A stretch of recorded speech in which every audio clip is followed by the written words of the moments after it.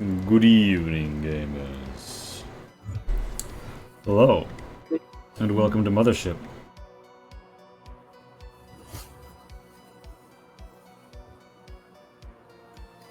Yes, this is an eventful session tonight. It is to celebrate our 2-year anniversary. Yo, After by Tree, thank Amongst you other for the things. resub. Boys from the Baltic Star, hello. Greetings, Hello! greetings, one and all. And hello, hello, hello. Here we find ourselves amongst wonderful company of friends. Indeed. Thank you, Mithridates. Greetings and welcome to a grim spectacular. Ooh, lovely indeed, boys from the Baltic Star. Unlike the grim confines of the FMS Sisyphus, tagline, she keeps 'em rollin', as it tugs under contract to the Artemisian trade conglomerate out into the void. Its usual 6 miserable crewmen, accompanied by 1 specialist at insistence of the company, en route to secure a rather unique xenoarchaeological site, the mothballed facility above, recently acquired through bankruptcy auction. Gen Vista is presently very confused at a flight terminal several parsecs away, and a very different Gen Vista is presently in her cabin, those around her none the wiser as to the nature of the pathogen that has slipped into their stream. The crew of the FMS Sisyphus are not who they seem. To briefly cover the dramatis personae, not how you say either of those words for the record, Amalia Krill is standing on the bridge, 1 foot up. Age has not overly affected her. She's as stalwart a captain as she was when she began, starry-eyed, 22. She's 40 now. Stocky. A revolver tucked in her hip. She looks out over the black, as she often does, brooding and remembering the days when she was a privateer captain rather than a lowly free merchant. The letter of marque revoked after that incident. In navigation, her foster brother, Jim Krill, attends to his duties, preparing for the jump to warp, which will bring them to the facility next. It will bring them far beyond the communications arrays of the stations and any indication that they might not have their intended passenger aboard. For Jim's part, he's scrolling Spacebook and checking his tabs. He's done what he can to acquire various coins of the realm, as they call the latest cryptocurrencies, and he resentfully checks his docked pay as his sister's court-ordered control of his finances persists through some legal troubles. The mess, feet up, Val Chronica scowls at no one and nothing in particular, but a smug, self-satisfied sort of scowl. She's 37, brawny, and sadistic. You don't need to know her long to learn that last one. Ex-military, she's a war criminal, pardoned under unusual circumstances. Henchman, Skeeter, is in the cabin across from the sanitation chamber from Jen. He said he'd be in his bunk, as he often will. He's a braggadocious, simple, and wiry man. Val's junior in all regards. And across the way from it all, in the medbay, Dev Alkari studies their readings. They are a bit nervous. They're almost as new a crew addition as Jen, and, unlike the rest, is not guilty of the sin that so-called Gen Vista is here to wash away. A silent type, they did not serve aboard Amalia's last crew, and rather been brought on as a replacement. They double as the communications officer and doctor. And finally, the pilot, Bliss, so easily forgotten, emerges from the engine room with a belch and a scratch. Bliss is an able pilot.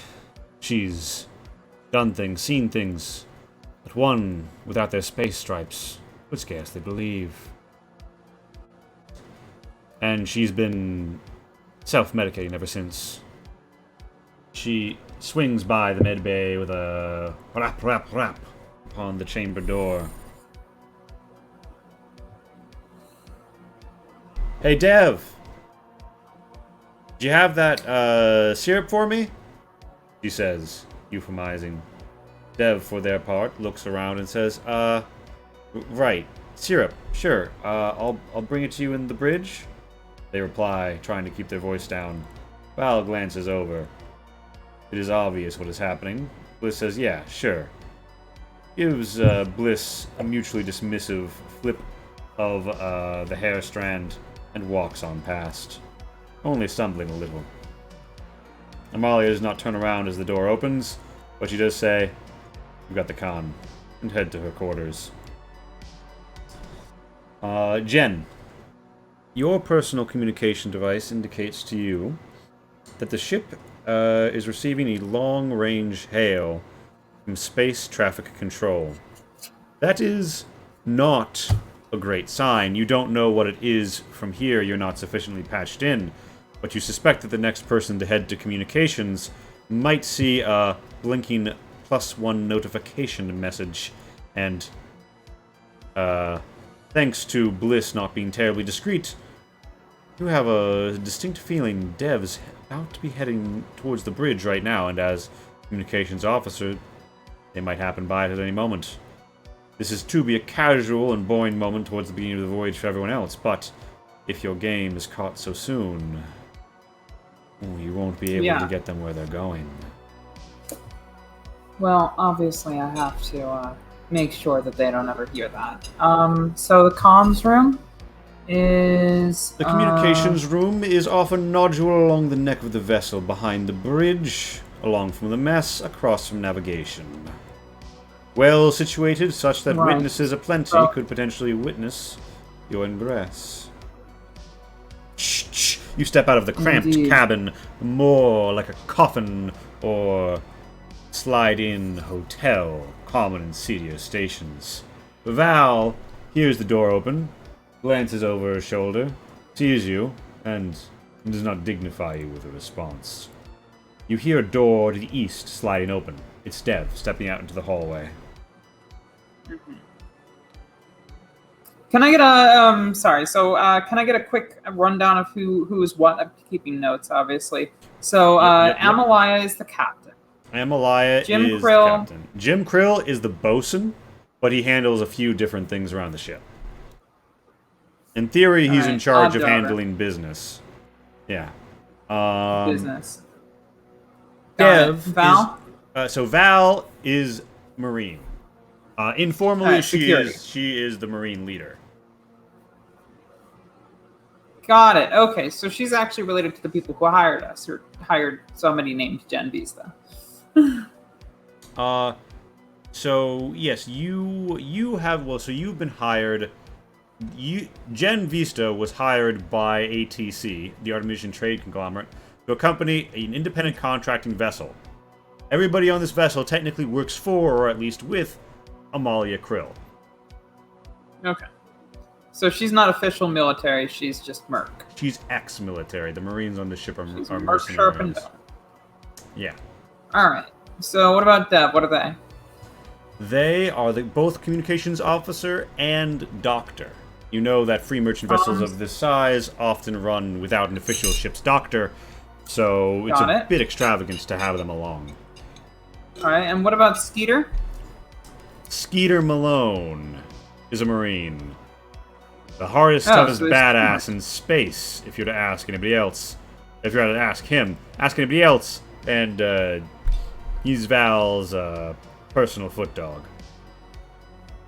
I see. Can you Ex-military resend for that dereliction of duty. relationship chart? Would I you think I'm gonna need it. Would you like the relationship document? It tells you more. Yeah, actually. Yeah, I would say Jen's been taking notes on this whole little dynamic here since before she arrived. She learned a few interesting things. People on the ship don't tend to like Jim. In fact, everyone but Dev blames him for something that's happened in their past, and the loss of the privateer contract, ship, and most of the crew that they used to enjoy.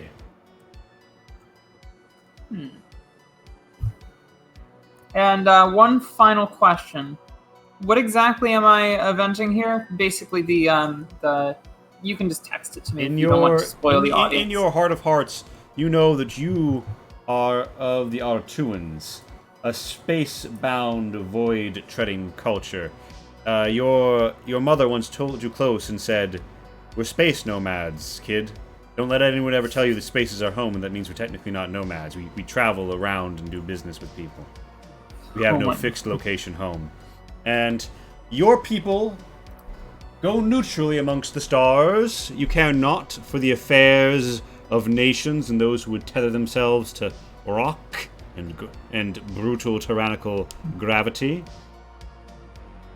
However, one of your vessels was privateered by those claiming that they had secretly taken on a merchant marine contract. This is an affront. It is claiming that they had given up their sacred neutrality and thus died for it. But there was no betrayal. There was deceit. Jim Krill doctored papers indicating that a ship of your people, complete with 3 generations aboard, grandparents, working folk, children, was taken at space. No known survivors. The cargo ripped from its belly. Under Captain, so-called privateer, Amalia Krill. You are here to avenge that sin, and it is said by the laws of your people that for such an offense, there can be no mercy. Their courts have failed to punish them, and so they will know your law. And as you, one who has studied the ancient Star Treaders, knows more than any, theirs was a culture of slaughter, well suited to be the butcher's block on which this squealing meat meets its end. But for now, you are Gen Vista, quirky little xenoarchaeologist, so intrigued by bits and baubles of long-dead aliens. And you are heading off at the pass whatever space traffic control has sent to communications. And at this juncture, I would say thank you, Raptor by Tree. I would also like to do a radio show. And Veronique has asked, please don't murderize everyone, Pat. Oh, Pat. Oh, Pat. It's called the 6K special for a reason, in case anyone was counting how many crew members she has. And NF3CT 3D123 has followed, to which I can say, NF3CTD 32123. Why don't you at your post? Spawned in. God. Stop. Alright, marvelous. So you step in. Val, the brawny marine, broad-shouldered, has her feet up on that. You know the central white table they eat at in Alien, the original. Mm-hmm. That fucking table, same model. You see a nondiscrete serial numbers filed off WY logo embossed in the center. Amazing. She's drinking what appears to be blue milk. You can only shudder to think on what sort of a teat come from and what sort of a creature would consume it. Oh, it's probably just dye. Everything's dyed these days. So what kind of deal is the ship with regards to traversable airlocks, and would there hypothetically be one between the cargo bay and the communications? So you're not talking about airlocks like into space. You're talking about vents. No. Sorry, I meant air vents. Yeah. You have the classic crawl of the vents. Yeah. So you studied it. You studied it. You did a walkthrough of cargo where you were playing dumb and pretending to be interested. This is your first time on a free merchant vessel. It is far from the first time on a free vessel. Of course. Yeah, you noticed that there is a grate from cargo to communications. It might take some doing to pry open stealthily and without anybody else noticing. However, it is within the realm of possibility. Right. Well, And it's less a question of if you can get it open and crawl through, and more a question of if you're going to do that unseen.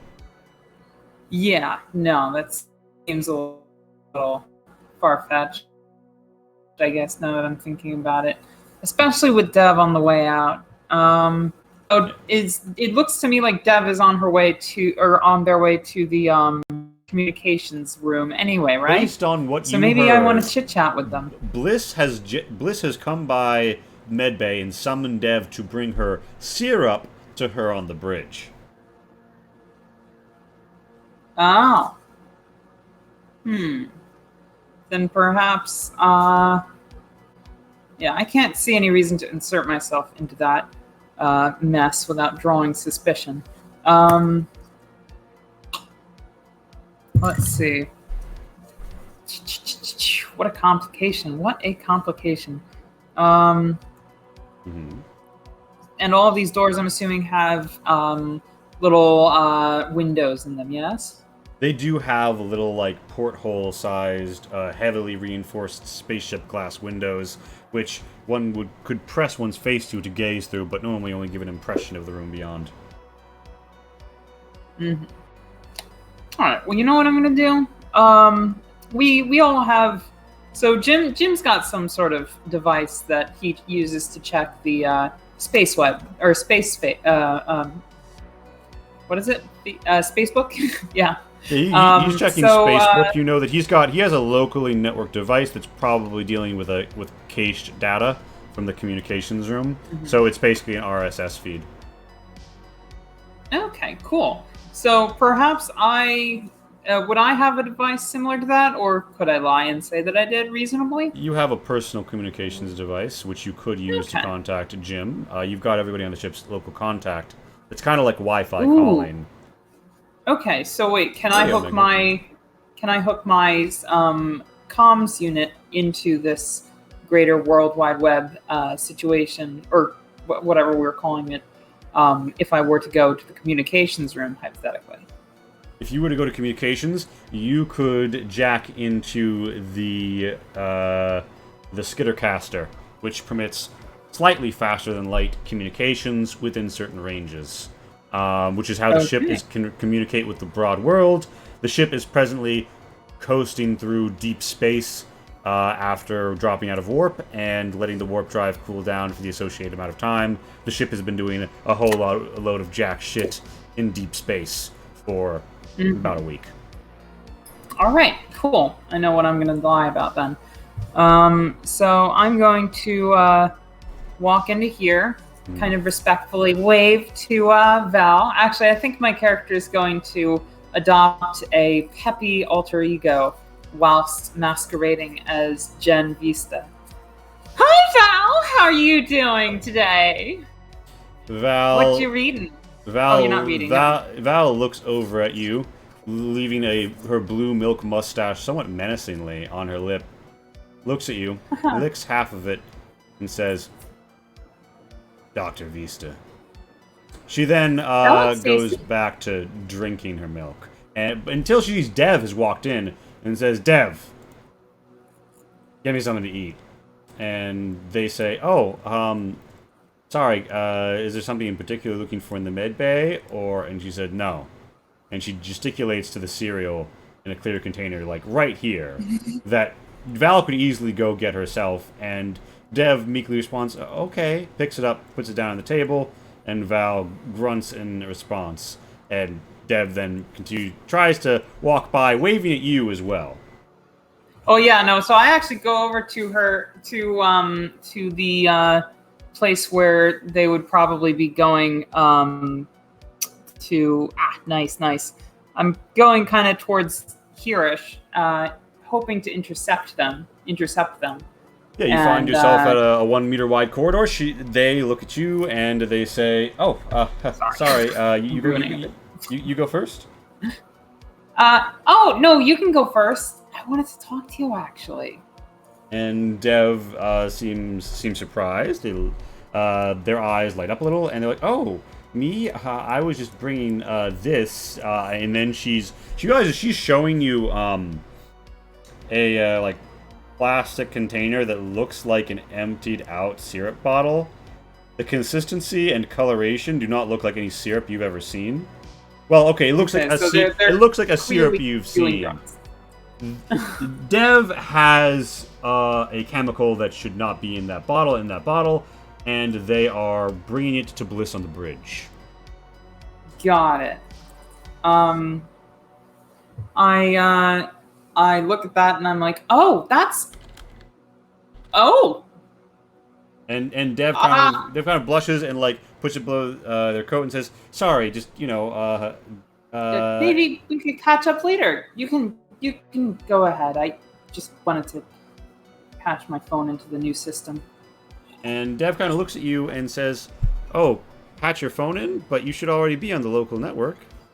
No, it keeps doing a weird toggly thing where it can't get it to seem to. Oh well, it's like we changed the password or something. I'll figure it out. Well, I'm a scientist. Oh, don't worry. If you leave it with me, I can help. Oh, you got wow. More important things to deal with than me. I just wanted to chat. You go ahead. Val, okay, so Dev, thanks you, nods, moves forward. The door opening and closing as she enters the bridge with Bliss. You slide into communications. Val has taken note of this side-eyed throughout the exchange. And as you go in, you can see she's watching you enter communications. Okay, so across the way, the door is still open to navigation, where you hear Jim Krill saying, "Damn it, come on. Hi, you stupid idiots. The magazine just came out. Come on. It's telling you to invest. Now let me just get this out of here as an S-class trade." Yeah, so I go ahead and, try and check the Wi-Fi password, do that whole, rigmarole, clearly act like there's something fucked up with my phone. Mm-hmm. And are you leaving the door open, or are you closing it? I think I leave the door. No, I close the door. No, I leave the door open. Why not? It is open. All right, and so you're like typing on the communications console. I'm very much making it look like I'm not. You were never given clearance to come aboard, and fucking use their communications room. So what you're doing is definitely not something that like random people on the crew are supposed to be able to do. Oh, gotcha. Okay, then I do close the door. And I guess Val's just gonna watch me do it. Well, I mean, you've given Dev your excuse, and Dev didn't seem to say anything at the time other than offer to help. But yeah, you've got keen ears, and you hear through, through like the vents and the doors and such. Dev and Bliss are having a conversation that goes more or less, "I brought you this." And Bliss says, "Oh, thanks." And Jim stands up and is like, "Oh, right, it's Bliss's shift." And kind of like opens the door, looks both ways, sees Val. Val sees Jim. Jim kind of like shrinks a little, coughs and says, "I just gotta get some from the bridge," and then heads to the bridge. You are in comms. You have access to all of the computers. They are not like locked like a normal computer would be, because this is just sort of a utilitarian panel of blops and bleeps and various dials, but there is a readout that gives a clear +1 notification that has been received. You could... Well, I mean, so would you like to try and like actually like subvert the communications here, or is your first priority doing something about this notification? No, my first priority is to address this notification, which I know is about me. But if I can actually subvert the system and then change the notification, or change the nature of the notification to just be spam or something, that I would presumably be able to grab lickety split. Okay, so that might be what I mean.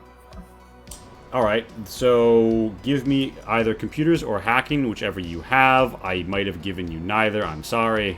No, oh, do I not have hacking? Or computers? Darn. Can I real quick change to have computers as opposed to... Wow, I don't actually have all that many. Yeah, hold on, wait. How many skills are you supposed to have in Mothership?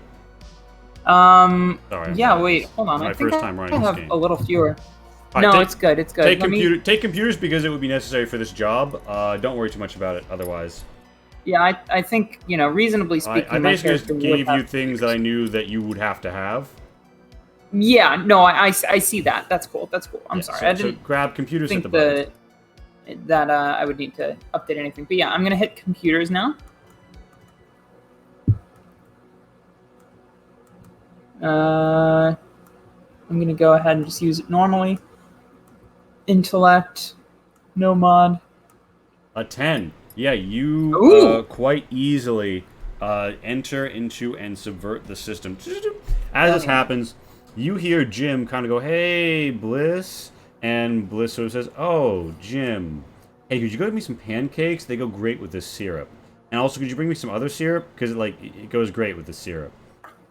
And also, could you get me the Pepsi? It goes great with this syrup." And Jim is like, "Hey, Dev, maybe you and I could probably go to the mess." And Dev's like, "Oh, sorry, I just went through and, Val's there, and I think you're a little bit better at handling her touch." And Jim's like, "Haha, yeah, well, yeah, I'll be right back. I'll be right back, guys." And Jim, very unfortunately, is sent to the mess as Dev awkwardly talks to Bliss while Bliss... You hear a... Oh, fuck yeah, I can already smell it. Oh, this is gonna be a good watch of some fucking micrometers and jack shit in space. She's already got her foot up on the console and the leather chair, jacked back. Dev awkwardly sits in the co-pilot seat and tries to trigger communications as you... You are in. You have subverted the system. You see everything. You see what the notification is. The notification isn't what you expected. It is not from space traffic control in the sense of telling you, "Hey, Gen Vista isn't on your spaceship, what the fuck?" It is actually a notification stating that the court order on Jim Krill's finances has been deemed unconstitutional and is no longer in effect. However, it will take 30 to 900 days for automated banking systems to recognize this fact, so Amalia Krill should voluntarily remove control in the meantime. Okay, I go ahead and I would also note that you now have subverted the communications room and the skittercaster. It's possible, because you have more time before you warp, that the message you're afraid of could come in. If you take care of that right now, you can ensure that it doesn't happen. So prevent future notifications from reaching us, period? Or how would I take care of it? You could deaden it to future notifications. Okay. Yeah, I think I do. But you could also just have it send them to you first, and then you could either let them through or doctor them at your preference from your phone. That's even better. If that's an option, I take it. You've got it set up. All right. So you're doing good. You're hacky wacky. And then you hear on the door, and a curious-looking Jim Krill, pancakes in one hand, 2-liter in the other, kind of peering in towards you. You gain 1 stress. Mm-hmm. And he sees me, presumably? Oh, he fucking sees you. Yeah. Alright. I'm gonna put myself at 3 stress. And I kind of meekly wave back and then gesture at my thing and give him a hand sign saying, "It's not working." Jim kind of looks at you, looks back and forth, thinks about this for half a second, and then Bliss says, "Pancakes! I need my syrup." And Jim's like, "Oh, right." And He hurries on. He does not say anything about what he has seen, and Bliss enjoys her pancakes with syrup and her Pepsi with syrup. I too am amazing. And think about it, if Pat was smoking weed in the comms room, she would have fogged up the glass.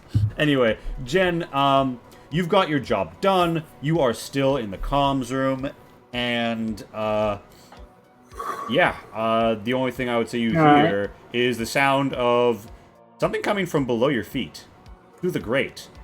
Someone's in cargo. Oh. How strange. I go ahead and leave the comms room. I don't want to be in here any longer. I know that Val knows where I am, so Yeah. So you step I'm out. not super worried about You see disturbing her. Yeah, you see Jim and Dev. Jim and Dev both sort of trying to compete to put the other in the third rail position, and Bliss not giving much of a shit about either of them. And you see also that Jim casts a knowing glance back at you and a cheeky wink.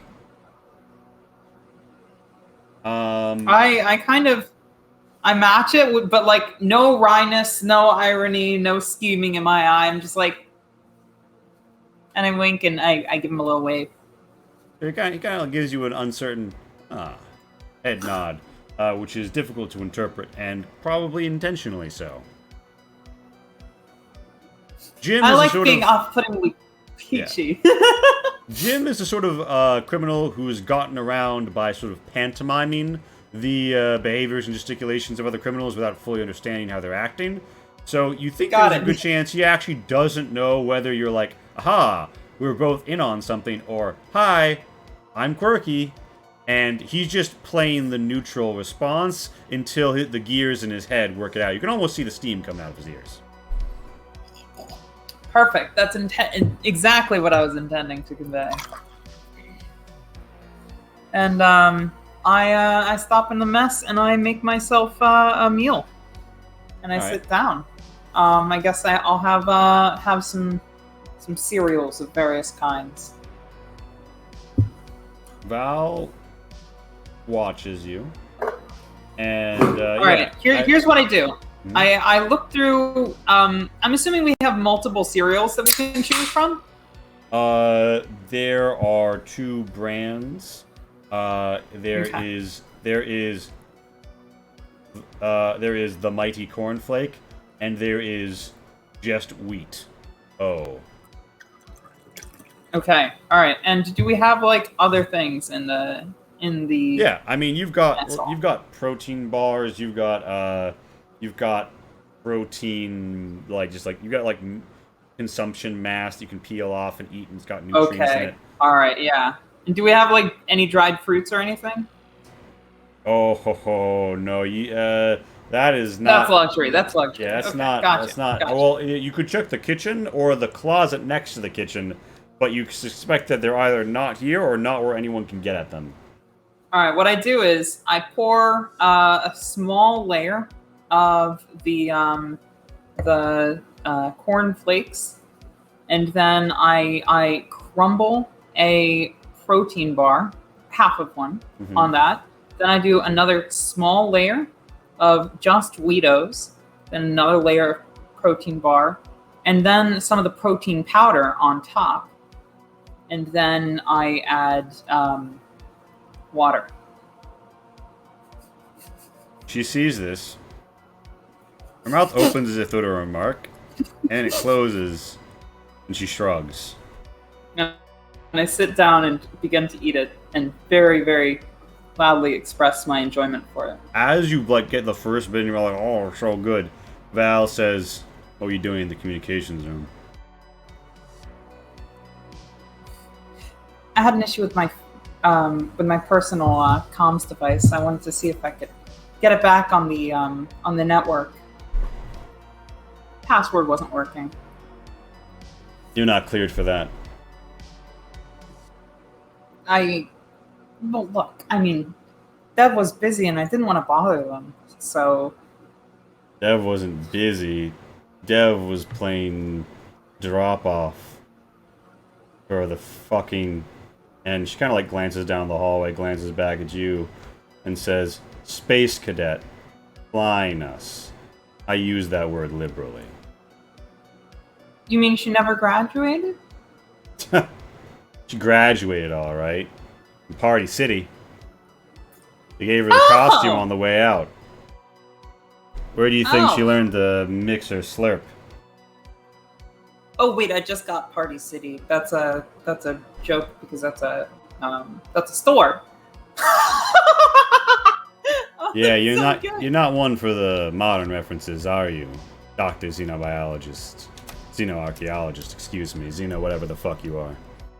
Xeno archaeologist. Yeah, I study a very specific thing. I study some other things too, yes, but it is my passion. And goodness, I can't wait to see what we have in store down there. Oh, it's going to be so exciting. Are you excited? A whole lot of fucking throwing down the ring light and taking pictures. Don't juice yourself. If there's anything exciting down there, people who don't know the right end of a barrel are probably not going to make it out. But the pictures are super interesting to analyze afterwards. I mean, of course, you know, we have to take a whole bunch of them, and then we have to do a lot of rigorous work to ensure that we have, you know, sufficient. We do what's in the contract, and then we leave so we can get paid. Oh, yes, but like the reason that there's so much more to it. But I'm boring you. I can get that you don't particularly interest in. Let's talk about something you like. Val, what do you like? Val looks at you and she says, "Sweet, sweet sound of silence." Oh, I'll just have my you do that lunch breakfast then. After a moment, Val drains her blue milk out before you're done, gets up and leaves for cabin 4.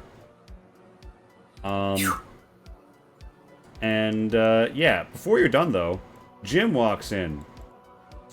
Saddles up next to you, grabs a bottle of water before he does, and says, "Hey, Dr. Vista, Jen. Mind if I call you Jen?" Yeah, no, not at all. I prefer my friends to call me Jen. Yeah, hey, We're friends, right?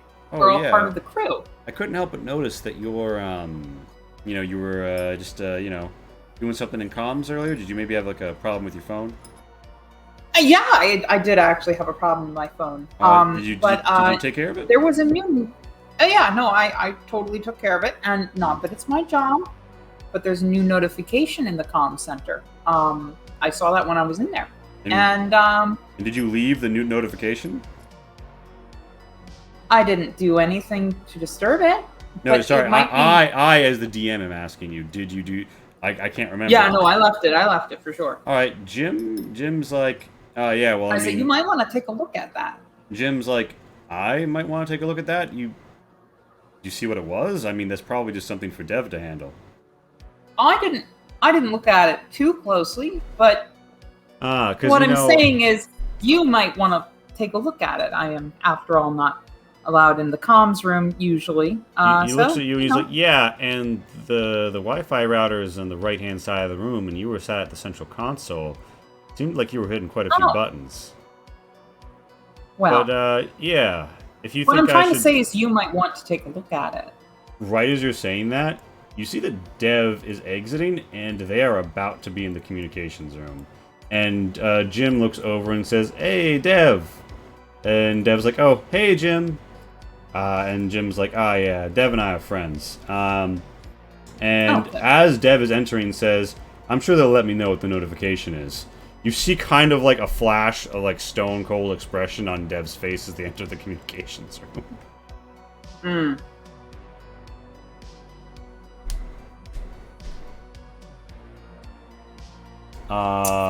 Jim's like, "But yeah, I mean, maybe I'll go follow him up and see what's going on in there."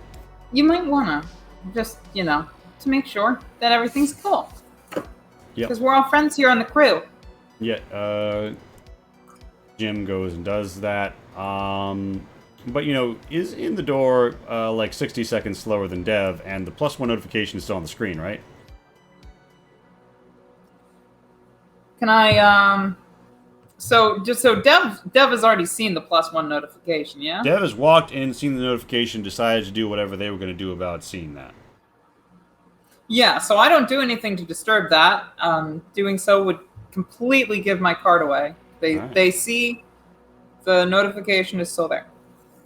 And you see a little notification on your phone that right before Jim enters, that message has been moved to the trash bin. Okay.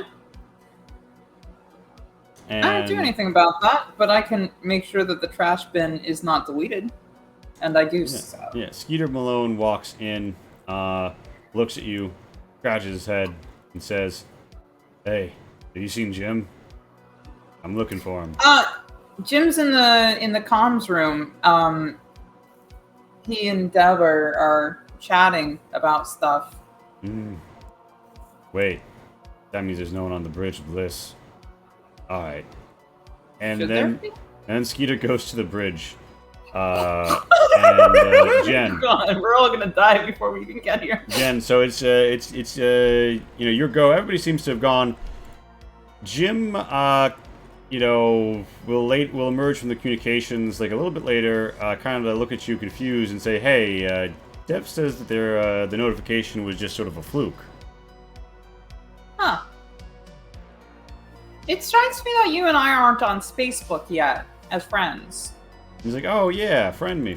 I'm Jim Krill." Yeah, I got my comms thing working, and I pop on, and I say, and I add Jim as a friend, and the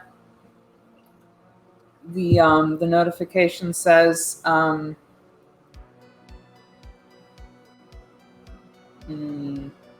what would it say? You've got a new request from Gen Vista. Totally it's Gen Vista spelled with two E's. Oh right, shit. Yeah. Oh god, yeah. I mean, I probably do have a fake Facebook name. But I go ahead and I type. We should talk. All right. He sees it and said, "Look." He sees it bleeping. He's like, "Hey!" He looks at your dregs of your cereal. He's like, "You know where we store the dried fruit? I can show you." I was looking for dried fruit. Thank you. Yeah, Jim kind of nods as if to say, "I'll lead the way." Goes to the kitchen and steps into the closet next to the kitchen. And he's like, "Ah, yeah, if you just come in here, I'll show you." And then he pokes the button, and he's like, "All right, what's really going on here?" All right. So during that time period, I moved or at the very least, I copied the file and screenshotted it while looking at it in the trash can, so that there's no file movement. Yeah. Jen, you do it with the dangers to go alone because that guy in the closet is sus. You haven't seen him vent though. Maybe he's just over but medical. I'm also incredibly sus. Yeah. Jen, so two people walk into a closet and one of them gets eaten by the imposter, and you think that of me? No, I am the one who vents. Yeah. So you've got something. Yeah. So I would say dangerous to go alone. You would notice that Jim seems a little. He's been seeming like he's been trying to avoid running. It seems like he's trying to avoid being seen talking to Bliss while Val is around. And that's part of what was going on earlier. And this sort of goes in because you see him when not around Val, and he's a lot more relaxed, even when he's having what he assumes is a serious conversation with you here in this closet. So sorry. He does not like Bliss. He does not want to be seen. He does not want to be seen by Val while he's going to Bliss. Val, don't see Dev. Or not Dev, sorry. Jim. Going to... Got it. Alright, cool. So yeah, I go ahead and I note that in my mental thingamawhat.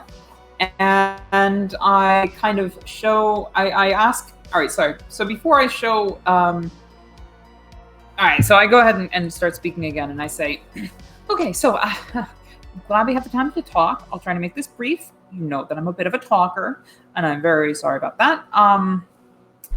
So to cut to the chase, when I was in there, I did notice there was another notification, and old habits die hard.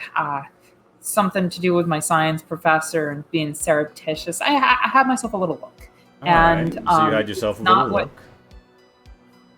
It sounds bad. It really does, and I'm embarrassed to say that I'm a nosy Nancy. Gosh darn it.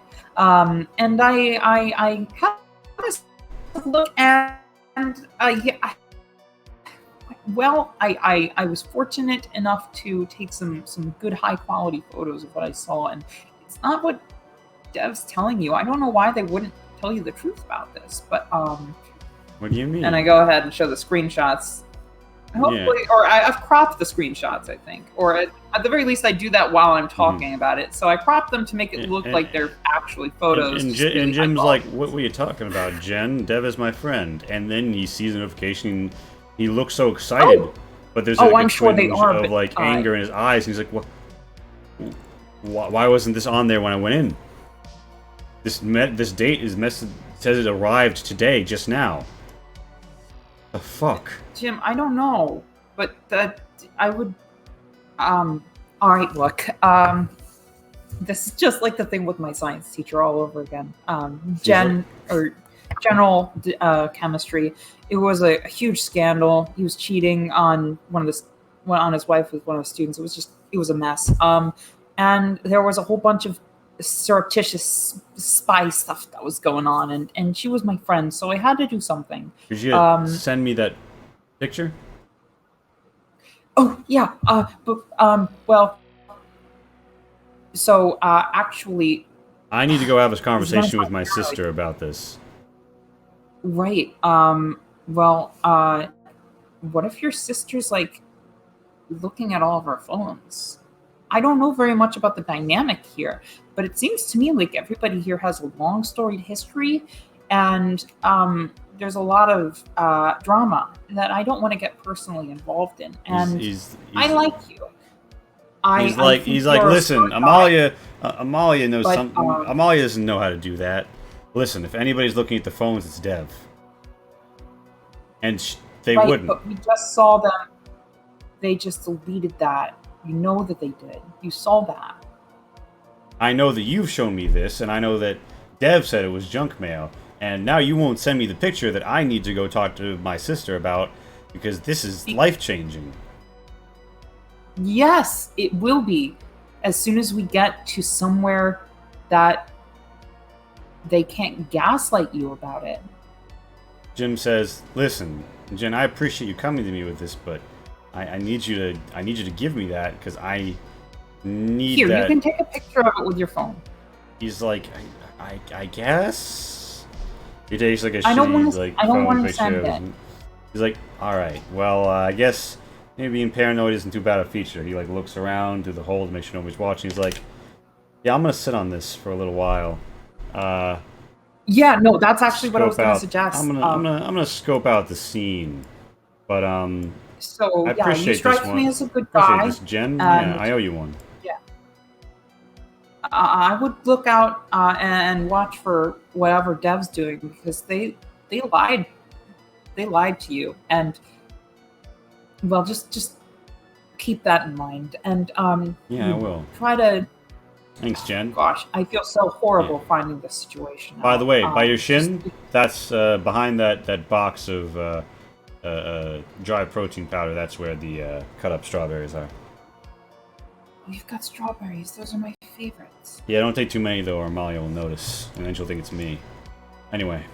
Oh, ooh, okay. He's like, "I'll catch you later, Jen. I gotta go. I'll be in my bunk." It's a good place. Yep. God, finally, I don't have to talk to that idiot anymore.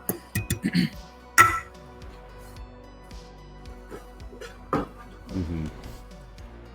Excellent. I can turn them against each other. They all hate each other's guts.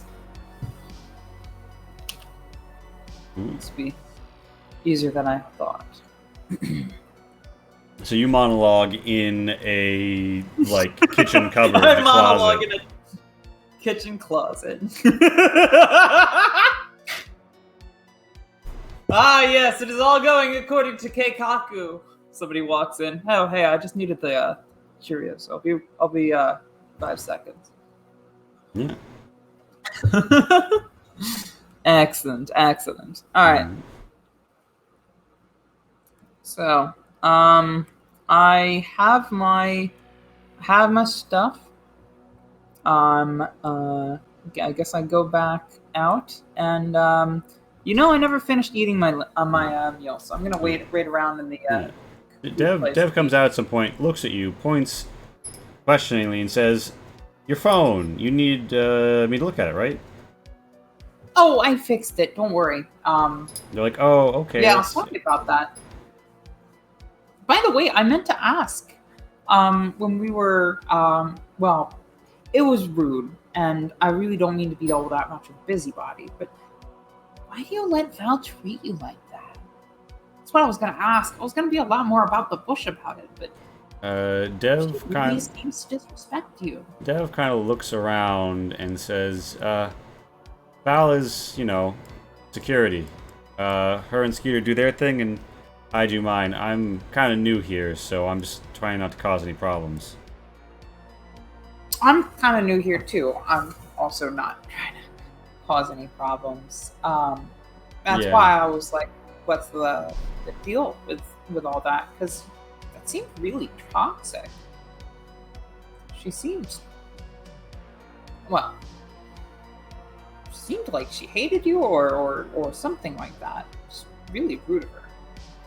If you ask me. Yeah, I mean, and Dev kind of looks around and says, I'll be in the med bay, but I think I should be, hurrying up. They don't seem to want to have a conversation like this in the mess, so they pop off to the med bay.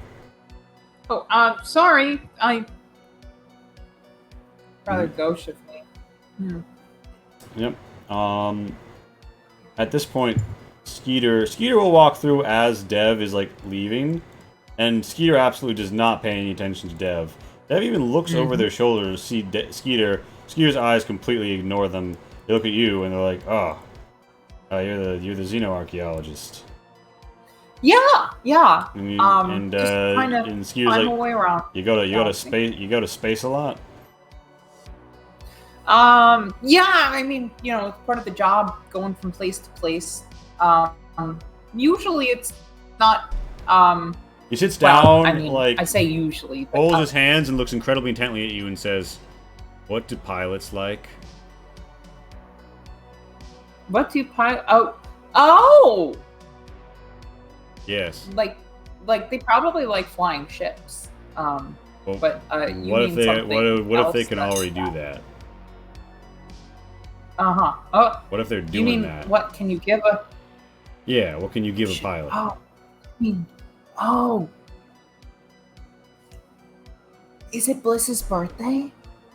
Skeeter moans like, oh, people have those. I don't know. She won't add me on Facebook. She says she doesn't have one. Oh, well, I just got one kind of recently. So pilots. Well, I would say that from what I know about Bliss, she likes certain, I don't know how much I should tell you. I don't know if you know, I guess you probably do. You've worked with her for a lot longer than Skeeter's I have. Skeeter's like, oh, right. She likes Pepsi, but she already has Pepsi on the bridge. Yeah. She also likes other things that you can put in Pepsi. Is that to like enhance when you put the flavor. Mentos in and it explodes? But the opposite. It makes you feel exploded. It makes you on the inside in a explode? good That way. wouldn't be No, good. You'd no, die. not what I meant. It's just, some chemicals. I'm a scientist, by the way. Some chemicals make you feel good, and some chemicals make you feel bad. I And she failed likes chemistry. the ones that make you feel good, Okay. and you can put them in Pepsi. Is Enhance the hydrofluoric flavor. acid one of them? I know that's a chemical. Oh no, nope, nope, not that one. Okay, not that one. But okay, but I can tell you which one. Do you want to know? He like takes out like a very like it says military issue waterproof notebook, and he's like, what's it called? Okay, yeah, and I like list off the name of illicit drug. Okay, that one mixes with Pepsi. But I list the chemical name. So you don't know Not exactly what the formula is, but you suspect that Dev is putting some sort of cough syrup adjacent concoction. Yeah, that's completely what I assumed. Okay, so you're basically gonna tell Skeeter like the series of chemical names for cough syrup, or like the official name for cough syrup. He writes it down in like a really like exaggerated way. He's like, "Can you buy this in space stations?" Yes, it has a couple different brand names. I guess I could tell those to you if you wanted. I mean, we're friends, right? Nods. He's like, I mean, I know I just got here, but you seem like a trustworthy guy and a good person to have on one side and have their back. Oh yeah, I'm the best. Nobody You seem messes with that me way. and my shotgun and my Strong, machete. Smart, intelligent, and caring man, which is something pilots like. And I would say that you could probably find it under, and then I NyQuil, Mucinex, whatever the fuck it's in. He's like, Robitussin, and he looks at these. He's like, wait a minute, this is cough syrup. Well, it's one of the chemicals. Okay, but So cough syrup is a whole bunch of things, but one of those chemicals is the thing she likes. That's how you can buy it at space stations. So I need to buy her cough syrup. Well, I mean, presumably only the finest. Get the extra strength. Oh, okay. Damn, she must have some throat problems. I didn't even know. Huh. Yeah, well, I mean, one has to meditate when one is flying a ship. That's what I hear. And it helps with the meditation. He's like, is that a space religion thing? I don't go out No, with it's religion. not space religion. It's like you do fighty things, right? Oh yeah, I'm the best at fighting. Okay. Well, how snipers have to take a breath in before they fire a gun, and then they breathe out, Yeah. and they hold their breath while they're shooting. Yeah. Or actually, I think they shoot on the out breath. I don't know. I'm not a shooty person. Oh, I'm a so scientist. she's holding her breath while she's in there? That must be why she's No, so it's calm. like the concentration. It's the concentration. So it's like when she thinks real hard and it hurts her head. Yeah, exactly. That's how it gets with me when I try and look at a subway map. I never know which colored line to get on. And they don't paint the subway cars that color either, so it's really confusing. I understand your plight. That always confused me back when I was in cities for college. Yeah, I mean, nothing quite like the feeling of a gravitational field on you, stretching your legs, rolling your spine, knowing you're in atmosphere, and no fear. Out here in space, it's all darkness. Oh yeah. You strike me as the atmosphere-fearing kind. And that's good. Fearing meaning respecting, not actual fear, in case that was misintuited. I would love to have you on my side if I were in a dangerous land. Yeah, well, you just stay behind Val, and she'll make sure that we get out of this just fine in the event that we have one of those exciting adventures in a forlorn ruin. Oh. But I mean, they sold this place, and like everybody came home alive, so it's probably just a boring old dusty piece of shit. Yeah, I don't want any adventure. But what's the deal with Val? Oh, Val, she's in charge. You know what I'm saying? I mean, Amalia is a really good The captain, expedition. but Val's really good, in a tactical situation when you need to pull yourself up by your Oh, yeah. bootstraps and bark some orders and take someone down, take command. She's a very smart person. She I've loves to noticed take. that. She loves taking command. Just ask Jim sometime. She loves taking command of Is that- situations. Uh, oh. Yeah, and shouting, but I guess that's part of taking command of a situation. Yeah, I mean I'm a great warrior, but I'm more of a lone wolf.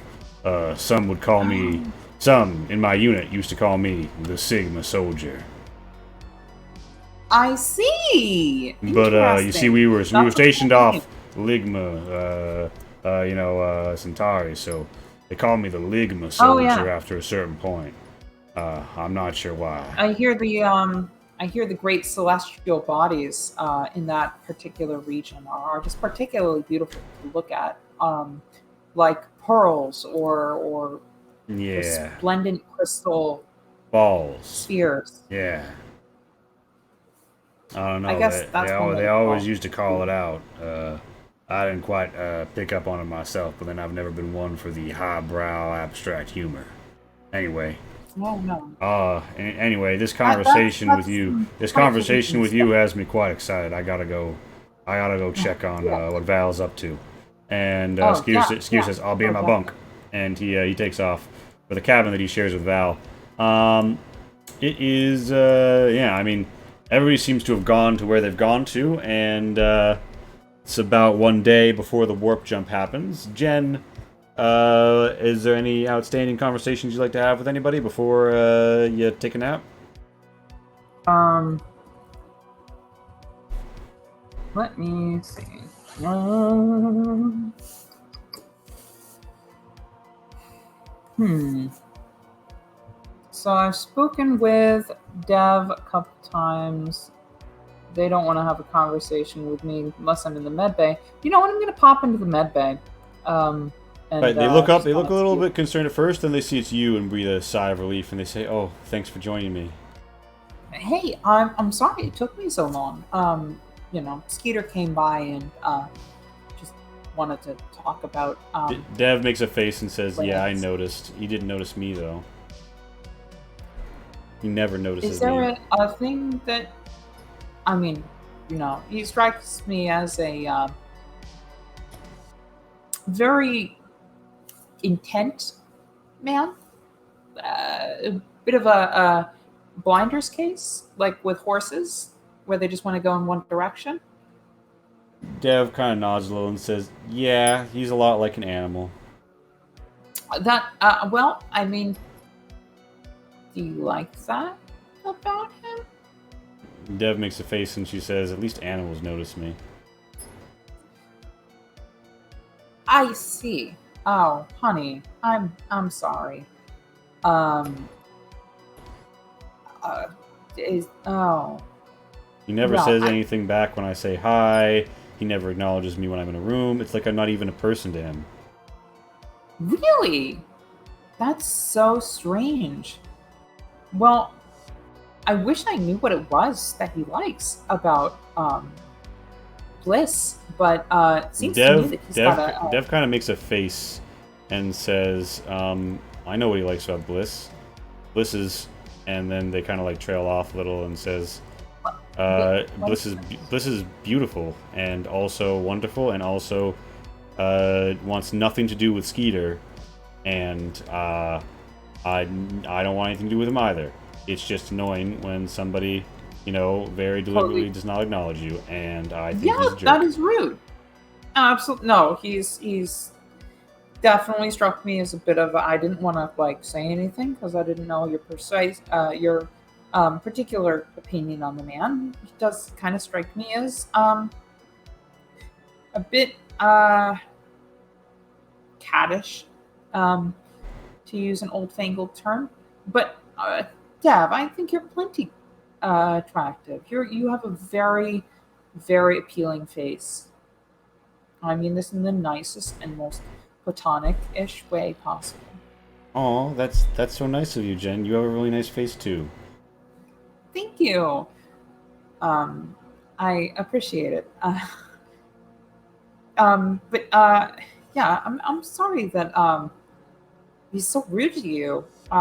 Seems like nobody around here really respects you, and that's honestly just a pity. First Val, and then him. It just it's grinding my gears that nobody seems to give you the time of day. And Dev's like, oh, but Bliss does. Oh, oh, oh! I'm Yeah, sorry. I help her with her. Correct. Well, and then Dev kind of makes a face, and they're like, well, I mean, I probably shouldn't, but oh. Oh, you mean the? Oh, yeah. No, I saw that. I mean, there's a lot of open-minded sectors with regards to that kind of thing. And Dev says it's not good for her, though. I mean, you're not supposed to use that stuff too much, even if you have a reason to, and that's not how she likes it anyway. I've kind of mixed it up a little, and Ooh, are you giving her a lower dose? That's probably smart, considering she's the pilot. Dev kind of winces and says, that's not what I'm doing. Oh. Well, I promise I won't. Well, she said that there's a Sounds way they used to make it back in the hospital corps. She was a hospital shuttle driver, and I guess they had access to a lot of medical grade chemicals and pharmaceuticals, and well, yeah, during long shifts where they knew they weren't going to have to do anything, they used to apparently pour out this, and yeah. Oh, so it's stronger than usual. Oh. Dev Dev looks ashamed that they have divulged this information. Oh, honey, don't worry. It doesn't seem like that'll. It's probably not good for her to be flying like that, though. But Dev says, I I know, mean- but I mean, we're in deep space. It's not like we're actually flying somewhere. We're just waiting until the warp drive kicks in. Okay. I mean, like, I get that. But That- it's not good for her. I understand. But she Yeah, wants it. And I can't not give it to her if she wants it. Because... And she just kind of trails off. You can say no, Dev. It's okay. Look, if somebody means something to you, even as an acquaintance or a colleague or a coworker, crew member, if somebody means something to you, you can tell them if they're being hazardous to themselves or those around them. It's something that she should be able to respect, and if she doesn't, then she's not respecting you. Yeah, they nod, and they're like, yeah, You you're can say right. No. You Yeah. can say no. You can say this doesn't make you feel comfortable. And if she can't understand that, then I mean, I don't want to say that. I mean, Dev's like, I no, think you know, you're right. I haven't known her for that long, and I'm already doing things that are Yes. ethically questionable, and... Dev, you don't have to take any shit from anybody. And I risk it by putting my hand on her shoulder at this point. Alright, Like, you put your hand on their don't have shoulder, and or, they sorry, they're they focused.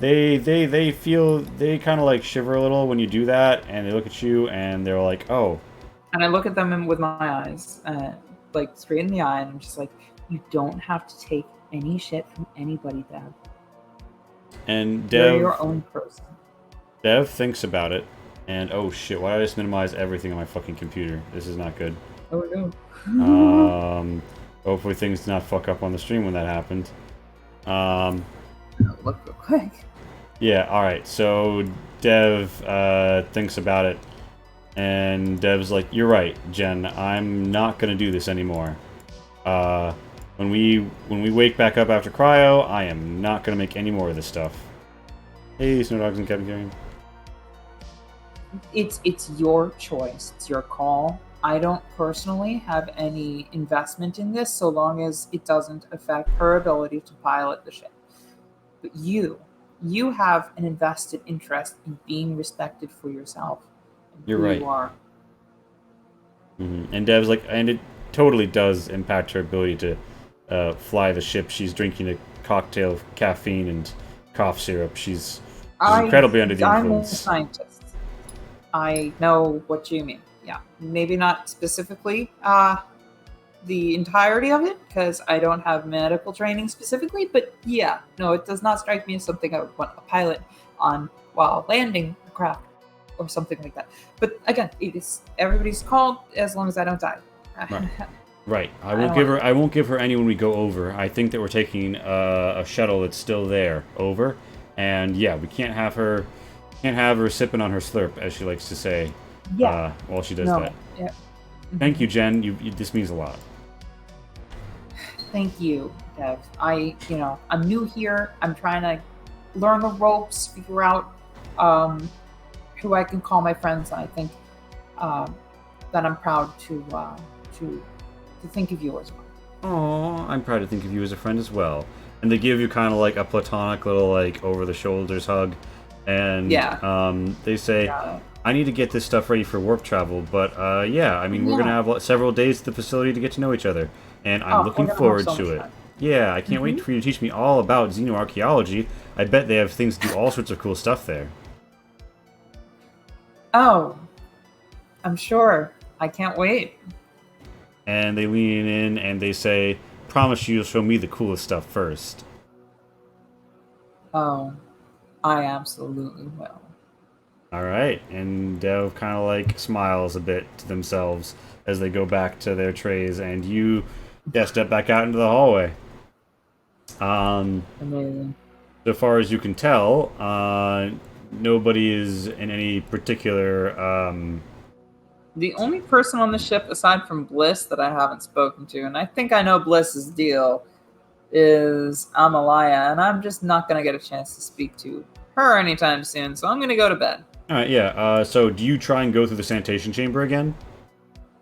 Hold on. Sanitation chamber. Like the bathroom? So the sanitation chamber, so like the Sisyphus has one of those like, like NASA toilets, but it also doubles as a shower room. So they got like the things on the walls to do that sort of stuff, but also to shower yourself. Yeah, sure. I go through the sanitation room. I take my lab coat off. Alright, as you do so, you see that Skeeter and Val have Jim like tied up to one of the shower heads, and like they have water going over him, and they're roughing him up a little. And wait, which one is getting roughed up? Skeeter? Jim. Oh my God! What is going on? And Jim's like, hey, it's sorry, not what it looks like.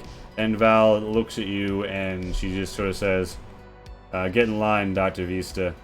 And Skeeter's like, yeah, it's my turn, and I've been building up a whole lot of anxiety relating to this.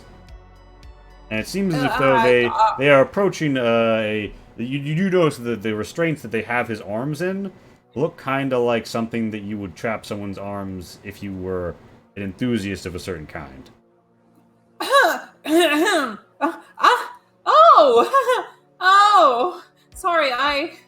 Sorry, sorry about this, Jen. And Val kind of looks between Jim and you, and notices that Jim is being like pretty warm towards you and like friendly. And Val's clearly looking between the two of you and thinking. Holy shit, Val is like a sociopath. She's got to die first. That was out of character. Val knows way too much, and she's fucking got to die. This person will figure me out in a heartbeat if she gets any fucking clues whatsoever, aside from me being friendly with somebody, which obviously is not a clue, but like, holy shit, this person is just like kill and sleep, instant death. God. I gotta kill her so fucking hard. Alright, anyway. Oh goodness! I'm so sorry. I will this is not I've been to college. I'm gonna go now. Yeah, and Skeeter says, bet you were fun at parties. Thanks for the cough syrup recommendation. And both Jim and Val look at him like, what the fuck? And then look at you. And then Val says, oh, great. Another one. And then just goes back to, hitting Jim with a belt. As Jim's like, yes, no, conflicted emotions. And Yeah, after a while, yeah, the stuff in the sanitation Jim just be like, and ah, this hurts, but I like it. Ah! Wait, yeah, why is my voice so high? Ah! and they had the cabin floor after a bit in the sanitation, so you are blessedly not going to have to hear too much of that as you retire after a while. Dev and several other people do. After a while, like as you're kind of waking up, Bliss comes by. You're actually assigned to her cabin. She opens the door and she's like, Whoops. "Hey, passenger." No, they're two-person cabins. They're two-person cabins. Like there's room. There's a bed for both of you. These are like sarcophagus hotels. Like they're capsule hotels sized bedrooms. Gotcha. She comes in and says, "Doc Vista." She kind of leans in. She's got like a bit of her pupils don't look like they're quite the right size. She's kind of looking at you, and she's like, "Hey, it's cryo time. Don't remember not eating anything right before you get in, or you're gonna be sick when you wake up." Oh yeah, huh? Okay, yeah. I guess I won't. How are you doing, by the way? Did you take your pre-cryo flight meds? And Bliss says, "I don't have any pre-flight," and then looks at you for a moment, and then narrows her eyes and says, "Listen, I don't know what you've heard, but I do not have any pre-flight meds." Oh, okay, yeah, no, that's fine. Hey, look, I've been to college. I've been known to partake in some pre-flight meds. I don't judge. She looks at you and she looks like she's really thinking about what she's going to say next when this door opens. And Captain Amalia says, "Hey, you two, hurry up. I want you in the line for medbay. We need final checks done. Dr. Vista, welcome aboard the FMS Sisyphus. We keep her rolling." Slap, slap on the door frame, steps into the mess. And Bliss is like, "Hey, sorry, Captain Hardass over here's got us moving. We'll talk when we wake." And she kind of like, she kind of like nods at you and then just sort of moves on. There's like a, yeah, whatever. Yep. And it is, Amalia is making sure everybody is going through in line through the med bay. If you want to linger, you could, but yeah, it would be very obvious. Jim is in, and Dev is saying, "Hey, Jim," as she checks up on him, and Jim's like, "Hey, Dev." And Dev's like, "Oh, a little hoarse from last night? I feel like you've got something with your voice." And he's like, yeah, I got this thing. I might need some cough syrup for it." And Dev just sort of says, "Oh, I'll see what to prescribe you." And then kind of trails off. And then Jim goes to the cryo beds. Val goes in next. Dev doesn't say much to Val. And then Val says, "We done here?" And Dev's like, yeah, you're good. Skeeter comes in, and Dev, like, tries to say anything that would elicit a response that isn't a grunt from Skeeter. And Skeeter only grunts half the time. And then Dev just says, "You can go." And then Skeeter's like, "Oh, cool." And then Bliss is next in line, and Amalia kind of gesticulates like, "After you, Doctor. Captain's the last one down." And Bliss kind of looks behind you and sort of like thumbs her nose, gives a thumb behind her, and before she walks in says, "This one here's my hookup."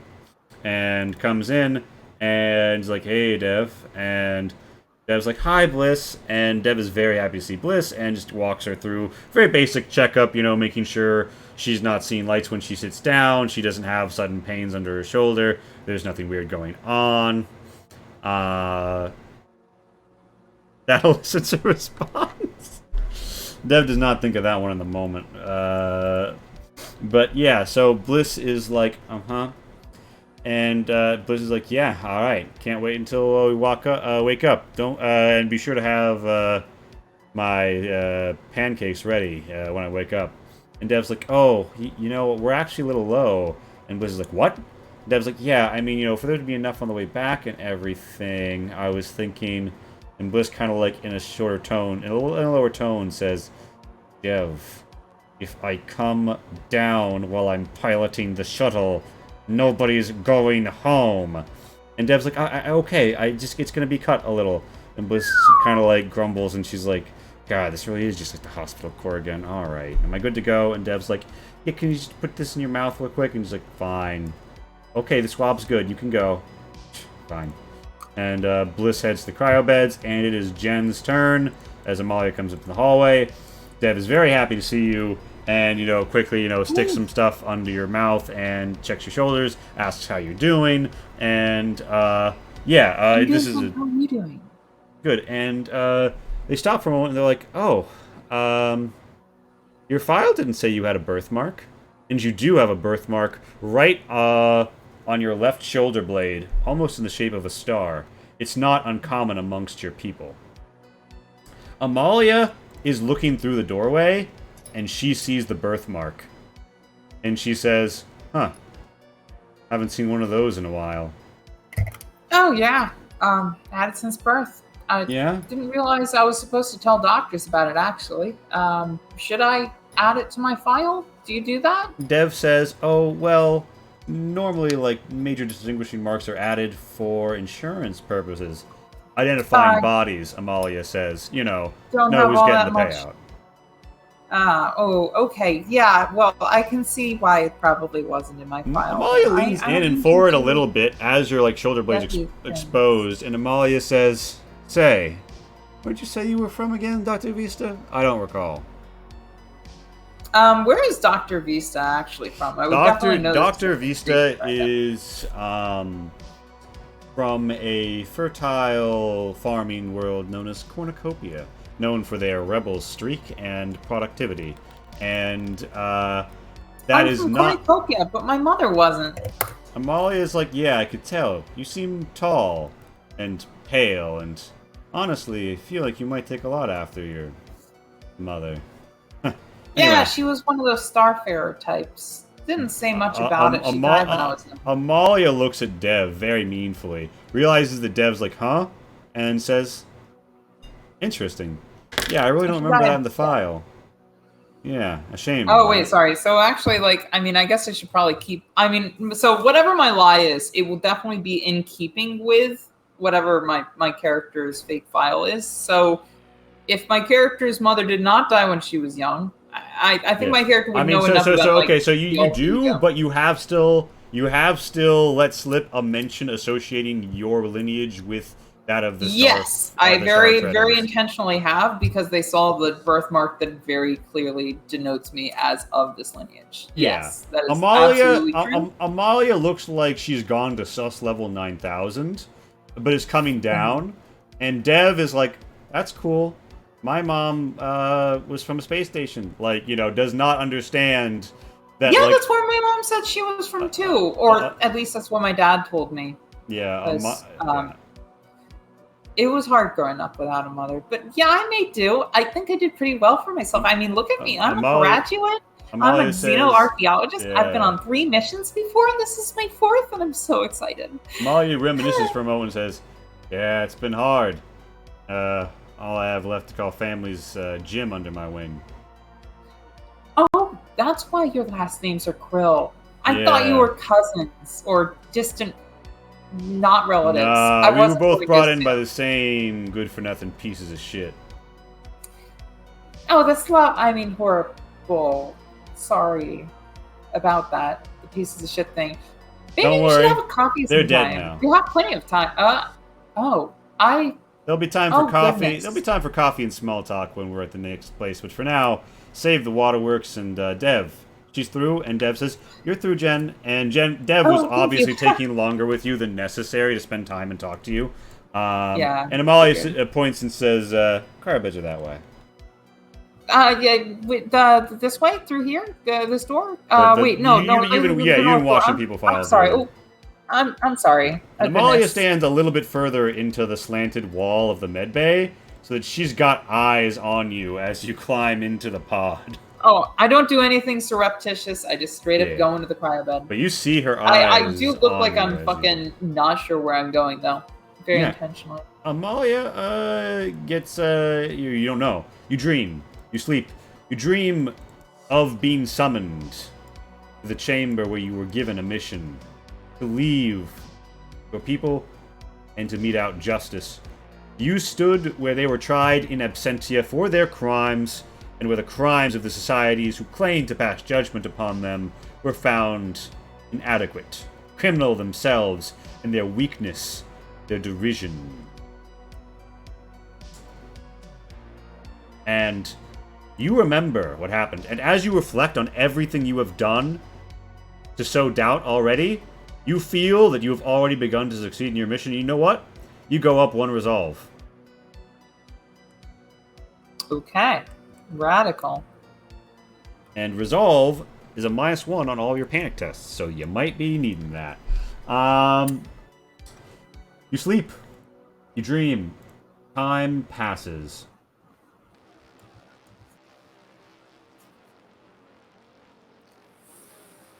After a while, you awake. You feel air gust all over you.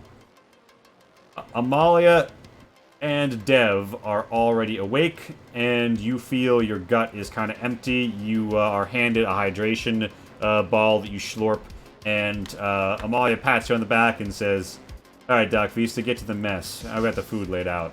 She's also in... By the way, I act like I'm way worse off than I am. I'm assuming my people have a degree of tolerance. Yeah, no, you're very familiar to fucking cryo sleep. Yeah, I think my people handle it quite well. Some of your people who study the ways of the Xeno ancients even stay awake during cryo sleep in a medically induced fugue state between REM sleep and border consciousness.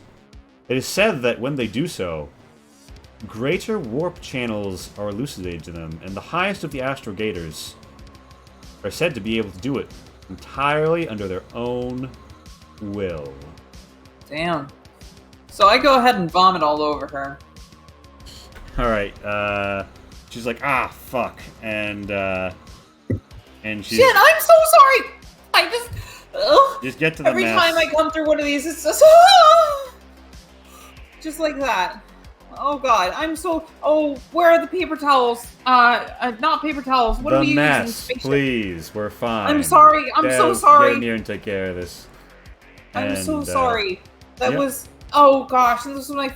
Oh. As this is happening, Bliss is being thawed out. She looks up. She kind of yawns. She's like, looks a little dehydrated, sorry. sees this, and she's like, oh god, amateur hour.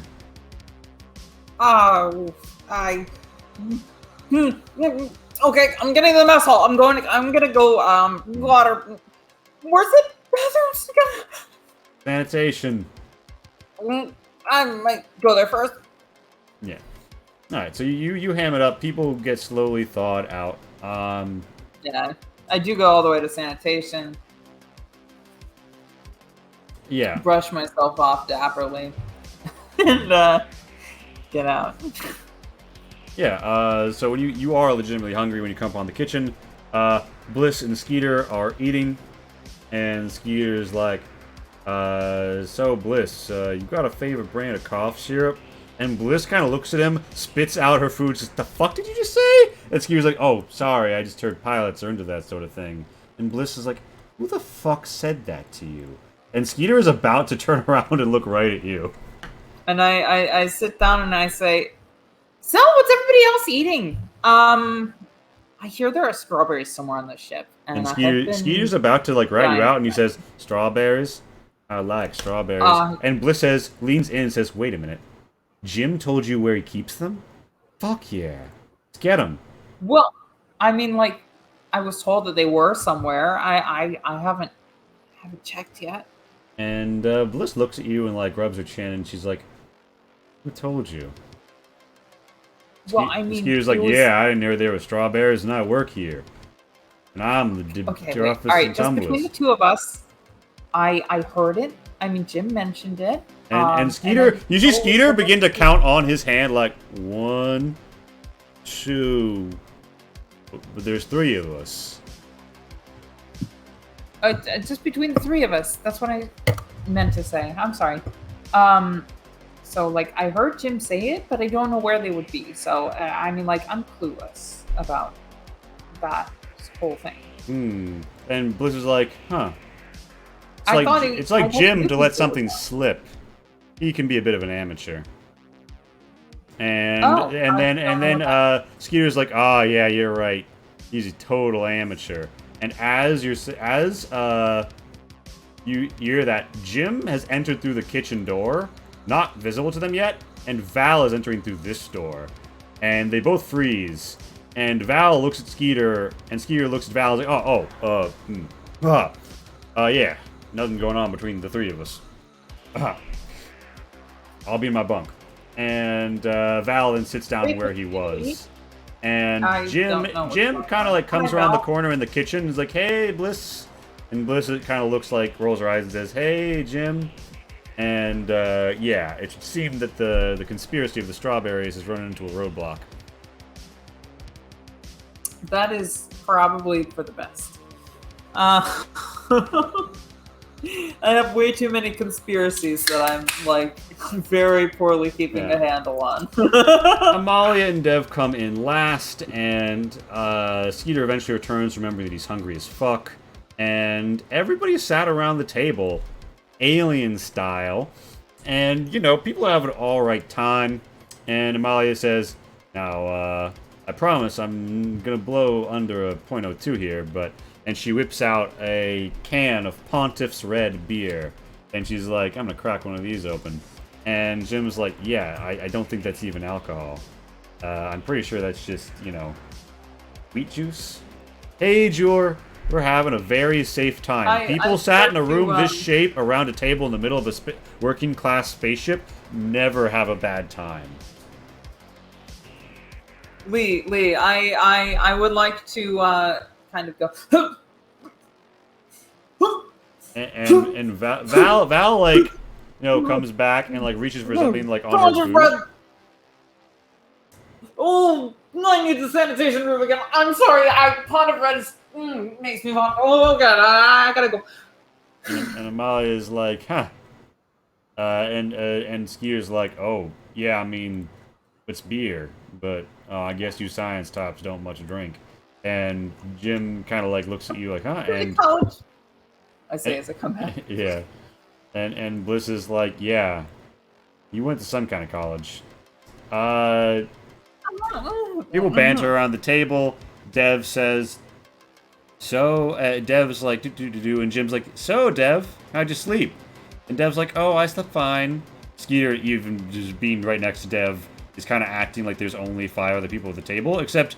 You thought at first it's really a conscious thing. It seems like Skeeter just doesn't notice Dev in general.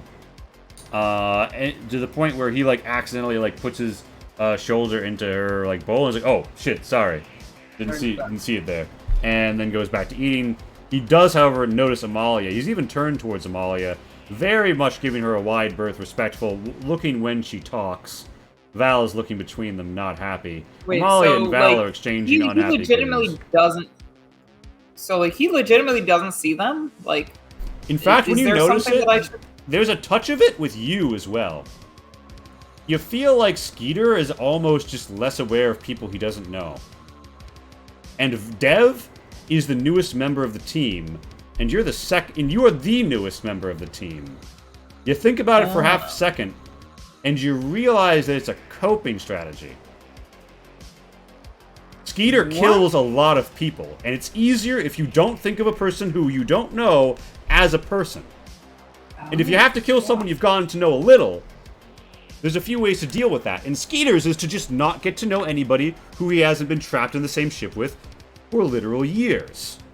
Everybody else isn't a human. The only reason you're a human at all is because you had a talk to him about what pilots like and have given him a good suggestion, and you seem to be a source of good suggestions, but you suspect that Skeeter probably considers you like a source of good suggestions, and if Val said, hey, put your vibrochetti through the source of good suggestions gut, pull and twist like you're giving her an involuntary seppuku, he'd do that without a second thought. This man is a trained killer in the same way that one can, with time, train a dog. Madeline was very correct about this one. God, Madeline, thank you for being in the comment section earlier. You called that one to a T. Yes, Madeline, second in command of protecting people, master of situational awareness. Dev is miffed by this. Jim says, well, Dev, I bet you slept real easy. That's the thing with honest folk. You don't have any lies keeping you up at night. And Val says, "What are you saying about honest folk, you little piece of shit?" And Amalia says, people, let's keep a little calm." Bliss nudges Jim playfully and says, "Yeah, you've never worked an honest day in your life. That's why you're with us, right?" And Jim chuckles, not quite getting the double meaning behind Bliss's comment. I ask where the protein snacks are, and then I state very explicitly that I like to put a little bit of protein between the two layers of cereal.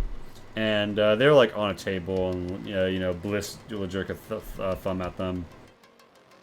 Thank you. To feed your beasts, Veronique.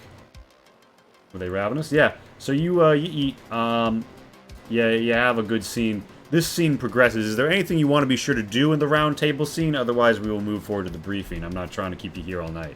Aside from feigning vomit and very, very, very carefully trying to avoid hinting that I know each and every one of these people individually and as practically a different person each time, yes, I'm good. Amalia stands up and says, "All right, people. Here's the skinny. We've got a hailing frequency from the facility, and the shuttle's ready to come over. ATC has the codes. They worked. It's going to autopilot out, and then we'll remote it in. We're going to need to suit up for this.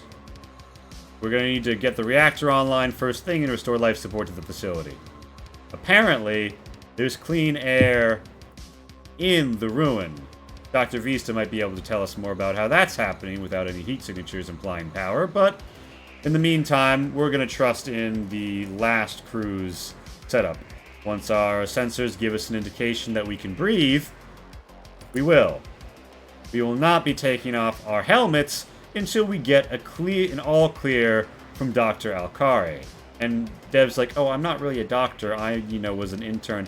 Don't worry about it. I'm the captain. I say you're a doctor." I'm a doctor. Dev seems very Doctor. happy. Really? And Amalia's like, "No offense, but when I say doctor, Dr. Vista, I either mean you or somebody who knows how to keep people alive." And Yeah, no, I'm not the kind of doctor that keeps people alive. I'm quite the opposite. I study dead things. And Dev is an awesome person, and they're a cool person, and I would definitely call them doctor when they're doing medical things. that they are. And Val's like, "All right, we've unlocked the armory." Amalia says, "Yeah, we're going in strapped. Also, rough news for anybody who was hoping to stay in the Chateau de Sisyphus. There's only enough fuel in the shuttle to go out and back once, and Jim's run the numbers, and it could really cut into our profits if we siphoned any of our fuel, not to mention the time and risk of rupturing a main on an old shuttle. So we're taking one trip out and one trip back." Oh, yeah, that makes sense. And Skeeter's like, "So does that mean we've got to, stay there and squat?" And Amalia says, "They have facilities over there. As long as the sanitation chamber's working, there's bunks, we should be fine. They mothballed the place and left us pictures of what it looked like. We're going to go verify nothing's gotten to shit, but I mean, it's space. There's nothing in there to rot it. It stayed as it was." And Jim's like, "Yeah, and I mean, hey, if we find anything that wasn't documented, And Yeah, that would be fantastic to research. I would love to take pictures of it. And Val rolls her eyes and she said, "He means we should steal it and sell it. And not tell the company we found it." I can do crimes. Amalia says, "We prefer to think of it as taking liberties." Now, I'm gonna want someone to take care of Jen for this suit up because it's her first time out. And she looks at a couple missions. She looks at Jim and, as if though she's about to trust him to do something, thinks better of it and looks at Dev and says, "Dr. Alkari, you and Dr. Vista buddy up." And they're like, "All right." Fantastic. Amalia, Bliss and Jim, you're together. Val, Skeeter, do your thing. We're gonna engage in the remote piloting, and people who should have weapons will be issued them. People who shouldn't stay behind the ones who do until they give the all clear. Do I get a gun? And Amalia laughs and says, "No." And Val looks back at you, curious, and kind of like says, "Huh?" And Skew's That's like, fair. I don't. I've never Here's- used one before. Skew's like, they might have some guns left over. And No. I would very much prefer not to have a gun. Actually, I don't think I would be able to use it very well. And you are the yeah. You know that Jim does not go to get a gun, but he does not. He kind of like winks at you and kind of like pulls up his jacket and shows something tucked into his waistband. I kind of like give him a very friendly smile, and like almost a wink, but not quite. Dev's like, let's get I know you. that he doesn't know Yeah. any sort of criminal Yeah. codes, so I'm not even pretending that I'm using any. Dev's like, oh, let's get you two suited up, and Jim's like, oh, but I gotta wait for my partner, Bliss, and Dev's like, oh, well, I mean, she's gonna be piloting anyway, so, and I'm always gonna be co-piloting, so like, you might as well just, not. And Jim's like, no, I think I will, and Dev's like, sure, and heads to the EVA airlock, like, come along, Jen. Yeah, I give her, I give Jim all the like, Yep. have fun kind of looks, and then as they and I are going to the EVA airlock, I kind of give them the like, oh, honey, oh no, that's there's some bullshit right there. I was like, that's alright, let's just get suited up. I don't want to think about it right now. I'm sorry. And you hear something coming up behind, and Bliss is like, hey, Dev, where's the sauce? I mean, the syrup. I mean, the slurp. I mean, where is it? And Dev's like, yeah, so about it. And Bliss is like, I need it, Dev. I need to fly. And Dev's like, I don't think that you associating this activity with that sensation is healthy or useful. And Bliss says, I told you I can't come down when we're flying the shuttle or we're all gonna die. And, Bliss seems to want to get closer to Dev, and you are physically between Dev and between Bliss and Dev. Oh, Bliss seems to want to get closer to Dev in a bad way, though. I kind of just, I stand there and I kind of say, maybe this is a conversation we should be having on the surface when we're not, When we're trying what? to get In a fucking wreck? Listen, I can't fly like this. What? What do you mean you can't fly? Are you okay?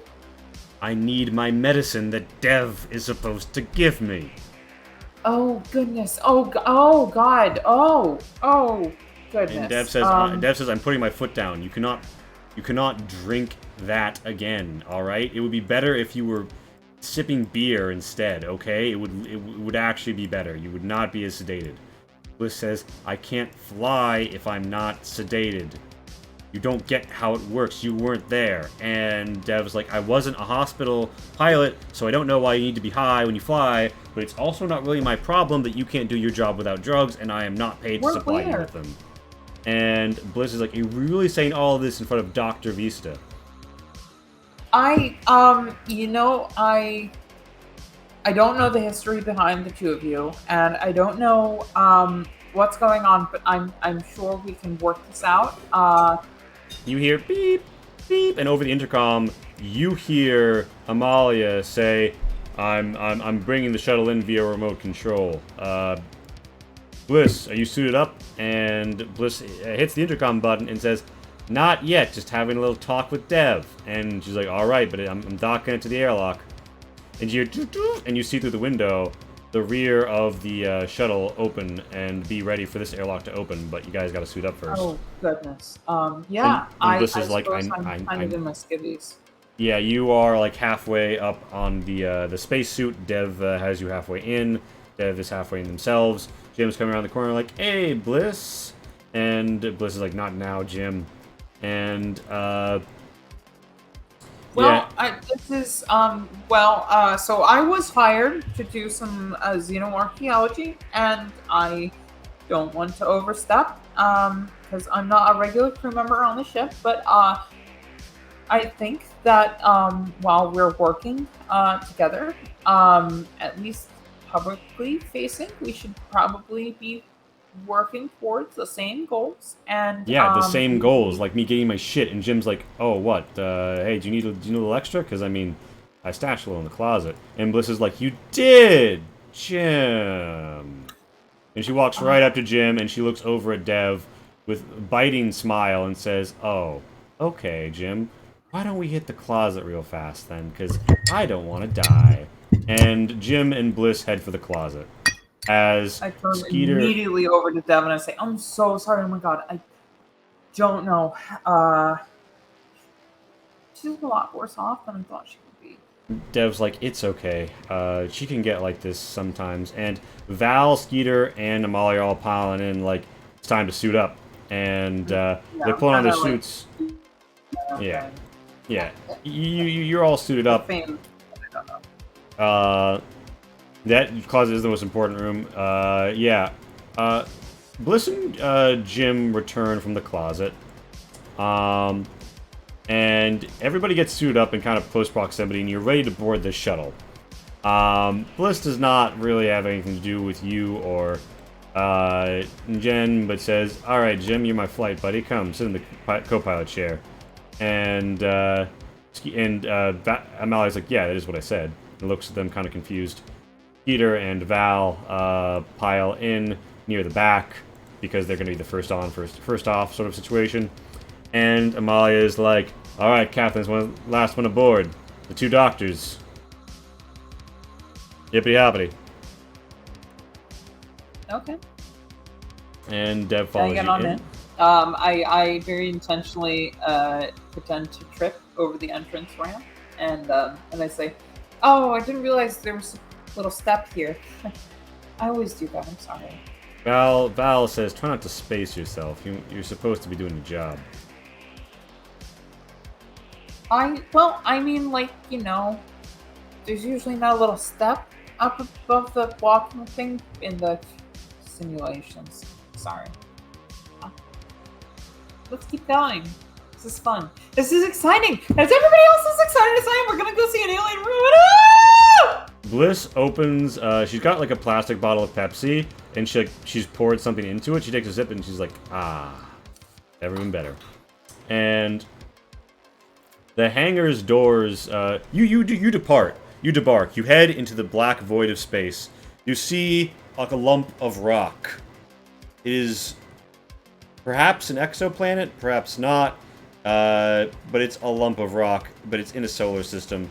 You don't know if it's orbiting anything. You didn't really check on that detail. Doors. There is, however, a facility built onto it, much like an asteroid or moon base would be, self-containing. There seem to be strange curvatures to the rock.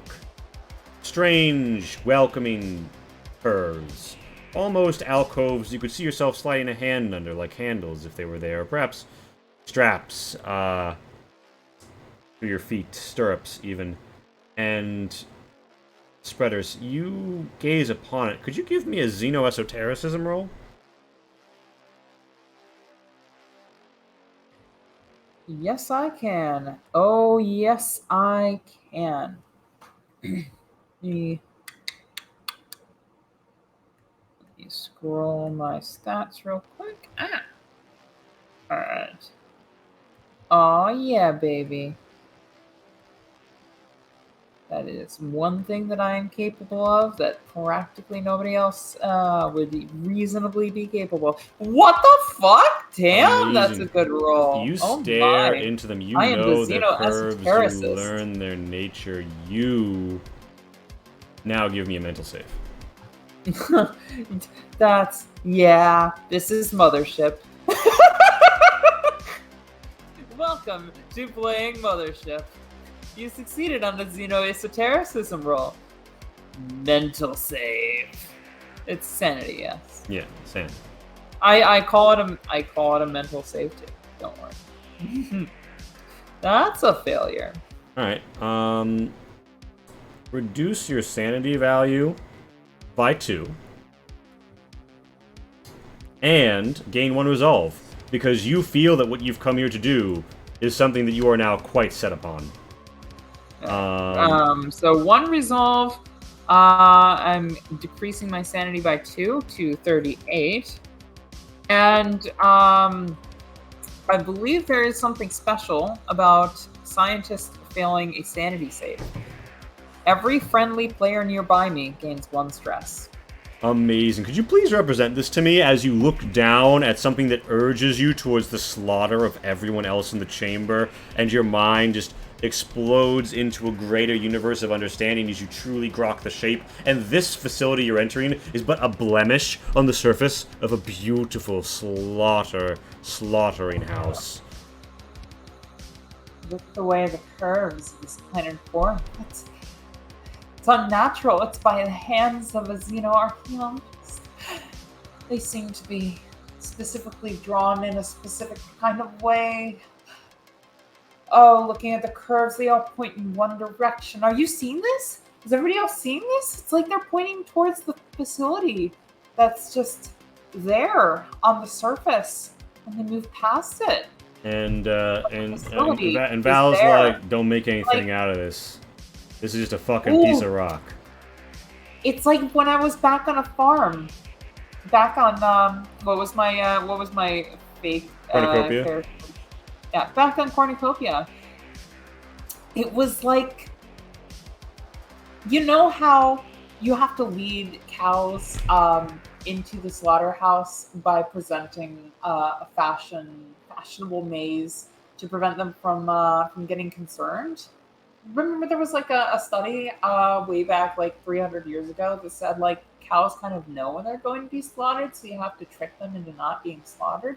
It's like one of those mazes where they move around and they walk in a certain path and then they go into another. I'm of course just referring to the specifics of the geology. Yeah, and Amalia is like, Dr. Vista, if you'd kindly, we've got a lot going on here. You can cut the slaughter chat.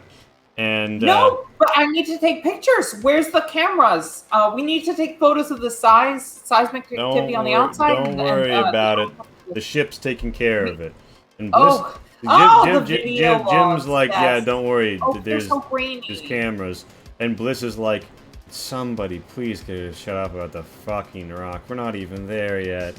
And can we Dev looks a little concerned it's so even. grainy. The ones in the And as you pull out your camera, you see across it, the lid is on, a 10-minute break sign as we've reached 10:30.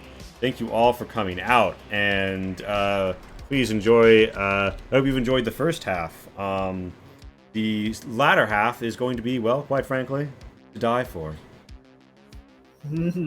I can't wait to kill everybody I just met.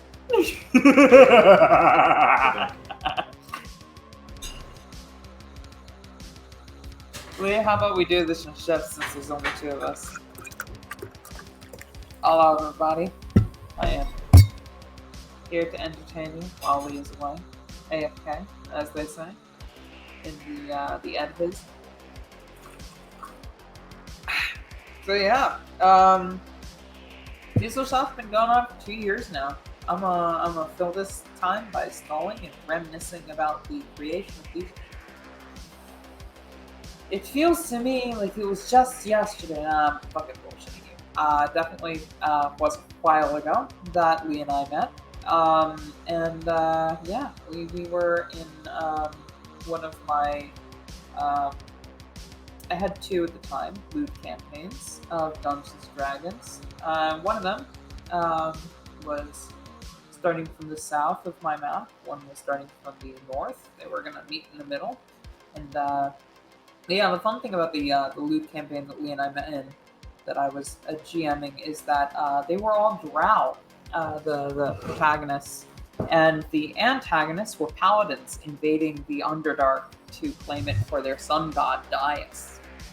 And they did some horrifying things to the Underdark denizens that they considered chaotic evil. So like I was fucking around with shit even back then, and Lee enjoyed the campaign, enjoyed my narration style. I was at the time using a little notebook that I actually wrote down all of my narrations in prior to the campaigning. I was such a novice. And this was literally like less than 3 years ago, maybe 3 fully now. I don't know. It has actually been a while. So Lee thought I was a good GM. I thought Lee was a good player. And after experiencing a few games under Lee's belt, we formed Diesel Shot. So Lee had been a player in my campaign. I don't know if I actually played in a campaign run by Lee until Diesel Shot started, but our first campaign was very minimalist, very quick and to the point. Spite. It was very fun though. It was I think four sessions only, and yeah. So Lee and I met. We kicked it off. We hit it off, and Diesel Shot was born.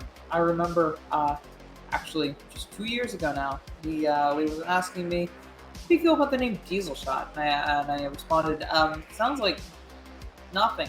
I don't know what the fuck that means. What is Diesel Shot? Like we're doing D&D, and Diesel Shot to me kind of seems like Diesel Punk plus Steam Punk plus something that ends with Shock. I don't know." And he was like, "Yeah, no, you're right. It sounds stupid. Do you have any other suggestions?" And I'm like, I don't have any other suggestions. And stuck with Diesel Shot.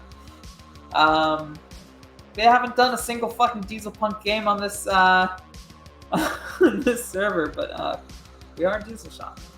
And yeah, Lee's been running this thing, and I've been co-running the thing and providing art for quite some time.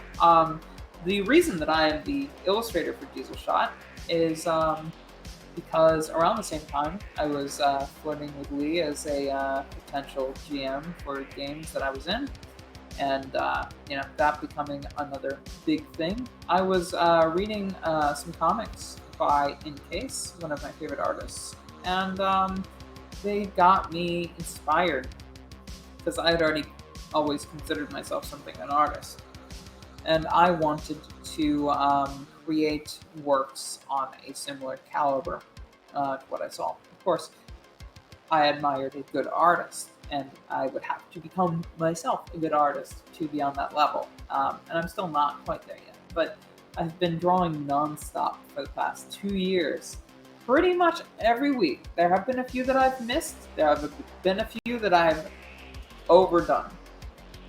Pretty much every week I've drawn 6 character pieces for Diesel Shot, and I've built a significant and substantial repertoire of pieces of art that we can just back up on. And it's all because of Diesel Shot being the institution now that it is in my life, and my inspirations being that one porn artist that I particularly liked. And it's been great. I feel like I've improved so substantially and significantly over the course of the 2 years that I've been working on Diesel Shot. My Change Stars pieces that I had been doing Change Stars pieces prior to the Kickstarter, but a couple months before the Kickstarter started, I put myself into high gear on creating really good pieces of art for the Kickstarter, and it looked great to me, and I'm kind of blown away by how much I have progressed as an artist.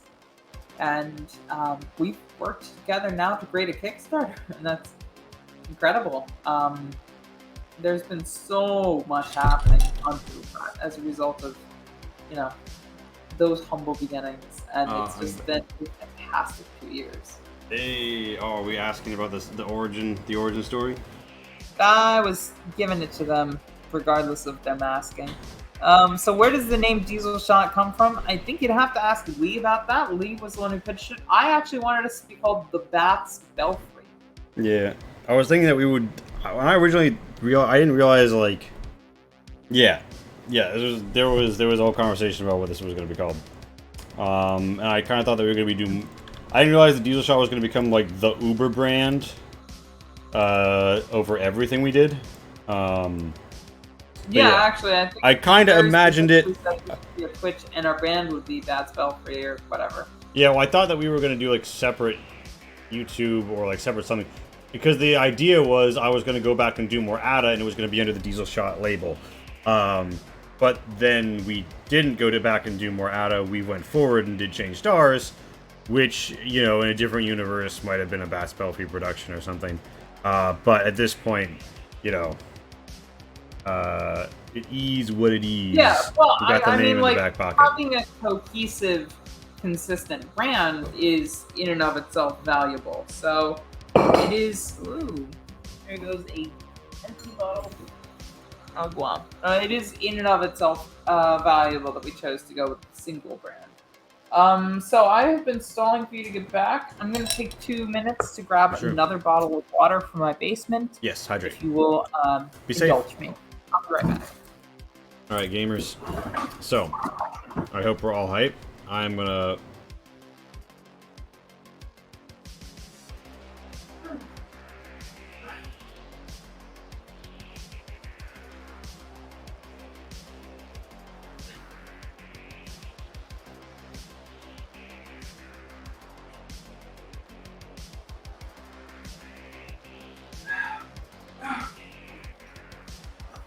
This is going to be quite the time. Thank you, Omega TV, for enjoying the RP and the story. It's going to get pretty heavy here in the second act. I hope I've done an alright job laying the groundwork for the sci-fi murder thriller to come. And yeah, if you're interested in more of our stuff, Xbox links have been up. If you're interested in our other shows, and our the tile sets Pat's made. I'm not using them off these maps actually because this is more made simply, but this, for example, is one of the pixel art tile sets that Pat's made. All of the other characters are her sketch art available through her Patreon. Is Patreon, does that bring it up? Yes, it does. On Spider Queen Long. So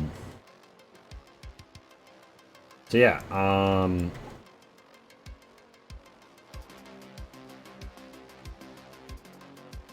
here's to you. To the viewers. To those who have accompanied us along the journey. Along the way.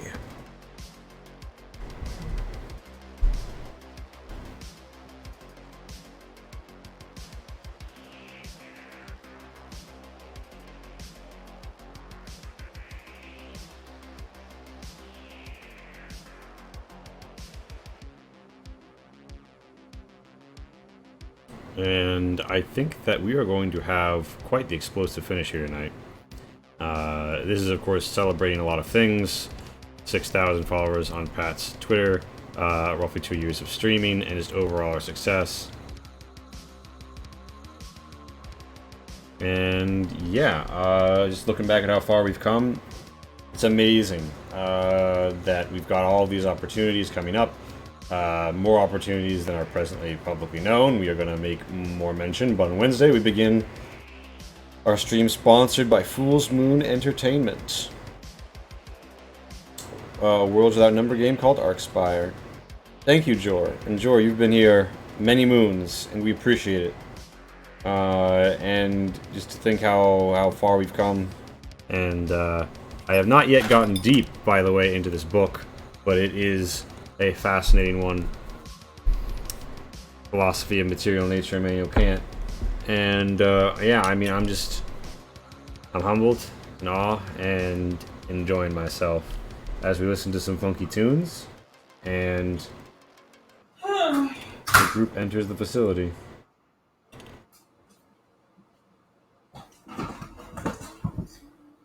All right. Okay. Let me pop my. Can be a bit of a buzzkill, but yeah. So you touch down. As you do, Val and Skeeter take point. Skeeter, combat shotgun at the ready. Val, pulse rifle up. They exit into the hangar. It looks like the beginning. Wait, sorry. Star we're Wars leaving, video game I'm level. assuming? I started talking before I had my headphones in. Oh, I'm sorry. I haven't moved the player banner. You're in the hangar. Okay. We descended. Yeah, Val and Skeeter whip out their guns. Val, pulse rifle up. Skeeter, combat shotgun in hand. They peel around, look all over, and say, "Hangar's clear. You need to fight control." There's a double airlock into the cargo area. They're not going to let us in. We're going to have to take it through processing with the codes. Amalia steps off and says, yeah. Jim, you're on this. Jim walks up to a door, whips out a dongle, plugs it in, starts pushing buttons. You can see into the flight control room through this reinforced base glass. Bliss kind of chills in the pilot's seat for a little bit longer, and Dev comes out to join you. Everyone's a little stressed by the things that you said and did on the way down, but you know. I mean, it is what it is. I spoke my truth. Amazing. So yeah, you are in the hangar. The hangar doors, after a moment, automatically slide shut. They are heavy double doors. They go gudunk, gudunk, gudunk in segmented bits, grinding along an ancient bottom. And after a moment, you hear a sort of a grinding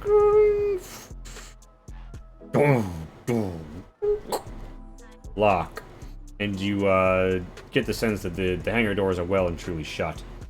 It seems to be going off of some modicum of backup power. Jim says, "I'm in," like a 90s hacker, and the double doors into processing open up.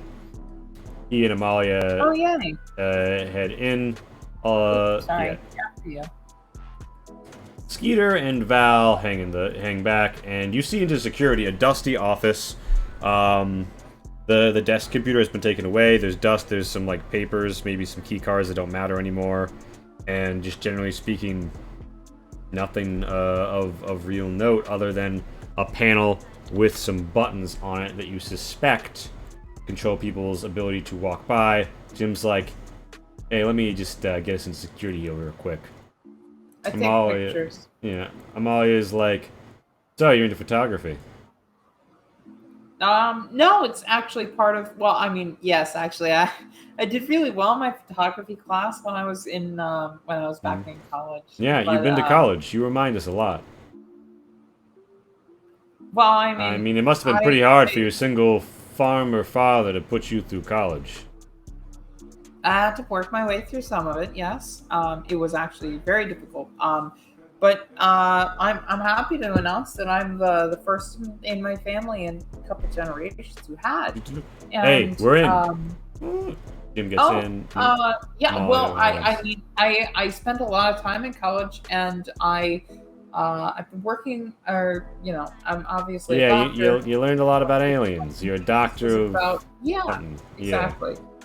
Amalia kind of like looks at you and she sizes you up like she's trying to figure out if she thinks your story is true or not. And she decides she doesn't give too much of a shit right now. And says, "Dev, we're in. Get into cameras." And Dev's like, "Okay, Jen, you want to come with me? You know some things about computers." Yeah, no, I that was one of my minors. Before, of course, my graduate. I'm gonna go now. Hi, I'll do that. Yeah, Then. you head into the camera room with Dev, and Jim runs through the security area. The cameras come on, and the fog of war lifts as they say, "Oh, excellent. It looks like the backup power can turn these on." And you see the map. Whack. This is the Alright, facility. Cool. Dev says, "Okay, well, we need to have people walk by each of the cameras to, give a little signal so that we're not sending a loop. And then, I need to go turn on the reactor. I'll ask Bliss to help." Did you not want me to help? Oh, shit, yeah, I didn't take away the break. My bad. Thank you, George, for calling that out. I did not take away the break screen. Oh shit! Whoopsie daisy. And Dev sighs and says, "It's gonna be fine. You can stay here in the cameras and watch." Skeeter comes through the armory, says nothing but a broken pistol, and Jim's like, "Well, can you unbreak it?" And he shrugs and says, "Well, I have a bigger gun." And he looks around, and people begin to sort of, generally speaking, fan out a little. Check out the accommodations. You see Bliss As walk soon as into the Bliss- sanitation area. Oh, okay. Val goes to the lobby and begins to, scope out the whole area.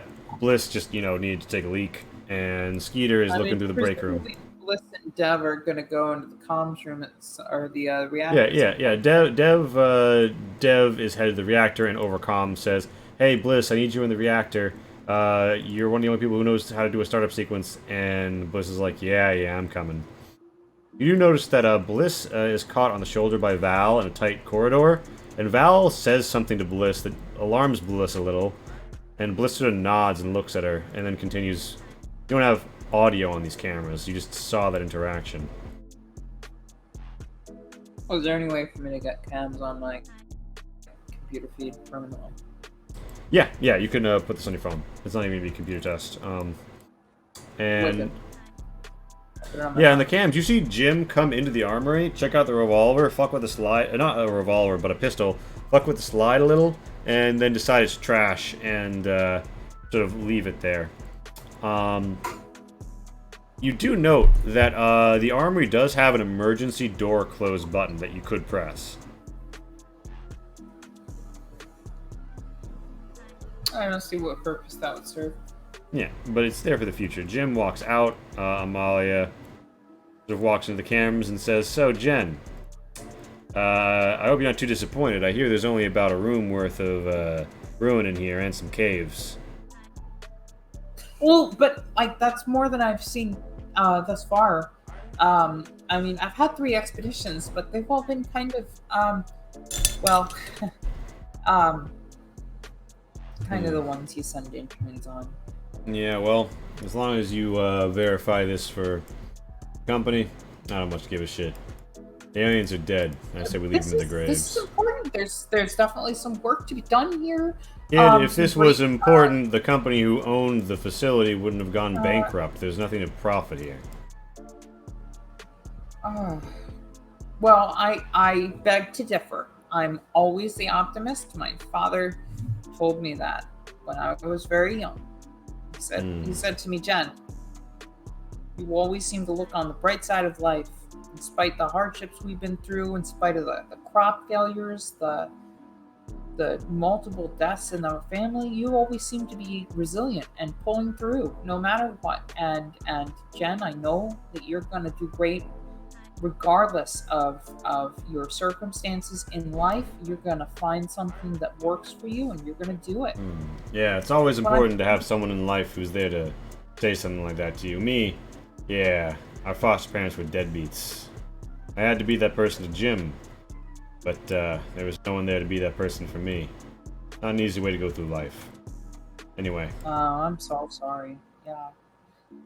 But Yeah. You seem like you're a tough person yourself, and you seem like you've been doing the best that you possibly can for yourself. Like you run a ship. Don't That's sugarcoat it, good. kid.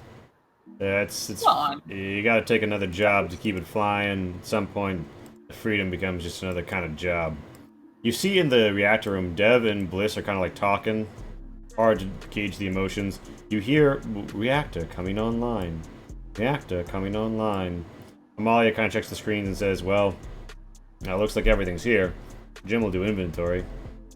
And you see Jim like looking under like things in the kitchen and trying to find shit going into the kitchen storage.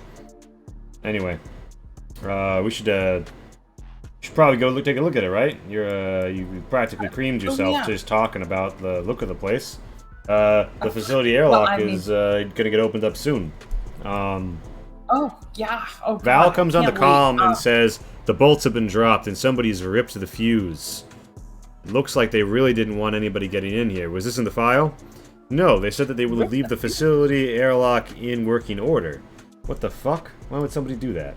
And Sounds like some nasty pranks. Somebody was pulling Frank, on more us. like industrial fucking sabotage. Well, Some underpaid fucking alright. worker getting mothballed probably got a final payout to fuck with this place. Ah, damn it. Now we're really gonna have to double check everything. Fuck me. I'll be in flight control. I need to make sure that there's nothing that's gonna impact the shuttle's ability to leave. Yeah. No. Let me help you. Mm. And I go over and try to Yeah. assist. I And- mostly just watch what she does, actually. Yeah, you watch what she does. She's basically just checking, like, confirmed fuels available, confirmed hangar bay doors operating functionally, confirmed we have life support returning. Dev, get on an air analysis. I want to be sure we can breathe this shit. We don't have that many tanks of oxygen out here with us. Shh, understood. Shh. And she's like, ay. Anyway, Dev mentioned you know something about computers?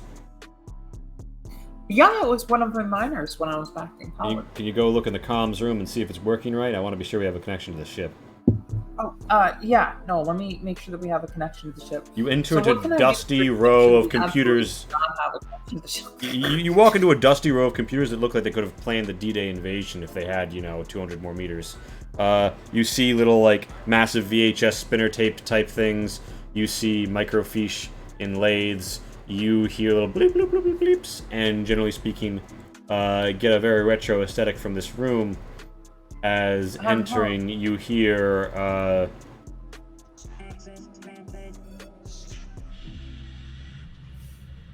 and within the room, you get a general feeling of,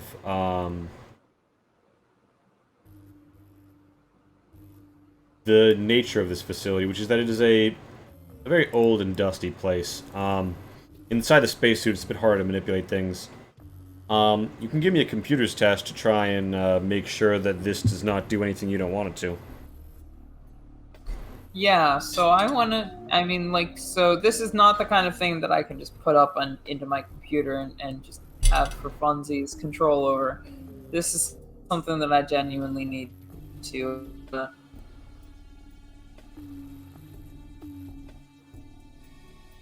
Did you hold on? Did you break out? Thing. Oh, can you hear me? Yeah, I think your video just froze for a moment. Your lips aren't synced to it anymore. All right, so I don't know. you fail manipulating the old machinery. Unfortunately for you, as you're moving one of the wires, you stab it into your spacesuit. Roll me a body save with advantage. No, sorry, roll me an armor save with advantage. Also, in the suit, your armor should be, like, 10 higher. Okay, so I'll give myself that mod. Advantage and 10. Submit. Alright. You don't get electronically shocked. Both critical passes. Damn, that's good. That's good. Yeah, so, you critically pass. Is there anything that always happens? I think you go down to stress. You go down to stress with a critical success. So, -1 stress. Oh, yeah. Hooray. My suits are insulated just the way I like them. Yep, and there's a little, like, but it doesn't summon Amalia to where you are, so she doesn't notice what you're doing. You've determined that you're just not, like, this is the X1 astro communication system is a completely non-standard thing from a different nation that, it's kind of like Ukrainian hackers were some of the only people who knew how to break into Russian banks right after the Cold War, because they were the only people who've been trained on the fucking systems. You're not trained on the systems, you don't have relevant knowledge, you can't do this. The best you're going to be able to do is if you want to do some really basic and obvious physical sabotage, but for the moment, you probably don't. I mean, you might do that if you want, but Amalia... No, I don't. I just make it work. It comes online. It's really old. It's Yeah. really old. It comes online a little... This is like older than I thought it would be. It's actually kind of interesting. Do you mind taking a photo of me with this technology in the background for science? Amalia's and like, also my friends on Facebook. Amalia's like, enough about Facebook. Jim's always wasting so much time scrolling there. Yeah, sure. And Oh wait, let me put on my science outfit again. Let me hold on. Let me just put on my badge and everything. Oh, okay. All right, excellent. Okay, yeah. Take the photo. Amalia snaps a photo, and as it happens, Bliss walks in, looks, and says, "Huh. Thank you." Yeah, there's something that really just looks right about you in a communications room. Hi, Tomb Raider. And Amalia's like, huh? And Bliss is like, hey, I heard that there was some problem with the comms. Let me just help Jen out here, boss. Please, yeah. Dev says they want you in maintenance, and Amalia's like, yeah, sure. Walks over. Bliss walks in and starts to fuck with some wires, and says, so, I hear you got real familiar with our communications room. Oh, this is Bliss talking to me. Hey, Yeah. Tomb Raider. I'm about to be doing some of that too. Yeah. Yeah. I say. Yeah. No. She. Sorry. They seemed. Well, they seemed. Sorry, wait. You're talking about Dev, who's the comms person, right? Dev, who's the comms person. I think that you've gotten to know them a little better than that. Don't fuck with me. I know that they didn't decide that they were gonna fucking cut me off out of the blue. And people say you've been snooping around in rooms you're not supposed to be in. Which makes me wonder why the xenoarchaeologist is fucking with the comms rooms. That's not what you're getting paid for, sister. She steps a little bit close, within a meter of you, and she says, so I'm wondering if maybe you're getting paid by more than just the old ATC, huh? Maybe there's a second bidder? Maybe you got another job here? Listen, you don't fly with me without cutting me in. I work for Lee, not to be too specific, but there's presumably I'm not just working for the ATC, I'm working for a division of the ATC, like the Bureau of Scientific Operations or something. I mean the like that, ATC it's a corporate conglomerate, so you are an employee of one of the companies. And you yes, are an but employee. like very specifically, like what company? You are in the xenological department of Comacor. Mm-hmm. Okay, yeah. So I look over at Bliss and I say, yes, no, you're right. You're right. I don't work for the ATC specifically. There is very specifically the people that I do work for. I work for, and then I lean in like super conspiratorial. Coma Corp's xenological department. And she thinks for a second, and she's like, "That's in the ATC." Yeah, but like it's specific. Right. Contest combat.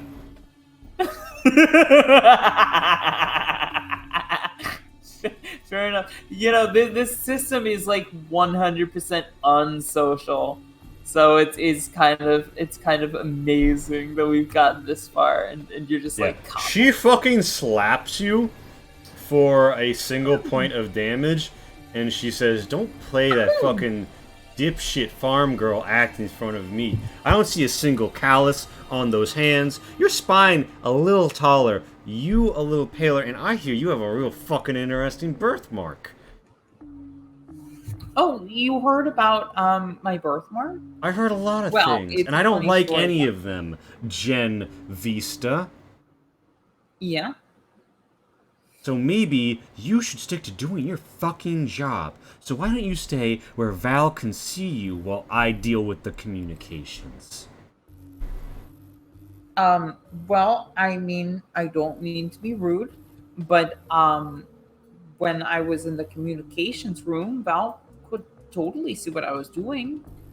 I had to get my Wi-Fi routed into the computer.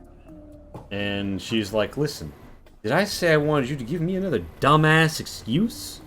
Or did I say I wanted you to stay where Val can see you?" You don't want me to speak to you. I get it. I'm sorry. She gets on the comms and she says, "Val, send Skeeter over here. I think the doc needs an escort." And Skeeter says, "Coming." She sort of she steps back into the flight control room and stares icicles at you. You hear the doors to the south opening. Skeeter's on the way. And kind of like, all right, so like IQ 0,000 play. As I turn my face away from Valentine, she can possibly make out the slightest hint of a wry smile as I turn my face into a stone cold expression of ignorance as Skeeter. Yeah, Skeeter comes in, the door opens, you got a shotgun in hand but pointed down and says, "Doctor, you're with me." Yeah, no, please, by all means. I think Valentine is better at doing computer things than I am, considering she's the pilot. Skeeter just repeats, "with me," and then he kind of steps into the lobby and waits for you. Oh, yeah, no, of course. There's a small, room for a desk here in Dust Prince, but apparently it was valuable enough they took it with them on the shuttle. It's mostly just emptied out. There are some crash seats along the wall one could wait at. Then Skeeter's like, "Yeah, down the hall." And he kind of like gesticulates behind him. You see Val standing at the end of the hallway. Down to the mess room? Skeeter would like grab you by that shoulder and say, "No, that hall." Wait, oh, you mean yeah, towards the discovery. Excellent, yes. He walks behind you. Val looks at you the whole way. And she's like, Dr. Vista.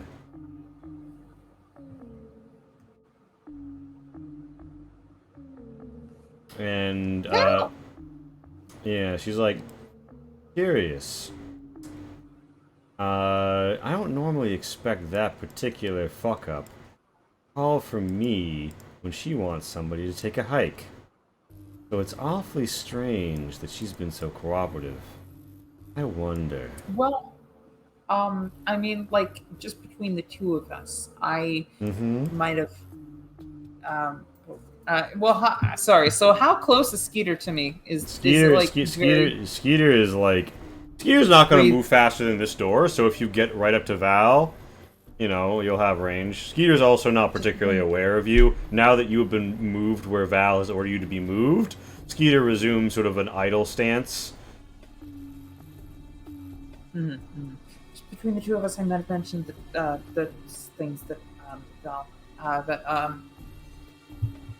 might have mentioned the things that, Bliss takes, and I think she's mad at me.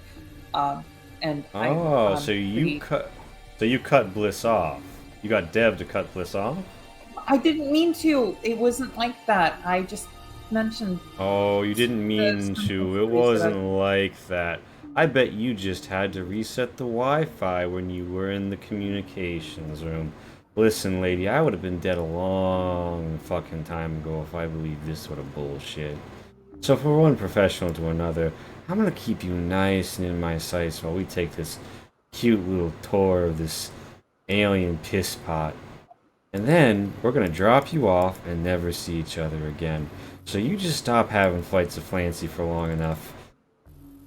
And we're gonna get along just fine. Jim pops out the door and says, "Hey, you guys are never gonna guess what I found in the bathroom." Oh my god, what did you find in the bathroom? And he pulls out a tube of hair gel. And a tube of hair gel? Yeah, and he's like, "Wow, yeah, this stuff is normally pretty pricey at the stations." And oh my goodness. Dev comes on and says, "Shh, all right, everyone. It looks like we're pretty good for oxygen, but I can't get a reading from down below. It looks like it's been totally sealed off." And Val looks at you and says, "Doctor, why would somebody totally seal off this ruin? Why didn't the company say anything about it?" Do I know?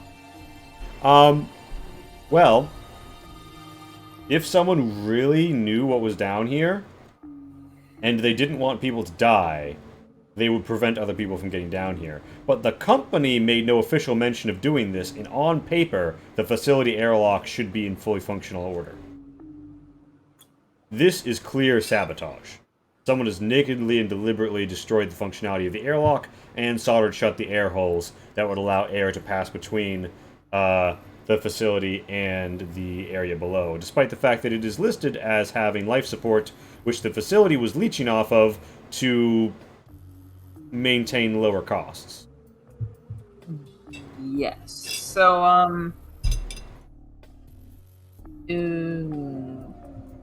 is there a document pertaining to the intricacies of what's down there that I should have, or are we just gonna kind of... Nope, you don't know exactly what's down there. You know what it is.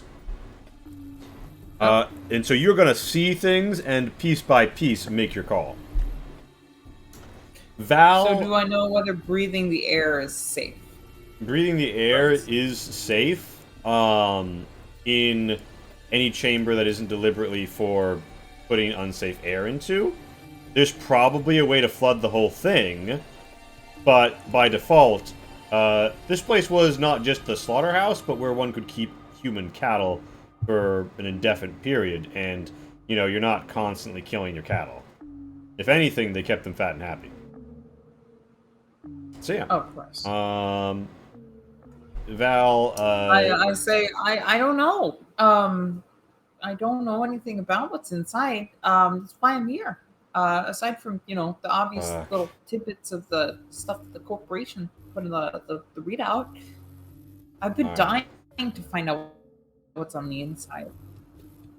Yeah, and Jim's like, But and I've been dying to take looks this kind of like spacesuit off. some jerk. Well, I mean, they got air conditioning down there, and haven't we turned on the reactor on the inside here? Yeah, the reactor is on, the lights are on, this whole place is lit up. The airlock is showing lots of check engine lights because it is fucked. And, Well, yeah. the air should Amalia's technically gonna say, hey Jim, you brought something just in case, right? And Jim's like, yeah. And Jim works out a laser cutter in hand. And, she's like, alright. That airlock is fucked, which means that, we can treat it as slag. Get it opened. And Jim, kneels down and starts to take the laser cutter to it. Bliss says, comms is all set up, I'm getting the readings from the ship. Although, there's something strange about it. It feels like those messages shouldn't be like that. But clack, clack, clack. Whatever. And she hurries up. Jim is going to open up the airlock, but as this happens, Amalia walks up to you and says, alright, Dr. Vista, in your professional opinion, is the air down there safe to breathe? I'm not trying to waste more oxygen than we have to. We only have so many tanks with us.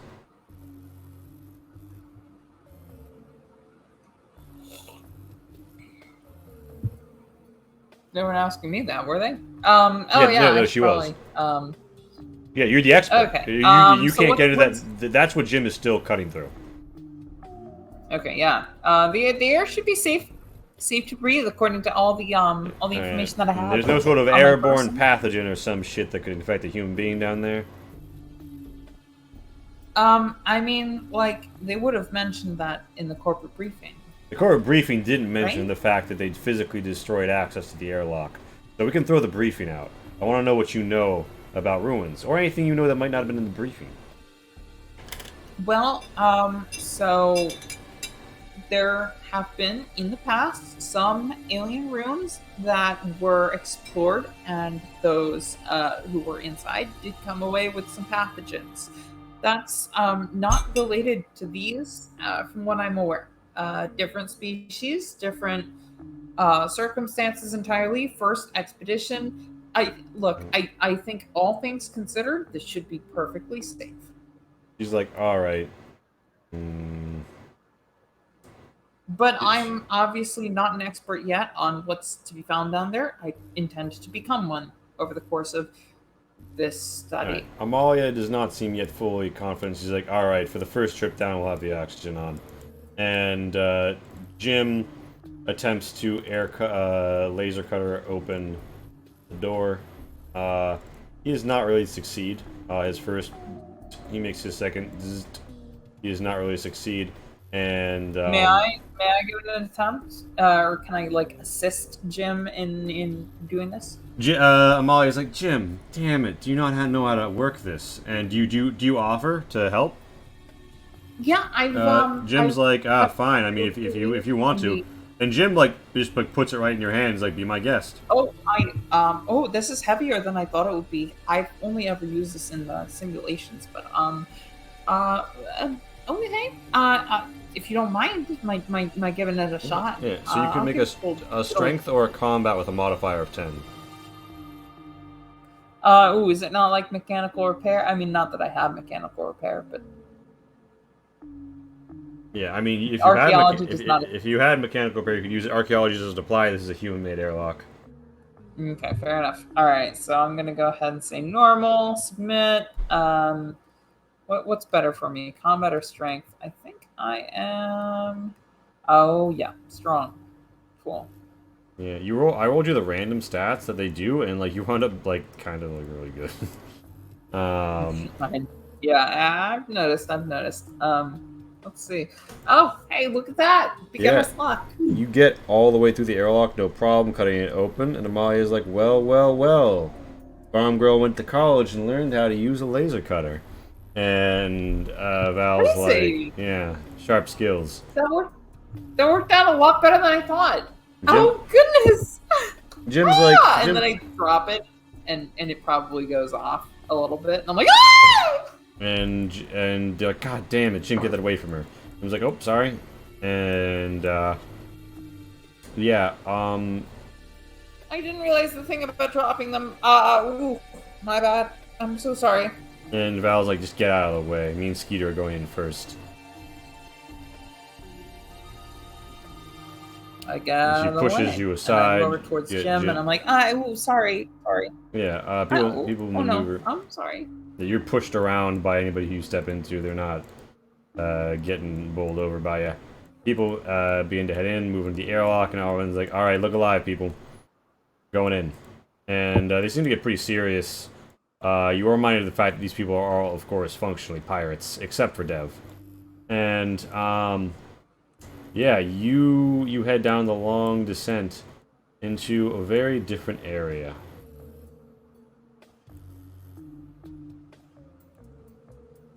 And you arrive in a chamber with Val is looking up at a statue. A statue with 4 arms and 4 sets of arms, 2 sets of legs, and they are pressing their kind of like arm jellyfish into the ground in a strange concoction of fashions. Their heads turned upwards, their mouths slightly agape. And they're like, this is it. This isn't some fucking door that won't open. Here's like, I see a tunnel. And Val's like... I take a picture of it. Yeah. Roll me a Xenoesotericism roll. And also, while we're here, is this a map from Welcome to Earth? No, I made this map using whatever that thing is everyone recommends for Alien RPG. Oh wow, it's super cool, and I definitely would not have pegged it as being something you made. This is awesome. This is a great map. Hold on, you can only see like one room, right? No, I can only see a little bit, but like I'm already impressed. Alright, well, you might enjoy it.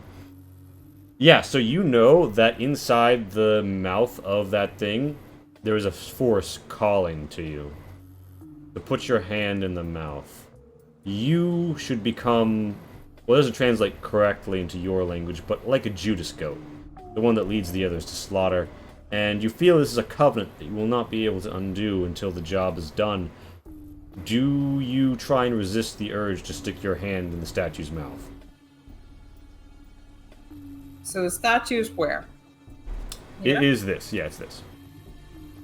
Okay. Yeah, I wait until nobody's looking, but I do. Alright, well, so pretend. everybody's kind of looking around this chamber, and the only interesting thing is the statue. There's a door that you know how to open, but you suspect somebody who isn't like you wouldn't.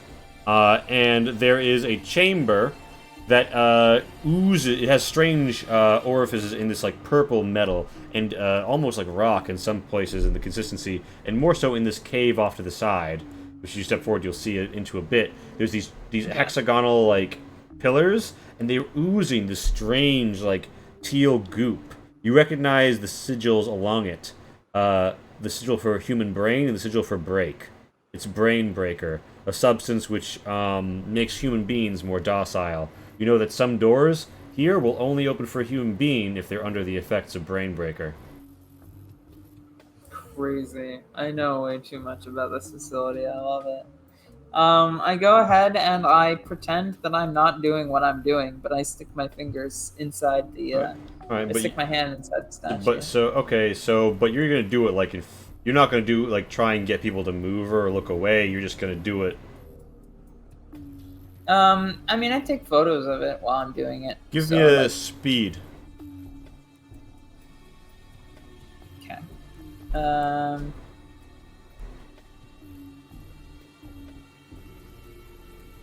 Did it not? Oh, okay. It's not gonna be good. Okay, yep. Yeah, so you pick your hand in, you feel a sudden prick of pain as you take 6 damage, and your body twitches a little as you hear something say, "The covenant is sealed. 6. Provide." And you get the sense that only one person is walking out of here, and you also get the sense that you have the ability to control some of the machinery here remotely now because you have received a nanochip. The nanochip swims through your bloodstream to right under the base of your brain, where it snuggles, and you get a distinct feeling that if you did something that the facility didn't like, it would go boom. Mm-hmm. And right now it's telling you it wants blood. Val... This is the one we should get. Yeah. Hell, And when you get the chip, by the way, you can see everything, sense everything, feel everything. Oh, Even a fuck. chamber you know of no way to reach. It's strange. You feel, though, like, when you think of it, it's like a goal that you're racing towards, trying to edge towards. And if you can get to 6, you will be permitted to enter. So, I have been pricked. Did anybody? I mean, I'm assuming somebody noticed that, because it was not unobvious.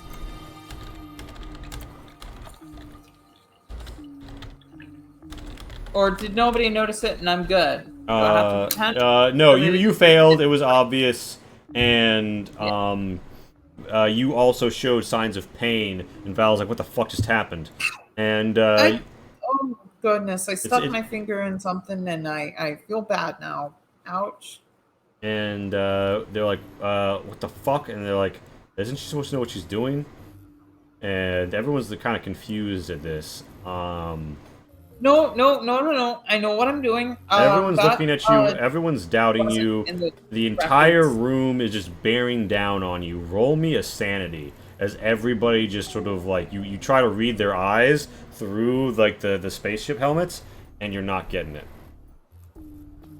Honey, you know what happens when I feel sanity. Oh god. You fail a Oh sanity. god. And you know what? I think you're gonna make your first panic as a result of this. Gain 1 stress, and then roll me 2d10, and so you'll go up to 3 stress, but you'll have 2 resolve, so it'll just be 2d10 plus 1. Don't think there is a button for that. No, you're gonna have to do it manually. I can do it if you want. No, it's good. It's roll 2d10 plus what 1. is it? 2d10 plus 1. Okay, an 18. Overwhelmed, you gain 1d10 stress from this moment. Shall I roll that? Yep. 1d10. Okay, I get 8 stress. Holy God, shit, yeah, so I'm you're fucked. fucked up a bit as you're overwhelmed and everybody else gains a stress as they're watching like, what the fuck is going on here? And I know what I'm doing. Ow. Amalia know what walks I'm doing. Amalia walks forward and she's like, listen, you need to step back. Skeeter, just go into that room and take some pictures. We'll come back to this tomorrow. And Val's like, we just got down here, Amalia. Amalia says, and I'm the captain, Val, and I'm saying we're coming back to this tomorrow. Besides, we've already wasted enough oxygen gawking around, and Dev needs to take a look at Jen's fucking hands. Not in spacesuits, so we need to go up top. I don't trust the air down here yet. And it seems like Captain are people Krill... breathing in the air? No. Amalia was not sufficiently convinced to tell them to turn it off. Alright, well, I take my helmet off. And Amalia's like, don't fucking... And Dev's like, I mean, I think Dr. Vista would know if it was dangerous, right? This is her field of study. Yeah, no, it's the facility is fine. And Skeeter's like, oh, if I don't have to wear my fucking helmet, I'm not gonna. And he takes off his helmet. And Val's like, damn it. And Dev, as sort of like a show of like, you know, concurrence, also removes her helmet. And Jim is like, well, I mean, why not? And Bliss is like, there's a lot of fucking reasons why not. What the fuck? And Jim, so Bliss and Amalia are keeping their helmets on, and everybody else has theirs off. And by the way, you know that this door right here leads to a processing chamber, where people will have to enter an antechamber and then a chamber to be left through a door, and you'll be able to control what gets put into the chamber. You know, to the north is the caves where the brain breaker grows, which people must consume to be able to get through the door. So the only way to get into this facility that isn't consuming Brain Breaker is through this chamber. Mm-hmm. For a human, anyway. Okay. Interesting. All right. And Amalia so, right now is trying to get the group to leave for the day. You want to do that? I mean, will I be exploded if I let that happen? They can't leave this rock. You will not be exploded if... You will be exploded if, anybody gets off... Yeah, it might be Dungeon Scrawl. If you get off, if anybody gets off this rock, if there aren't 6 people killed before anyone gets off this rock, basically, you're gonna have a bad time. You're gonna get deleted. Okay. But as far as they're concerned, Yeah, you I'm being on fine the with surface of the slaughterhouse is just kind of like cows at pasture. I'm fine being one of those. You're gonna go lay down in the field. Yeah. All right. So Amalia's like, everybody fall back. We're gonna need Dev to take care I make of sure that I take everything." pictures, though, of everything. All right. Yeah. Pictures of that. And, so does the brain dream thingy, it must be does consumed. that have immediate effects? It does have immediate effects. It will make you much more docile and suggestible. It will also, damage your intelligence if you consume it. Mm-hmm. I say, Skeeter, is there any chance you have those long, strong arms through like that small Yeah, I got them strong arms. crevasse? Yeah, and he slides through. I take my phone, and if you could just take a picture through there. And he's like, yeah, and he like takes pictures. I want to He's- see what's on the inside. He's like, I'm taking pictures. There's just like goop hanging down and stuff. Okay, yeah, good. Just take pictures. I need Everybody- photo evidence. Everybody else has headed up the stairs. You don't think they've noticed that Skeeter is missing yet, but you suspect Val isn't going to take long to notice. And he's like, yeah, there's this weird stuff. Oh, I don't intend for him It- to vanish. And he's like, it seems like there's just pools of this stuff, and it's pooling up kind of like a drinking fountain. Yeah, it's not hazardous from what I know. It's honestly not even slightly hazardous. He's like, well, Get that's your good. fingers in it. He's like, well, I mean, yeah, but it looks kind of goopy. I don't know. I'm not gonna put my hand in that. I mean, fair enough. Fair enough. No need to put your hands in it. I'm just saying it. From what I've read in the corporate document, it's not hazardous. Sure. Just take the photos and we're good. Takes pictures, and he's on his way out. He has not consumed any of it, so nothing While happens. he's on his way, Oh. while he's in there, I would Uh-huh. like to, if I may, take a vial of the goop, and very carefully, of course, not consume it or partake in the Mhm. sublimating of it. And anyway, I would like to extract a vial of goop. All right, and he's here. He's sliding back out after you've done that. Val's come back around. She's like, "Hurry the fuck up, Skeeter. You too, Doctor. Your hand needs looking at." Thank you so much. I really owe you one. I said we'll get back to move. this tomorrow. I Yeah. gotta. Skeeter's, okay, Skeeter's like, yeah. yeah, Val's saying the move. We gotta move. And Oh, they, okay. Can I have my phone back? and yeah, so he hands you back your phone.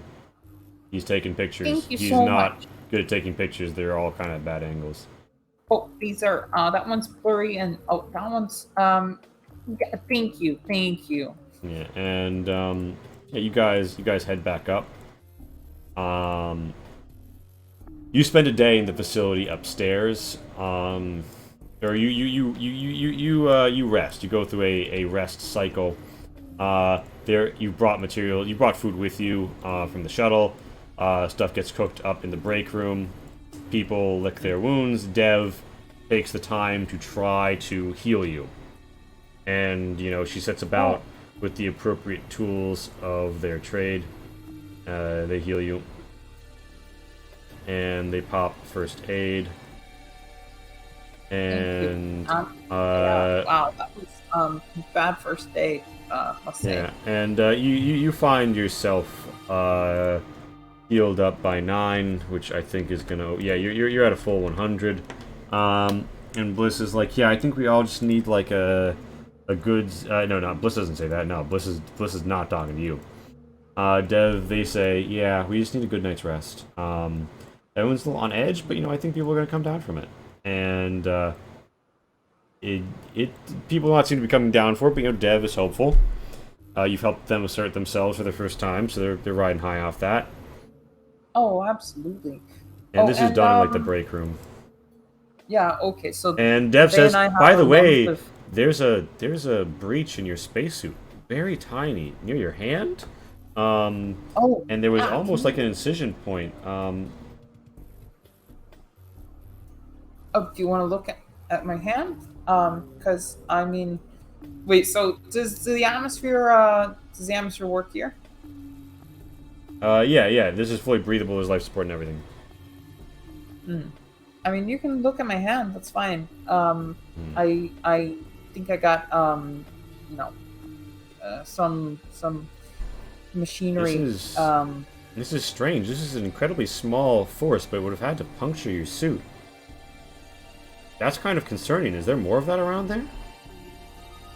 We should be really careful. Yeah, don't put your hands on anything. We should warn everyone not to put any hands where they can't see. Yeah. Oh goodness. Yeah. No. Definitely. And so Dev, that's what Dev thinks. Mm-hmm. For what it's worth, I don't feel anything. And Dev's like, I well, didn't that's feel good. anything at the time aside from the pain of the crushing, because there was like a little gear or something on the inside. Just, ouch. Alright, so, did you say anything else to Dev? They've patched you up. Yeah, so after they've talked to me, I say, so, it's maybe not perhaps the best time, but I definitely have noticed you asserting yourself more with Bliss, and honestly, I'm very happy to hear that. Oh, thank you for encouraging me. Look, I know it's hard at first, and Bliss is, well, I mean, you know Bliss better than I, but she seems to be very very dependent on the substance, and if that's the way she's going to behave to you, and that's the only reason that she has to even talk to you in the first place, well then she's not treating you like a respected person. She's just treating you as a means to an end, and you gotta double down and make sure. Yeah, you're absolutely I think I'm making some waves. Honestly, Jim doesn't seem too interested in talking to me these days. I wonder why, or maybe more interested, but in a bad way. I don't know. I think he's mad about something, but he hasn't told me yet. Well, I mean, okay, so I might be able to elucidate some of that, but you've got to promise me, sorry, that if I tell you something that I might know, you don't make a big thing of it. In fact, if you have any of the cough syrup that she takes, you might want to let me know so that I can make sure that she doesn't get her hands on it, because I've got a sneaking suspicion that Bliss might be in some sort of relationship with Jim. Oh no, Bliss and Jim are rivals. And between you and me, Bliss really doesn't like Jim. Jim thinks they're rivals, but it's more like Bliss likes to dunk on him. I've been noticing some behaviors that they demonstrate, and there does seem to be some sort of a there does seem to be some sort of a tight relationship. So if Bliss doesn't ask you for something, but Jim does, I mean, I did see Jim and Bliss having some conversations, and I think Jim has some of the stuff that we're trying not to get Bliss to have. So I rivals, yes, maybe, but there's something more to it. Alright, And Dev's like, all right, well, I'll keep that in mind. Thanks, Jen, but we do have to get to bed. Yeah, of course. You don't have any more of the stuff. No, I don't. Dump it? Did you get rid of it? I didn't bring any here. Okay, good. Okay, excellent. And Dev heads to the bunks, and it's time to sleep. All right. Yeah. Okay. I suppose. One day later, you awaken, and Amalia has everybody in the bunks, and it's a dusty, musty sort of bedded area. And she's like, "All right, everybody." You know what? Wait. Actually, while I'm still in the break room, before bunks and sleep and stuff, I slip into the kitchen. Is there any of that blue milk that Val likes to drink? This kitchen only has things that have been brought over by you guys now, and it looks like there is a container of it. Yes. Well, in goes the goop. Goop. All right. It's and then it's the next morning, right? And then it's the next Amalia's morning. like, all right, time for breakfast, and brings everybody to the mess. You sit around one sort of like long bench that's got built into the room, and yeah, everybody drinks. Val has some blue milk, and everybody else is like consuming their stuff, looking very normal. And Amalia's saying, all right, we're gonna split up into groups of 2, and I'm gonna oversee it. Dr. Vista, if you'd please stay behind us and not stick your hands in anything. We've got 6 other pairs of hands that can manipulate stuff. We can't afford to lose you. And yeah, of course. Don't worry about that. And yeah, so you probably don't see this. Actually, yeah, no. It's probably. I'm gonna say this is actually a sanity one for her sake.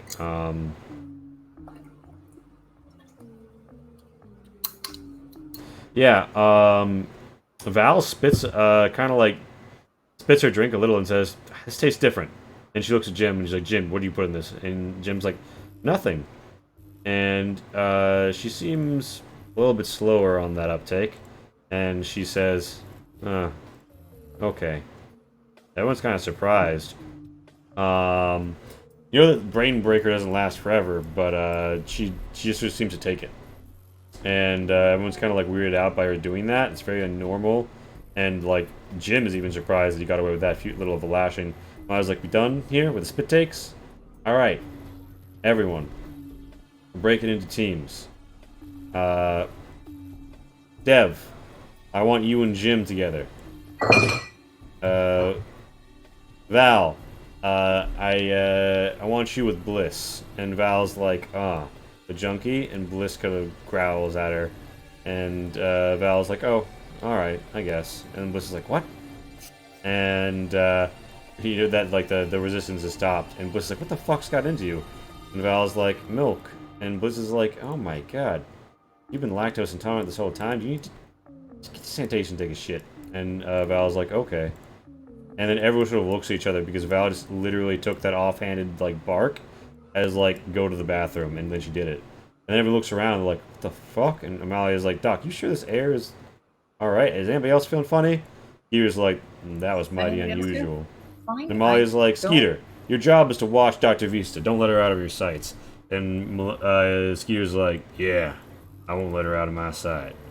Alright, you're Dr. Vista. Yeah, I'm watching you. Yeah. And Val, comes back, and she sort of looks at Bliss, and Bliss is like, alright, I guess you're following me today. And Val's like, yeah. And Bliss kind of expects more, like, tension here. It doesn't happen. She sort of, like, looks awkward and uncomfortable about it all, and Molly is really confused. She's like, well, Val, I guess it's just like old times. And Val is just like, yeah, old times. Like with the ship. And Molly's like, yeah, but we don't talk about that. Yeah. I especially don't talk about that. And Molly's like, we're moving on.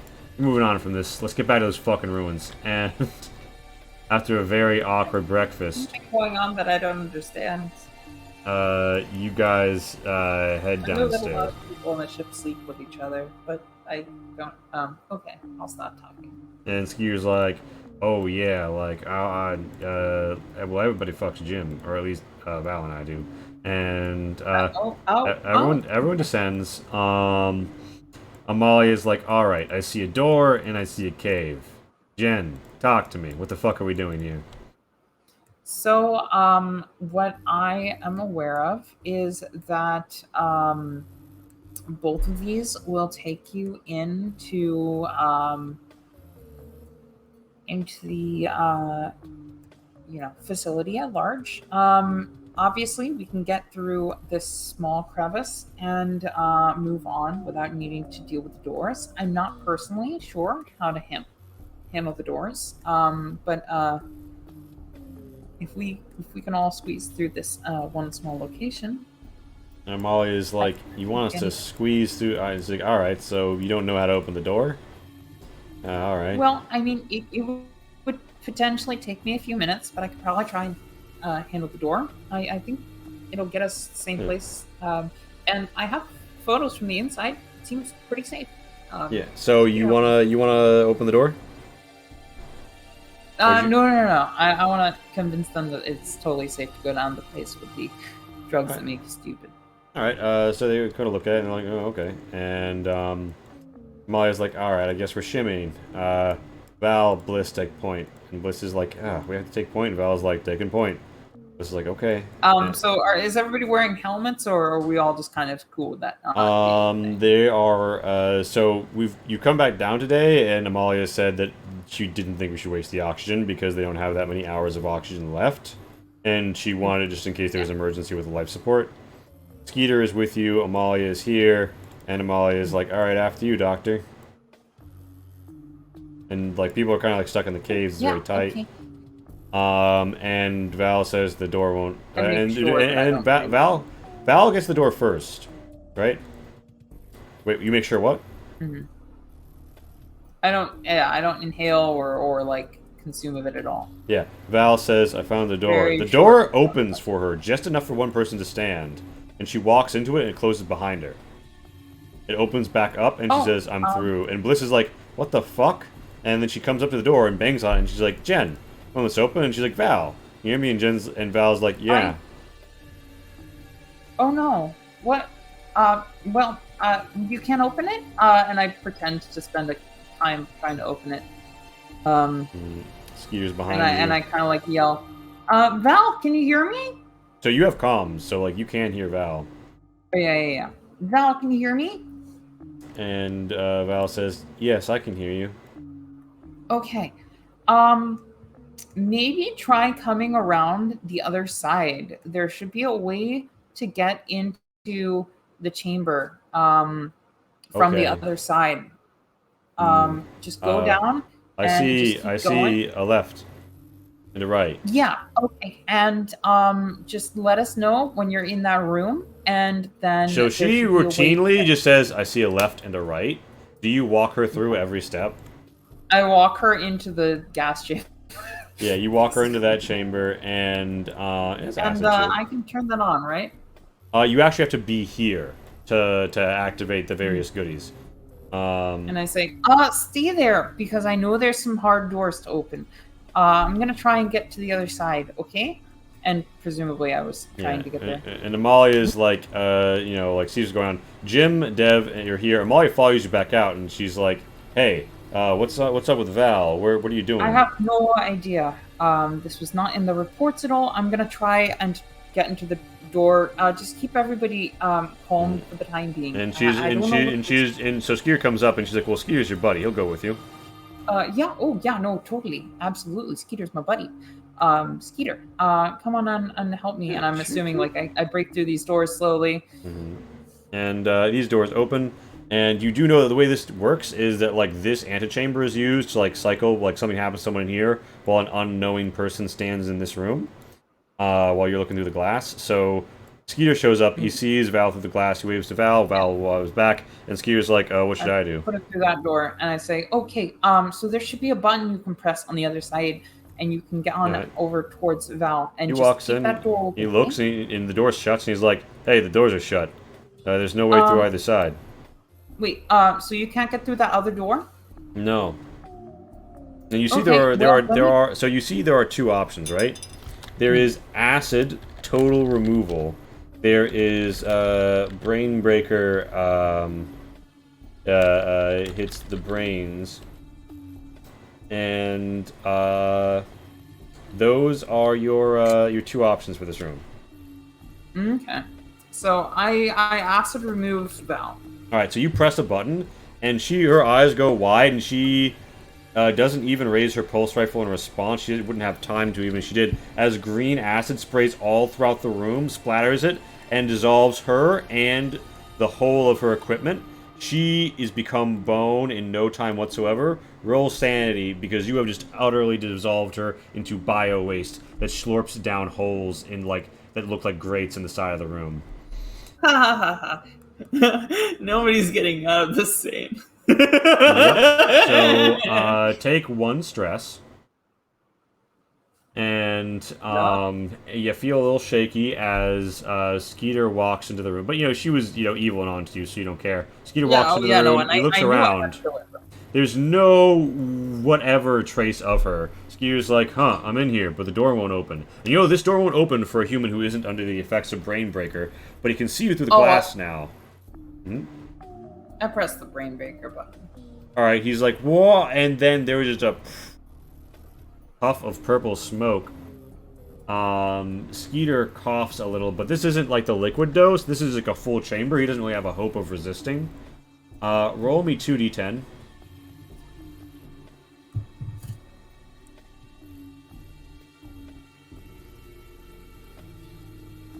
Oh, that did not work. Okay. So his intelligence is down to a 16.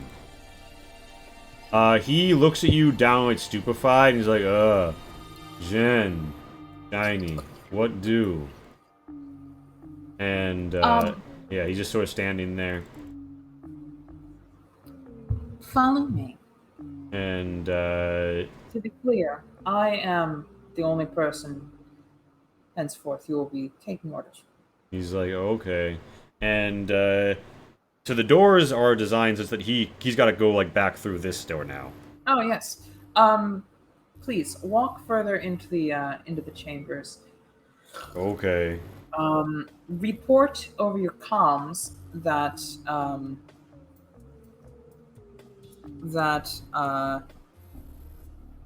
what was her name?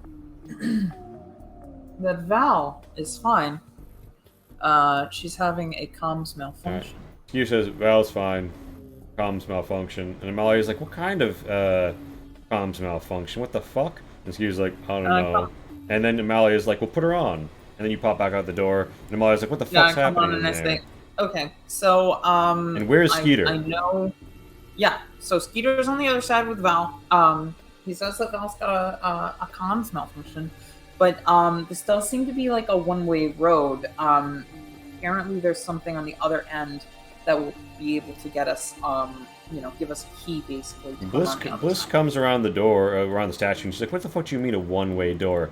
What happened to Val? And why does Skeeter sound even dumber than normal on the comms?" I think they're both on the other side talking to each other. I don't know. I really don't know. And then they kind of get Malia and Bliss look at each other and talking about what? Did you see her? No. This is one of those screwy doorways where it's kind of hard. Yeah, you walked her through getting to somewhere though, right? What happened? Oh, well, there was a dull noise and then nothing after that. But Skeeter says she's fine. But so he's gone through a one-way door that you can't pass through. And Bliss is like, "Wait a minute. Val passed through a one-way door I couldn't pass through either, and she's been weird since she drank that milk." Amalia looks at Bliss and says, "I think she was poisoned," and Bliss is like, "It doesn't explain why she could walk through the door," and they both look at you. Well, I don't know. is there something about her that I should know? Is she one of the like tank children military types? I know she Amalia was- thinks about it and says, maybe she found something, maybe she didn't. We'll see what's going on up ahead. And Amalia doesn't seem too disturbed by the possibility that something has happened to Val, but she is curious. And Bliss definitely looks at you distrustfully. And Dev comes on the comms and says, Jim and I are just in the goop room alone. Are we supposed to be here, Jen? What do we do? The door won't open. Oh, just give me a minute. Just stay there. I'll figure this out on this end, and maybe we can open it from the other side. Mhm. Now, you know that the door that Dev is right outside of is a room for making delicious smoothies. Out of a certain kind of matter. A certain gray matter. Ah, yes. This room is the brain milker, practically. Got it. I will make sure that they get their day in the sun. But yeah, so it's I say, Amalia looking vaguely pleased that Val might be injured, and Bliss looking very sus of you. Well, let's go make sure that nobody's all that injured. I mean, I wouldn't want Val to be hurt. Bliss says, fuck this," and she opens up some Pepsi, and it's like a quarter remains, and she sips from her tainted Pepsi as she takes a swig, and she's too used to it. It doesn't dent her reaction. Amazing. I guess, yeah. No, so I only had one vial of that shit. If I knew she had some on her person, I would have dosed her, actually. As opposed to... Darn it. I guess I should have paid better attention. Yeah, Val was kind of the big sussy Baka move. But, you know, gotta do what you gotta do when you're the imposter. And I see if I can't convince Amalia to join me. And Amalia is like, join you where?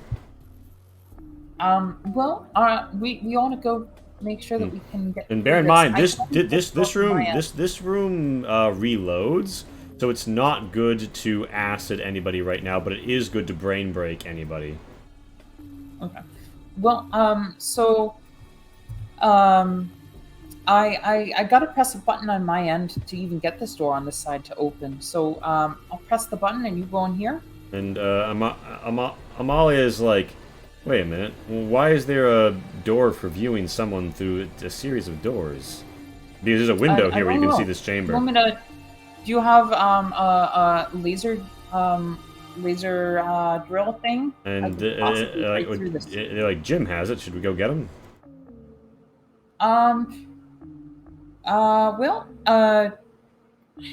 You know what? I don't see any reason to break alien architecture for no reason. But it does seem rather strange to me. I don't know. All I know is that I press this button and people go through. Yeah, Skeeter comes on the comm and says, I'm alone. What should I do?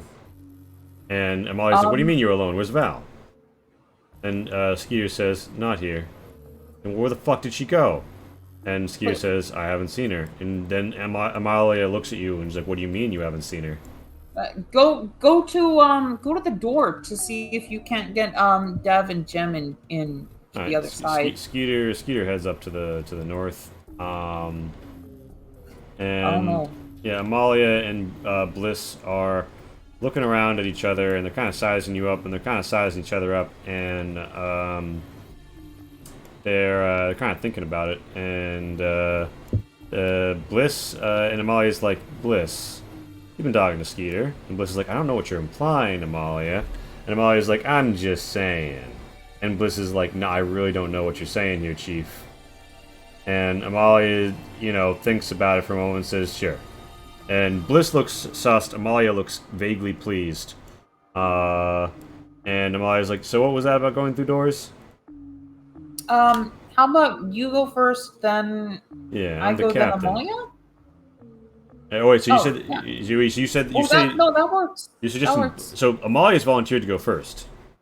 Okay, yeah, Amalia, why don't you go first? Right, so Amalia heads into the between chapter, and then who goes into the between chamber after her? to cycle through. Well, Val, do you want to go next, or should I? And Valentine's Valentine looks at you, looks inside, and says, "Yeah, you first." Okay, yeah, that's fine. Now, technically speaking, somebody here has to press the gas, has to hit the brain breaker button from this side. Oh yeah, I know. Okay. Well, why don't we just press the button to let her open, so she can get into here, Yeah, right? So like for this to happen, so you cycle into this room. Oh, do I have to move into the other room? Does it have to be filled? I guess it doesn't have to be filled because you got Val alone, didn't you? So no, I want to technically. convince Valentine. Yeah. So basically, the door closes and this doesn't open, right? Yeah, this doesn't open. Molly's like, "Hey, it won't open up. What's going on here?" And she's on the far side of the bulletproof Oh glass. no, it's just like the other door. What do you mean, just like the other door? What was happening with Val? Well, the other door wasn't opening either. Do you see anything, Val, that might do the trick? You say that to you say that might Bliss. open it? Bliss looks around sorry. and Bliss is like, I don't know. Bliss. The alien buttons look perfectly like they're flush with the architecture. Someone like you is the only person who's going to know what the buttons look like. So I know how to identify buttons and I can Yeah. single them out, right? Yeah. So I point at the one that opened this like initial door, right? Mm-hmm. And then I point at another one, Mhm. which would be like, I don't know, unrelated to any of this. And then I point at the gas one. All right, so she Or tries. actually, no, I point at the acid one, and then I point at the gas All one. right, she tries the door one. It goes. Boo. She tries the acid one. It goes ding ding in a way that you know means empty. And then she pushes the gas one, and then Amalia begins to immediately choke as just purple gas completely subsumes the purple obsidian steel floor chamber of just purpleness, and she's just totally overwhelmed. Roll me 2d10.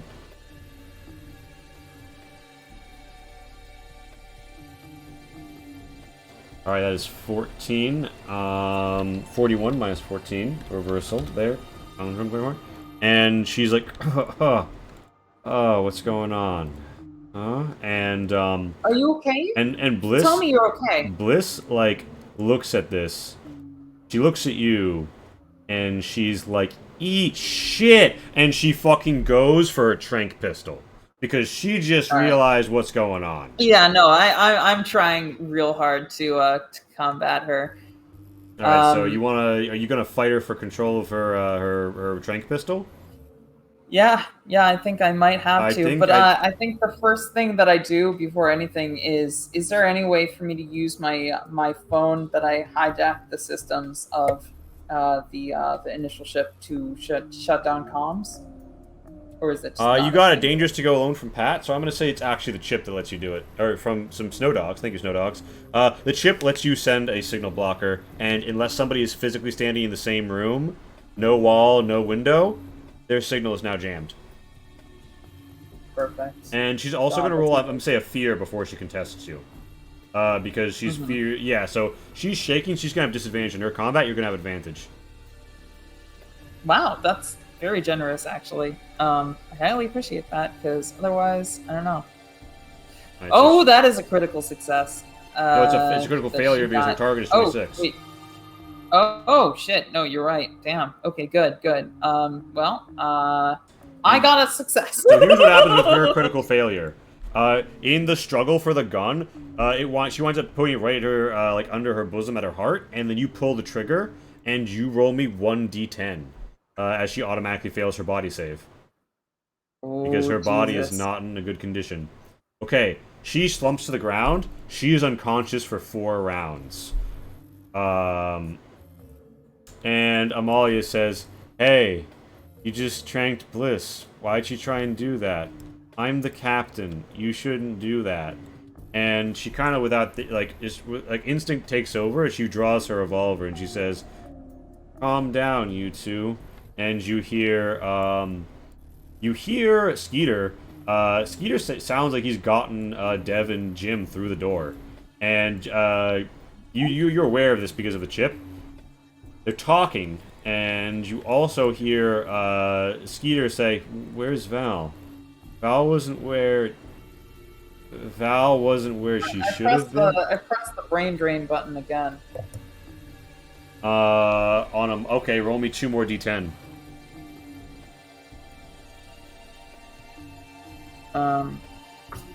Okay. That's just maybe not So- the best play, but Amalia. So you know that this, by the way, this is drains the stores here to 0. You reduce her to 11 intelligence. And she rolls sanity. And she passes. She keeps her wits Damn. about her in a sense, but she is very fucking done in mentally. She clutches the gun, but not in the way that like a person does, but in the way that like you do if you're clinging to a raft for survival, not a tool you're manipulating. I And- say Val needed to go to sleep, and Bliss needed to go to sleep. You mean? oh sorry, yeah. God, I keep looking at Valentine and I abbreviate to Bliss Val. Valentine. Yeah, it was a fuck up with me with naming someone Val and That's all, Valentine. it's all good.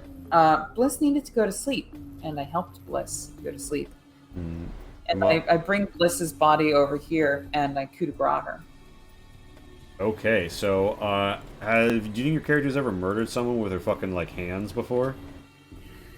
No, but she is an assassin intending to kill. everybody here. Roll me combat with advantage. And describe to me how you're doing this. Is it a twist in the neck? I assume I have a scalpel, being a scientist. I assume that you were more of. I mean, do you know archaeologists don't tend to use I scalpel? maybe not a scalpel, but some sort of sharp archaeology tool. for You take excavating. you take a fucking excavating tool and you fucking finish her off. Her Yeah, right in blood. the jugular. Yeah. So And you stab her in the I, jugular. Her blood squirts all over you. This is quick. You've never done this before. Roll me a fear. Actually, no. So yeah. Look, like, all right. I slap her kind of to the extent that I can. You know, she's probably still under the influence. A of fucking the, chisel. stuff. And then I kind of whisper in her ear. You seem to be the smartest of the lot. Sorry, I had to end this way. And then she whispers "Star Child" before you just fucking end it with the chisel. Yeah, archaeologists usually the revolvers and bullwhips. Fun fact: the default revolver has 8 chambers in this game. So you get blood all splattered over you from the jugular hit. Roll me a fear. Yeah, that's actually not a good look. Very bad look. I'm fucked. Oh, On the wow. money pass. Clutch, clutch, clutch. Cool. Jen, you managed to get through this kill without any serious damage, and Amalia is just waiting here. Bliss was out of sight. You're spattered in blood. So which bits of me are splattered in blood? What am I wearing? Am I wearing my you're wearing your armor? You're wearing. I don't think you're wearing armor. I think you're wearing a coat. I think Basic- you're wearing a science coat. All right, lab the coat. science jacket comes off. All right, you drop it. You do have a little bit on your front, but you know, with a little bit of, you can clean up. Yeah. And yeah. The So lab coat's off though. I'm in my skivvies. yeah. But I know that Amalia can open the door for me now. Yeah, so you cycle through and you have Amalia stand right in the door and you walk by her, and Amalia's like, "Wait, where is Bliss? Oh, Bliss will join us later. Bliss is sleeping. Where's Bliss?" And yeah, in the north, you hear Dev talking with Skeeter and Jim. They've made their way to a different chamber, one with a strange piece of furniture, and they're talking about what to do with it and about the fact that, you know, their stuff isn't working anymore. You know that the chamber in the center of this room, if one person enters from the north and the other from the south, they will become energetically aligned. And any damage that or sensation that one takes, the other will take as well. And the Interesting. south is sort of like holding pods that you can slurp people into. And the west has other things, but right now you're here with Amalia. Amalia, you know, she's trying to work through it, but you've given her a double dose. Her intelligence is down to 11. She's not having a good time. And she's clutching her revolver. And Jim's like, "Hey, I need to find my sister," and he's poking his head to the south.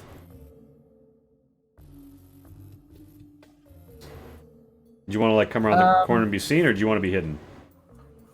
Let's see. So, basically, so what I know about this is that if one person enters from the south, one from the north, they experience everything the same. Yeah, they become energetically aligned, and they will experience everything the So same. one person gets shot.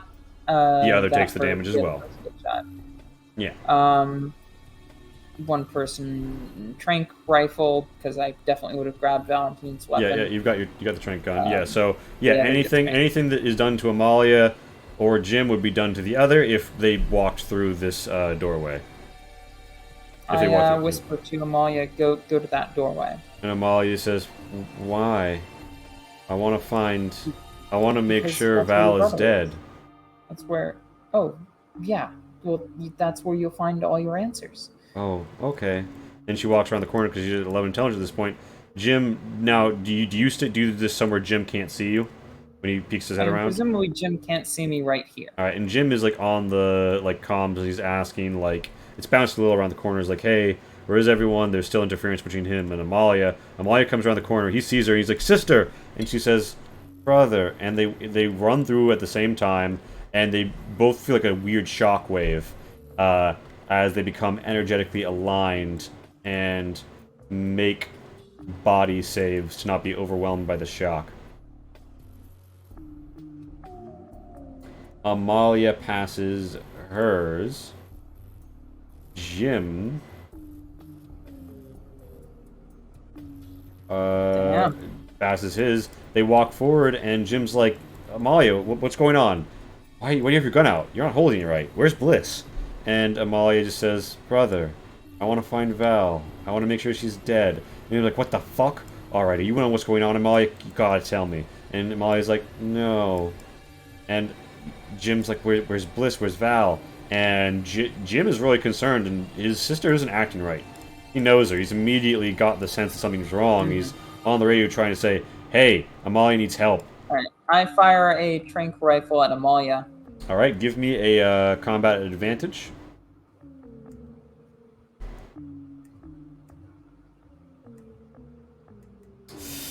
The dart misses and hits Jim. And Jim makes a body save.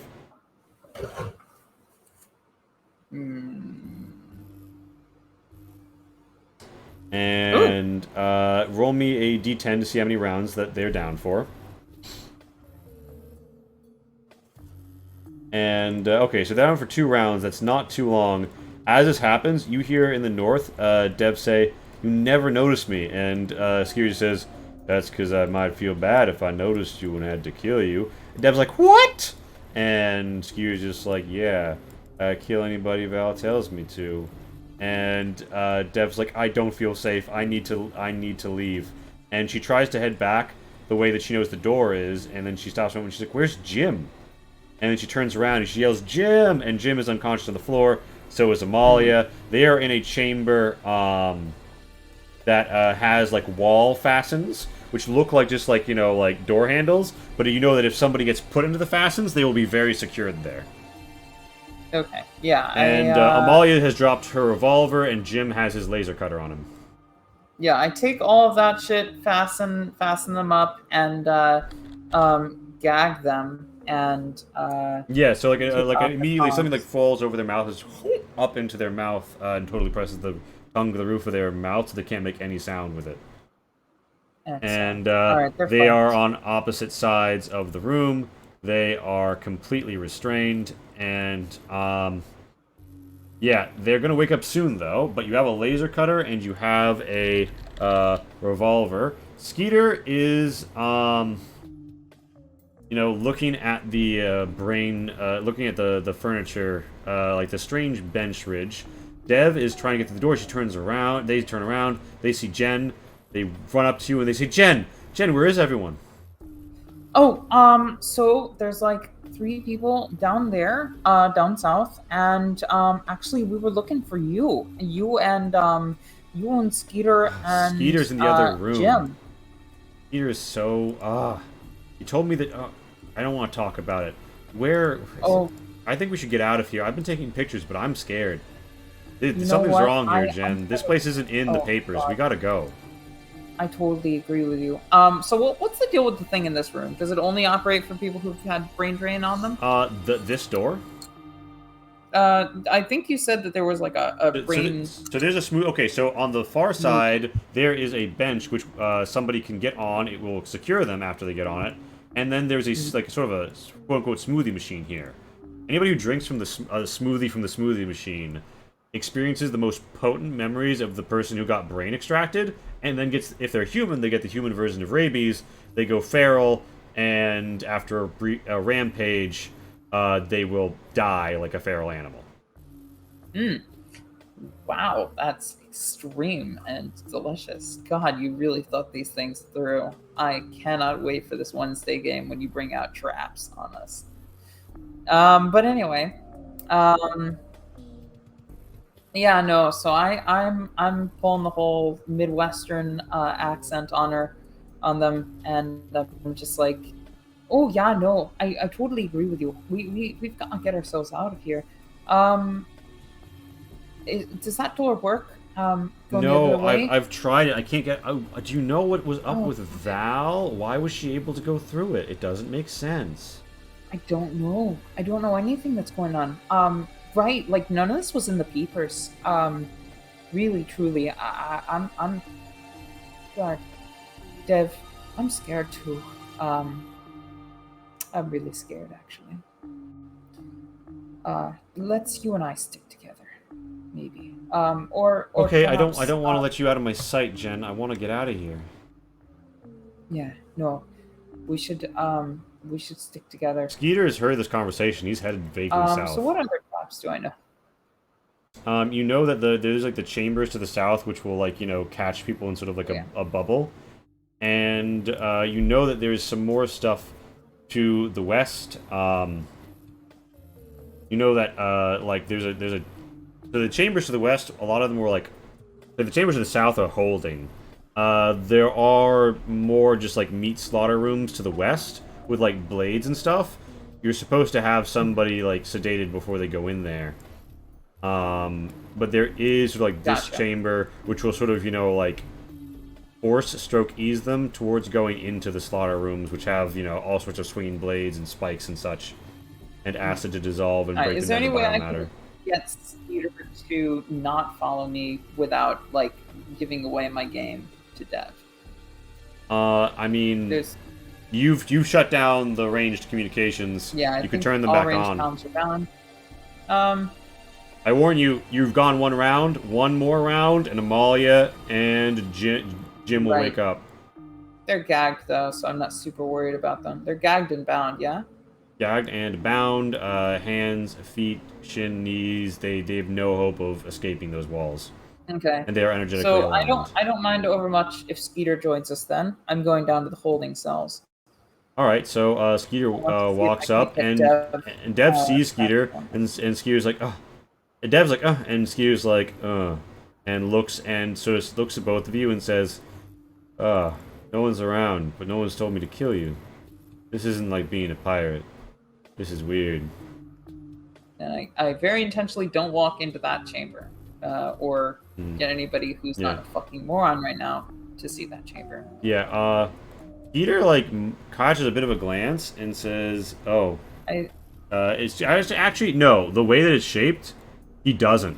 He doesn't. Yeah, I kind of very intentionally say, "Oh, Skeeter, follow us now." And Skeeter's like, we okay. And don't Dev's want you to, Dev's like, I guess it's want better to to have him steal. with us than not. We need to get everybody I together so mean- we can get out of here. Yeah, just the three of us. What do you mean, We're just the three safer. of us, Dev? Jen? I mean, obviously there's three of us. We'll be the safer like this All right. in a group. And yeah, so Dev and Skeeter are following you presently. You know that to the south is Holy, and to the west is Slaughter. I very intentionally go towards holding. Alright, so you see there's a series of like cavernous like holes and openings that look kind of like pods. That look kind of like very comfortable, like all surround. Like that like type of '70s chair that has like the pleated break-in cushions. It's like an egg chair. Imagine that merged with a bean bag, right? But it's like a bubble. It's like a hole. It's like an efficiently stacked like hole in the wall. And you know that if one were to get into there, like your legs and arms would be absorbed, and you just exist in your bubble, and a sensory deprivation stroke exposure screen would clamp down on your head. Okay. So I kind of get conversing, and I have Dev next to one, right? And then I turns to Skeeter as we're having this conversation, and I say, Skeeter, what was that earlier you said about killing people when you're told to? Skeeter's like, I kill people when I'm told to, but only when Oh. Val tells me to, or I guess Amalia. Well, what about them makes them special that way? Like, why would you do that to them? They're in charge. Or for them? So, I mean, like, what if they weren't in charge? Dev is noticing this line of questioning, and Dev's like, Jen, what are you proposing? And Skeeter's like, I'm well, saying, like, what if they weren't in charge? Why should this man follow their line of reasoning? Why should he kill at their discretion? Dev's like, I don't think he should kill anyone, but I think he likes it. And Exactly! Skeeter's like, I don't like Exactly! it. And Funny. yeah, Skeeter, is kind of looking around, and he's like, if Val heard you saying that, she wouldn't like it. Oh, I'm just proposing. I'm just questioning. I'm just asking because honestly, from the moment I've gotten here, this group has seemed entirely dysfunctional and laden in issues from the past, and I just want to make sure Dev's like, well, I that can't our agree with that. research is not tainted. You do know by that Jim and Amalia are waking up, and the only thing they can do is stare at each other, completely embedded in the walls. And yeah, silently. And Dev is like, well, I mean, Jen, you make a lot of good points, but maybe well, what's the point of the questions with Skeeter about killing people?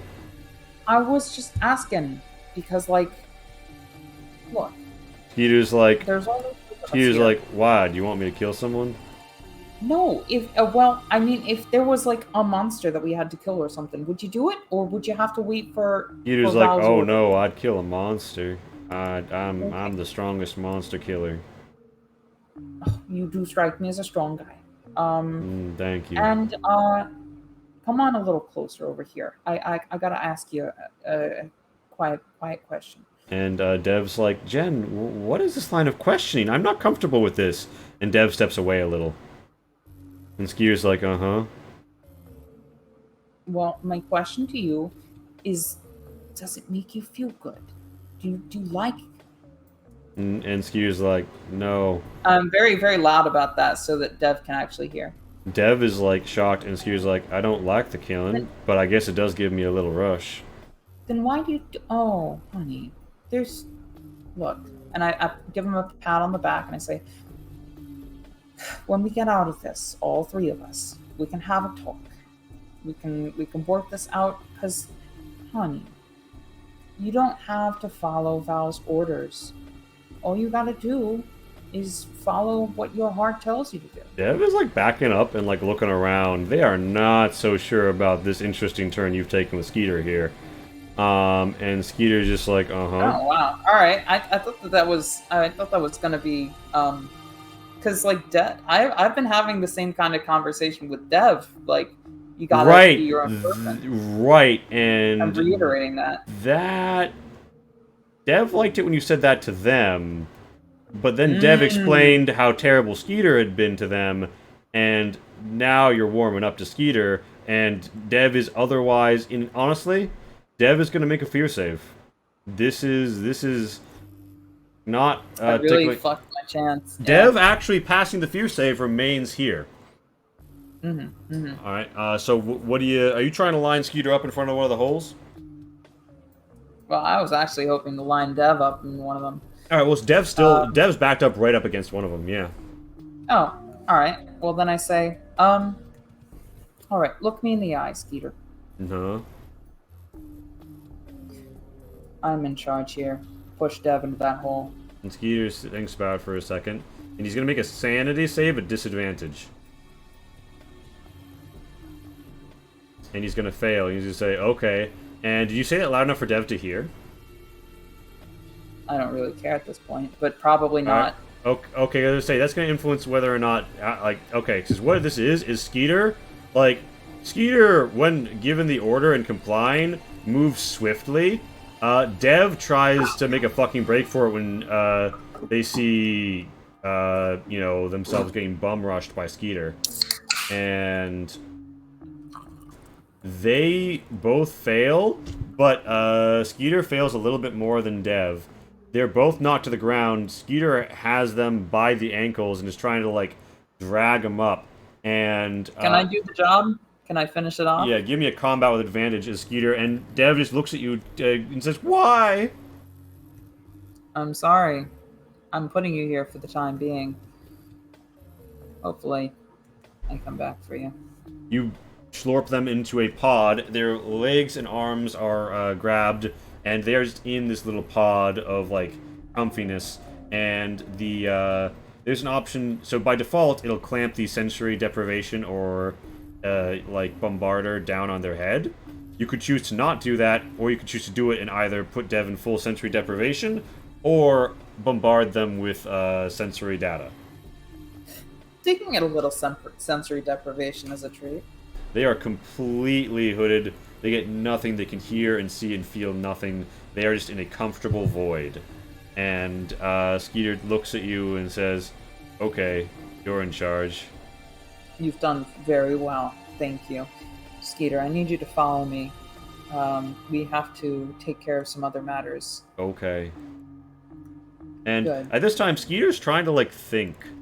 His brain is moving. You see his eyes flickering. He's No, this shit's not that long. there's clearly something going on. And he's trying to think about what it is. And he can't fucking figure it out, so he's just gonna follow you. Mm-hmm. And I say, all right, so I'm going to lead you to a room Uh-huh. down this pathway. Mhm. And I'm going to need you to walk down it and just... I'm assuming this is one of these slaughter rooms, right? Yeah, so Slaughter. this slaughter room in particular has a central hole that this hexagons go down and then magnetized metal stakes get sent across the room in staggered formation such that anything in this room is getting shish kebabbed. Go ahead and walk into the center of the room. And important, yeah, he walks in with his shotgun. He's like, "I've earned this." It drops. He's like, "Huh!" And then metal spikes, 360-degree, rip through him, and his body's gored. His shotgun is destroyed, and just everything else on him is destroyed as well, as he is reduced to a bloody paste, and the bloody paste is slurped up into a hole, and the room returns to normal shape. Oh, Roll yes. me a sanity. You just did some fucked up shit there, homie. Yeah, my character's sanity is not going to survive this episode. Everybody else is dying. I'm not going to survive. What the sane. fuck? You keep it together. All right. Okay. Yeah, you still you did, however, also you unfortunately betrayed Dev here a bit. You do still take one stress from your actions. Yeah, no, I actually feel bad about Dev. Dev is going to be the one that I feel the worst about because I have to kill them. Yeah, but you And got they strike me as kind of innocent. My vendetta is against the 5 that were in the ship originally, not Oh. Dev. They're just an innocent bystander. So how do you act? You got Jim and Amalia in sensory deprivation, energetically not in sensory deprivation. They can still see and hear, but they're stuck in the chamber, energetically aligned. Dev is in sensory deprivation in a pod, and you are alone with the strange facets and folds of this metallic place as you feel yourself taking well the role that you've found for yourself here. Roll me a xenoesotericism. Wow, that's an interesting request. Let me hop into my character sheet, slide down to the xenoesotericism roll.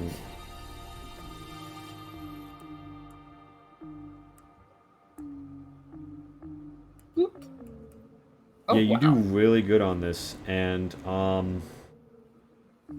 you do really good on this, and you're going to gain 1 resolve. As you feel that, you know that not only is it the only way that you're going to survive that you butcher all of this meat, but it is also the purpose of cattle to one day, when properly prepared, be slaughtered. And the many creative ways to do it here are your role. You take pleasure in it. You enjoy it. You are a craftswoman who, after a long day, admires their handiwork. You admire the blood splatter. You admire the acid dissolving. You remember the faces of the dead. And intricately carved with unknowable geographies and runes, you find a space behind your mind that embraces it in a way you never thought you could. Far more than Skeeter and his pathetic distancing methods. No, you are the Judas. Well, shit. I just think I got an alien upgrade just now. So yeah, Jen, you've got 3 victims all placed. Yeah, Veronique knows better. She's played vampire with Pat. What are you gonna do, Jen? What is Jen Vista do?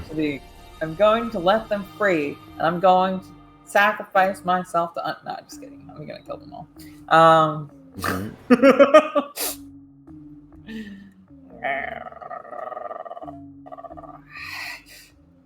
Alright. Let's go ahead. Let's make sure that they know who is responsible for their undoing. Yeah, you fucking walk in the room, jacket off, skivvies on, and they're just... I think I gathered some... Oh wait, is there any place that I can use to gather some of the brain drain liquid anymore? Or yeah. If there are several, like to the west of this room, there's several places that are dripping it, and you can just go gather some up, yeah. Yeah, I gather some up. And I come back over to Jim. And they look at you like hate and confusion in their eyes. They look across at each other.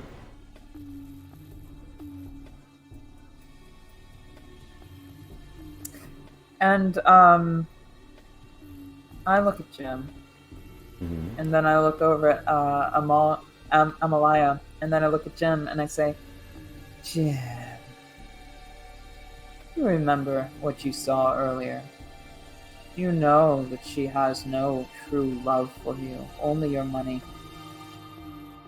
What do you think she deserves? He's like shaking his head no, with his like the thing in his mouth. I like that. The shaking head method will do. I'll ask yes or no questions. Do you believe that Amalia loves you? He shakes his head yes. Only the best for you. He shakes his head yes.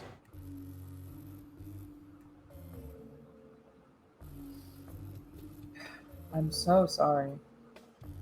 And I go over to Amalia. Can I remove just her Did I'm out? Yeah, it slurps out and she spits and she's like, fuck you. Fucking... It's free my brother. Amalia. Don't do this. I don't... You seem to be more honest than usual. What did you tell Dev to delete when it came into the comms chamber? What? Huh? Okay. Change of plans. Are you aware that the court has given Jim his rightful ownership over his own account? No. We should have gotten the message. How do you know? That makes us all so much more tragic.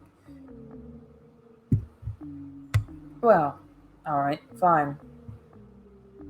None of that's actually important to me. Do you know who I am? You're one of them. I knew after I saw what we'd done that you people were never gonna let me live. Yes, then you do know who I am. Excellent. Let him go. He wasn't on the attack. He didn't come with us. He only forged the papers because I asked him to. He didn't want him to die. Let him go. He's my brother, please. But if it were merely a piratical attack, that would not have drawn the ire of my people. It was the paperwork that really. Everyone does it. Everyone says they're a privateer and fucking steals. It's a golden goddamn age of piracy. What do you expect? We were just made an example of, you know, everybody does it. Everybody does it. Your ships get attacked all the time by so-called privateers. I don't expect anything of you except for you to die. Please, kill me. Just let Jim go. I don't want him to see it. I always protected him, please.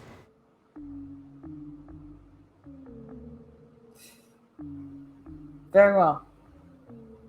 Would you rather take the painful route and give Jim the painless?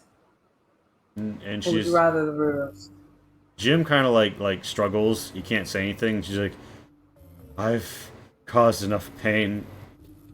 Please spare Jim's life, please. He didn't do anything. He didn't attack you. I put him up to it. He didn't know what it was for. He didn't realize. Yes or no? Would you rather take the painless Give route? it to me. Give me the pain. Or would you rather take the painful route and have Jim undertake the painless? She says painful. Painful. Fuck you, you sadistic bitch. At least I just shot them in the fucking head. Very well.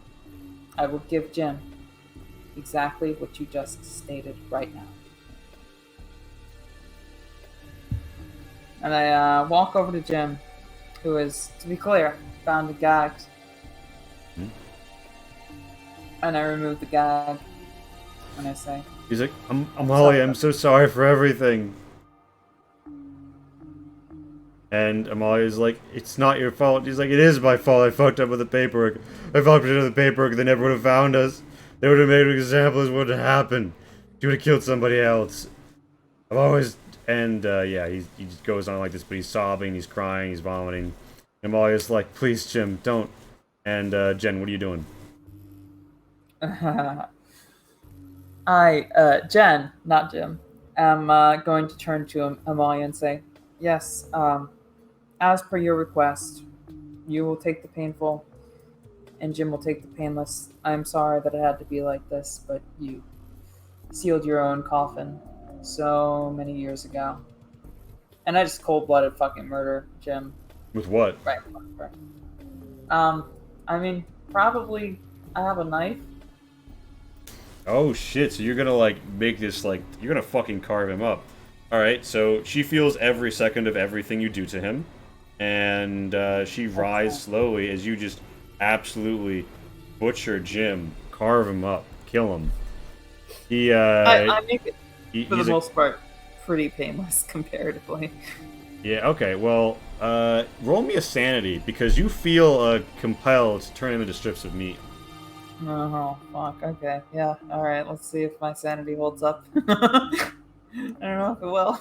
You go hog wild, you tear him apart, Amalia screams, he screams, he's like, sister, brother, no! As this, you bring an end to the Krill family, in the most brutal way possible. Their blood all over you, well, Jim's.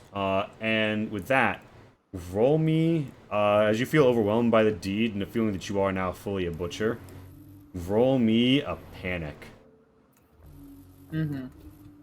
Okay, so I don't know that. Is there a button for panic? There's not a button. We're gonna have to figure out the numbers, then roll 2d10. It's a shame. Everything else with the sheet is beautifully automated, by the way. You type in the class, it automatically rolls the stats.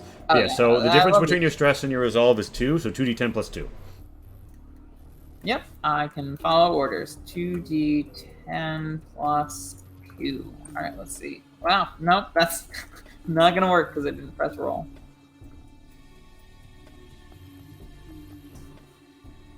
All right. With a panic result of 9, you are anxious and gain 1 stress. Yeah, you're actually pretty fine. Jim is butchered on your blade. You find you've cut out his spleen before you regain control of yourself in your blood frenzy. Your stress grows as you feel like you're losing yourself, and you know that, as your people have always said, that these ancients are nefarious. They will overtake your mind if you're not careful. Yeah, I've been rather careless, actually. I've very And you much feel the left chip them compel you. You hear it count down. It says one. One sacrifice remains. Yeah, I know. I know. I should do this in the most humane way possible. Um, what do I have option wise here? So I've seen the spiky chamber. What are these other two? Um. So they the ones to the west are mainly blades, but there is one that is kind of like a sarcophagus, like a row of sarcophagi, and you strap someone into it, and it fills with a dissolving agent that only dissolves instantaneously, so they become entirely encased in the gelatin, and they're like just totally swamped in the gelatin, and then they don't exist as it instantly whoosh, burns away into ash. Okay. The gelatin is, of course, made from human biomass, so you've loaded it up enough. You're really, Of course. realistically, you're going to encase her in bits of Val. Amazing. Excellent. Absolutely. Exactly what we needed to have. Dev is So, all right. yelling. Dev is yelling, crying, screaming, and generally speaking, That has some sensory deprivation. yeah, she does, but her mouth isn't closed. It's more like she's randomly Well, then I making the hold it miserable. open How are you gonna? and I fill it with the very last of the brain drain. All right. Dev feels the brain breaker strike her, and she, Or what they? they are going to make a body roll. Sorry, I'm mixing them up with Val and Bliss. Yeah, no, I've been mixing up people the whole They fucking time. they I fail. definitely Roll me mixed 2d10. him and Jill Roll me quite a 2d10. bit. Wait, is there even a character named Jill? God, I'm really Jim. yes. 2d10. Yeah. Well, you know they have quite a bit of intellect, so you're not They gonna. strike me as the smartest one Yeah, here. they're still smarter than most of the party members were before you started damaging their minds. Mm-hmm. The edibles are fucking fire, real life unicorn. I'm glad you're enjoying them as you The experience edibles are fire. this I'm psychedelic pretty sure. experience. I'm pretty sure that's exactly what Dev is thinking right now in their Their brain is completely sensory deprived brain. their brain is broken for the moment. Of course, when it wears off, they're going to regain their senses. Yeah. But yeah, for the moment, you've got them more or less compliant. Where are you going to take them? Okay, so I plop the sensory deprivation shit off, but not necessarily the binds, Mm-hmm. and I ask point blankedly, when you entered the comms chamber earlier, you deleted something when you saw it. Why Yes. was that? Because I hate Jim. I hate how he acts and all of the bad things he's done to people, and how much he burdens Amalia, and the way he's constantly hanging around Bliss, and I didn't want it to happen. I didn't want him to go back to being what he was. I don't know what happened, but he did something really bad when the court made that order. He should be punished. He shouldn't get away with what he did. Oh. Oh. And also, I'm sorry. I just wanted to sabotage him. Normally I do it in little ways. He would have found out eventually. Oh, Dev, I'm sorry. I feel as though I have deprived you of an experience that you should have had. What experience? Well, Jim has been punished. Oh, really? Yeah. And what about Bliss? Does that mean that he's not around anymore? Can I talk to Bliss? Why don't I show you? Why don't I show you not bliss, but something that will make you feel about as good. Alright, so do you take them out of the binds? Yeah. They're out. let They're them afraid. And you kind of like take them by presumably the hand. You want to walk them to the central chamber? No, I don't think that they need to see what I've done. I Right. think that I could just walk them to the sarcophagus.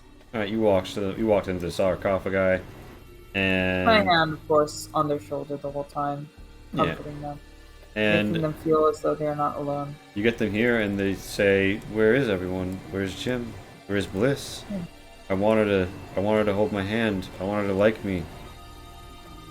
Look, she's kind of an asshole, and I kind of am too, and I'm sorry. But if it's any consolation, Jim's been punished, and What do you you're better mean than Bliss. punished? What do you mean better than Bliss? I punished, I this- punished him for all the shit that he's done. This doesn't. And honestly, Bliss is Ew. an asshole. She's you do not. They make a deserve- fear at disadvantage. Yeah, okay. They are, well, advantage because of, the sort of, they begin to freak the fuck out, and they're trying to, like, they're starting to scramble and struggle. You want to push them into the Yeah, I sarcophagus? guess I have to control her. Alright, I control them. give me a combat with advantage. Fuck me up. Alright. You want to... If they survive this, they absolutely deserve this. Because damn, You push like, them into the- they have been through the. You push them into the ringer. sarcophagus, metal springs up and grabs them. They cry out and they're like, Jen? Jen? And the brain breaker begins to wear off as they're like, what are you, oh my, the sign. Is this why Amalia I'm cared? sorry. What happened? Why are you doing this? I don't understand. No. Amalia never cared. Jim never cared. Nobody ever cared. I'm the only one who half cared. But I have to kill you. And I'm What? really sorry about that. And they look up at you in horror and fear and like, you know, pants Remember when I was pissed. pinpricked earlier? And Dev's like, Well, that was an alien death signal. I have to kill every No. single one of you. no, I except can take it myself. out of you. I have a scalpel. I'm I can cut sorry. it out. I don't think it works that way, and honestly, I don't care. Dev's like, what? No, Jen, please. Jen, roll me a sanity. Yeah, that's the one. That's just, yeah. I'm not gonna survive this as a human. Fuck. All right. Yeah, this is Veronique. I don't know if you're still in the chat here, but this is me casting away very callously my last humanity. Oh no. Take a stress, No! make a panic roll. Fuck me. Oh god.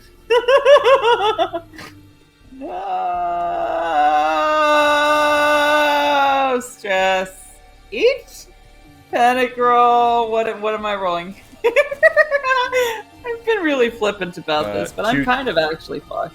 The difference between your stress and your okay, so 8 stress eight now. minus 3. Oh shit. Yeah. So that's 5. Roll me a 2d10 plus 5.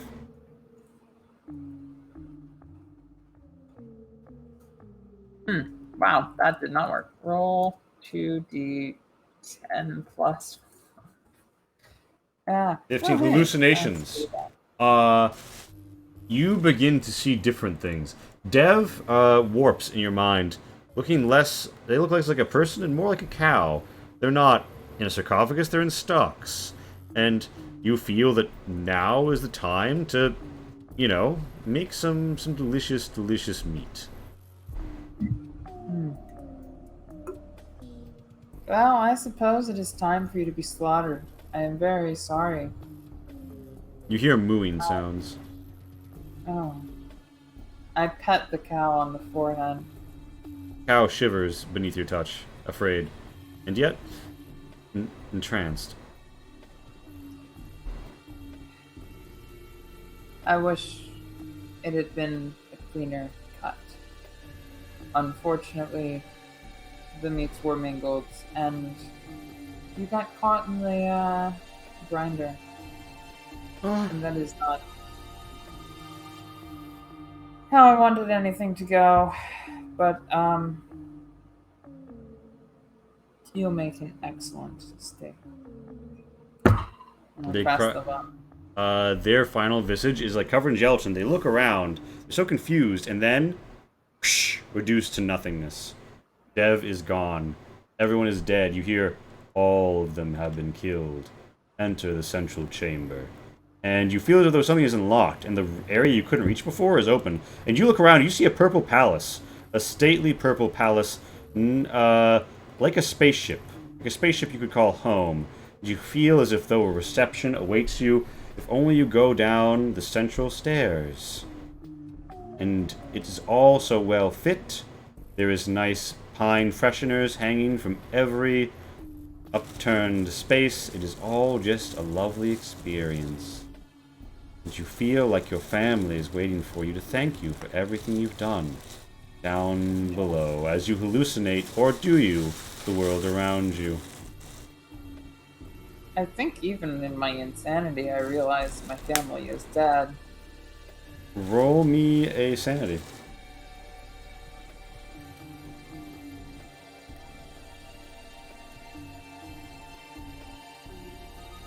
I suppose I do not. You have a weird feeling about it. They're Like, there. maybe that's true, but maybe that doesn't make this not true.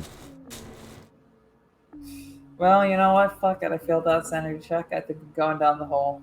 You stand before the hole, you see the two bodies to either side of you, you enter, and as you descend, you step into the hole and an anti-gravity field lowers you down.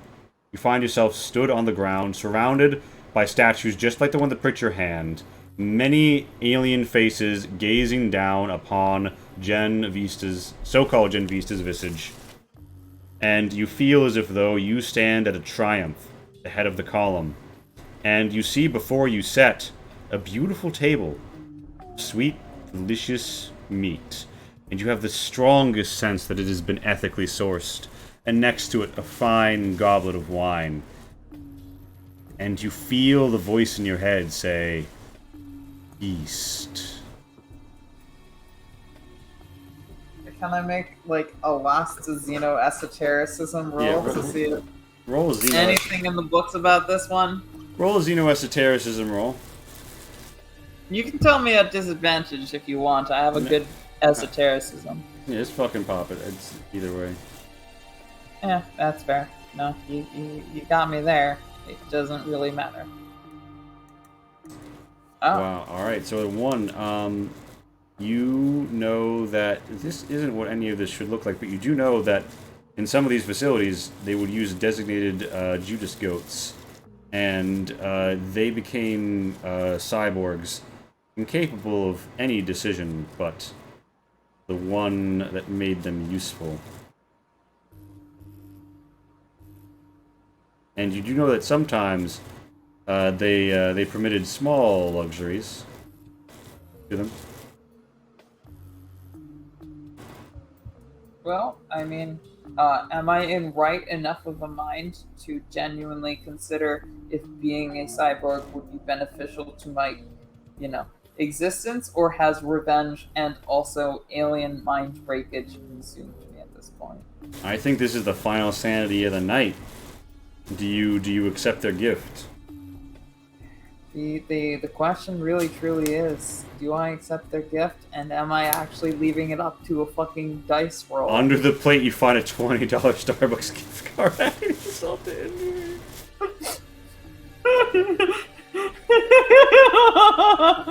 Well, shit, Madeline. I think I do leave it up to a dice roll in that case. If there's Starbucks involved. Whoa! Yeah, you prescient enough to think that you've done what you came for, and they will, by their own rules, let you go now that you've delivered the 6K, the 6 kill.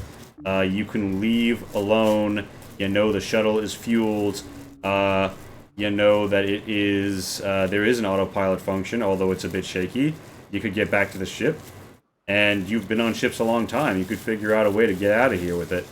-6 people and another ship to your people's trading fleet. So Jen now sits at the crossroads. Do you become the machine, the machine butcher mistress of this place, a pawn of the facility? Its organic hosts long dead, but the artificial intelligences still operating as intended? Or do you leave, having achieved your vengeance, and walking away from killing even Dev?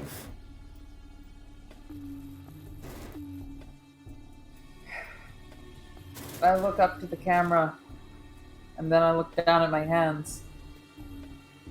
And then the screen goes black, and we cut to a scene of the ship leaving the space station, intent on rejoining the cadre of people from whence my character came. Gen Vista is returning to her people. However, as the screen nears fading to black, she looks once more at the camera, and you can almost see a hint of that sadism lingering in her. Was her eye always that blue? Amazing. All right. Well, Very ambiguous. I can't believe I never turned on any of the more exciting music during the whole of this. But that's why I still caught up and running it. That was excellent. Thank you all for coming out. Yeah, I think it's feedback time, Pat, and yeah, so this is a nice capstone to 2 years. We're having a good time. Many things coming up. But what did you think of this? This is my first time running Mothership. How did you enjoy it? You did a better job running Mothership than I did. Usually I just do like RP shit and then have people roll like 5 things. You actually paid attention to the rules and like stuck to the panic chart and stuff. This was great. Yeah. Oh god. Yeah. No. This was an absolute blast. Like, I knew from the start that I was gonna be like a revenge-driven maniac, but wow, this really sealed the sadism deal in. Like, damn. The way you got is fucking dark. Yeah, Veronique. Pat and I used to do a lot more impromptu one-on-one, normally using Stars Without Number. But this is a good system for it. It doesn't have everything I might like because of some of the interesting design decisions they took. But there's it's no good. social roles in this, by the way. Like, Which this was I a predominantly social adventure, and there are no social roles. But I mean, there's a school of thought that says, hey, just talk it out and do it how you do it. And that's part of why I had people call you on your bullshit and act, where, like, maybe you could have... It overcomes the diplomacy problem. Like, when Bliss is just like, fuck I'm not it. criticizing. I'm just merely stating. No, yeah, that I know. It's interesting. Yeah. I didn't feel super comfortable because I haven't built up the muscles to be like, no, fuck you, your ploy doesn't work. Because normally I'm like, I'll fall back on the dice to see if you convince them. Here, it's just like, straight up, do I think this character would buy it? And honestly, no, Bliss was gonna fucking trank you. Bliss has been way too sussy-baked. Yeah, Bliss and Val were the two that I just absolutely knew I had to kill. And I unfortunately got them out from the beginning. Yeah. And of course, Mithridates or Madeline in chat is just like, no social role. Hands clasped, all according to Keikaku, puts up glasses. Yeah, no, I actually do think that that Madeline should enjoy Mothership. I should definitely get her in on one of these at some point. But yeah, no, this was great. You put so much thought into the closets were very important. Every single time anybody went into a closet, life or death things occurred. What was I saying? Oh yeah. You put a lot of thought into each and every character, and honestly, it totally paid off. Like, you convinced me that this was a real world. These were real people. They had real emotions, real thoughts, real ties to one another. I was worried the whole write-up was going to be like a confused waste of time. I was going to forget how to deploy, and it wound up not being that at all. It wound up being a really great guiding light. I straight up spent half a session. I spent 2 hours of just on a spaceship talking to people. And it paid the fuck off in the end. For me, at least. You only were in the, you only got into the alien ruin, and I was freaking the fuck out, at 11, and I don't think you were getting into it until 11:30. Well, it fucking happened. I know we went an hour over, but it happened. Oh yeah, I was wondering, because I thought you were going to use the rabies goop, and I was wondering, who is she going to... I figured you were going to, brain Jim, but then I was like, who's she going to have drink it? Who's she going to have murder someone? For a second, I thought you were going to have... I thought you were going to have Dev drink the brain goop out of like the brain smoothie made by Skeeter, and as they experienced Skeeter's most powerful memories, you were going to let him go hog wild in the central chamber. That's one way to take. I see reasonably. I don't think I could have convinced somebody to take the beverage. That's why I avoided it. Yeah, it was a long ask. I guess I'd imagined the game going slightly differently when I put that in, but people point out, why is someone going to drink a weird drink in the middle of this like weird dungeon? And I kind of imagined you were going to get him inside, and there was going to be like a banal thing where like they hang around for a few days. But yeah. Yeah, no, it all just kind of happened quick. And I totally understand that. But you did a great job of characterizing the people. Like, you made each and every one of them. And there were only 6. It was manageable. It was nice like that. There were only 6 people that I had to work against. And each of them had a specific character. They were each thought-out individuals. And they each played differently. And each of them I had to think about differently. And yeah, no, like, I really felt bad about killing some of them, but you know, I appreciate you giving me the alien impetus towards sadism, because as you know, I can be a bit of a sadistic bitch sometimes, and I think we all like that little bit of me under consenting situations, and it was fun to exert that. But I appreciate the out that it was not entirely my own character thinking rationally the whole time. That was fun as well, and I like that there was just so much nuance and intrigue to this single episode with, again, only 6 characters ever aside from myself. So it was just really well done, really well executed. I don't know that I'd necessarily advocate this be published as a module, but this was an absolute blast to play. Yeah. And yeah, no, thank you for doing this, and thank you for coming up with the idea, coming up with the concept, coming up with the ways to implement it, and just doing it as perfectly as you did. You made amazing maps, amazing characters. All the things that you did tonight were amazing, and this is an absolute blast and a perfect way to celebrate our 2-year anniversary. Hell yeah. We've been doing it. We're going to keep doing it. Diesel Big things. We haven't announced all the big things coming up, but do watch for us in the next 2 weeks having an interesting new 5e 2-parter, and Worlds Without Number begins this week. We have so much going on. Yeah, we locked that in.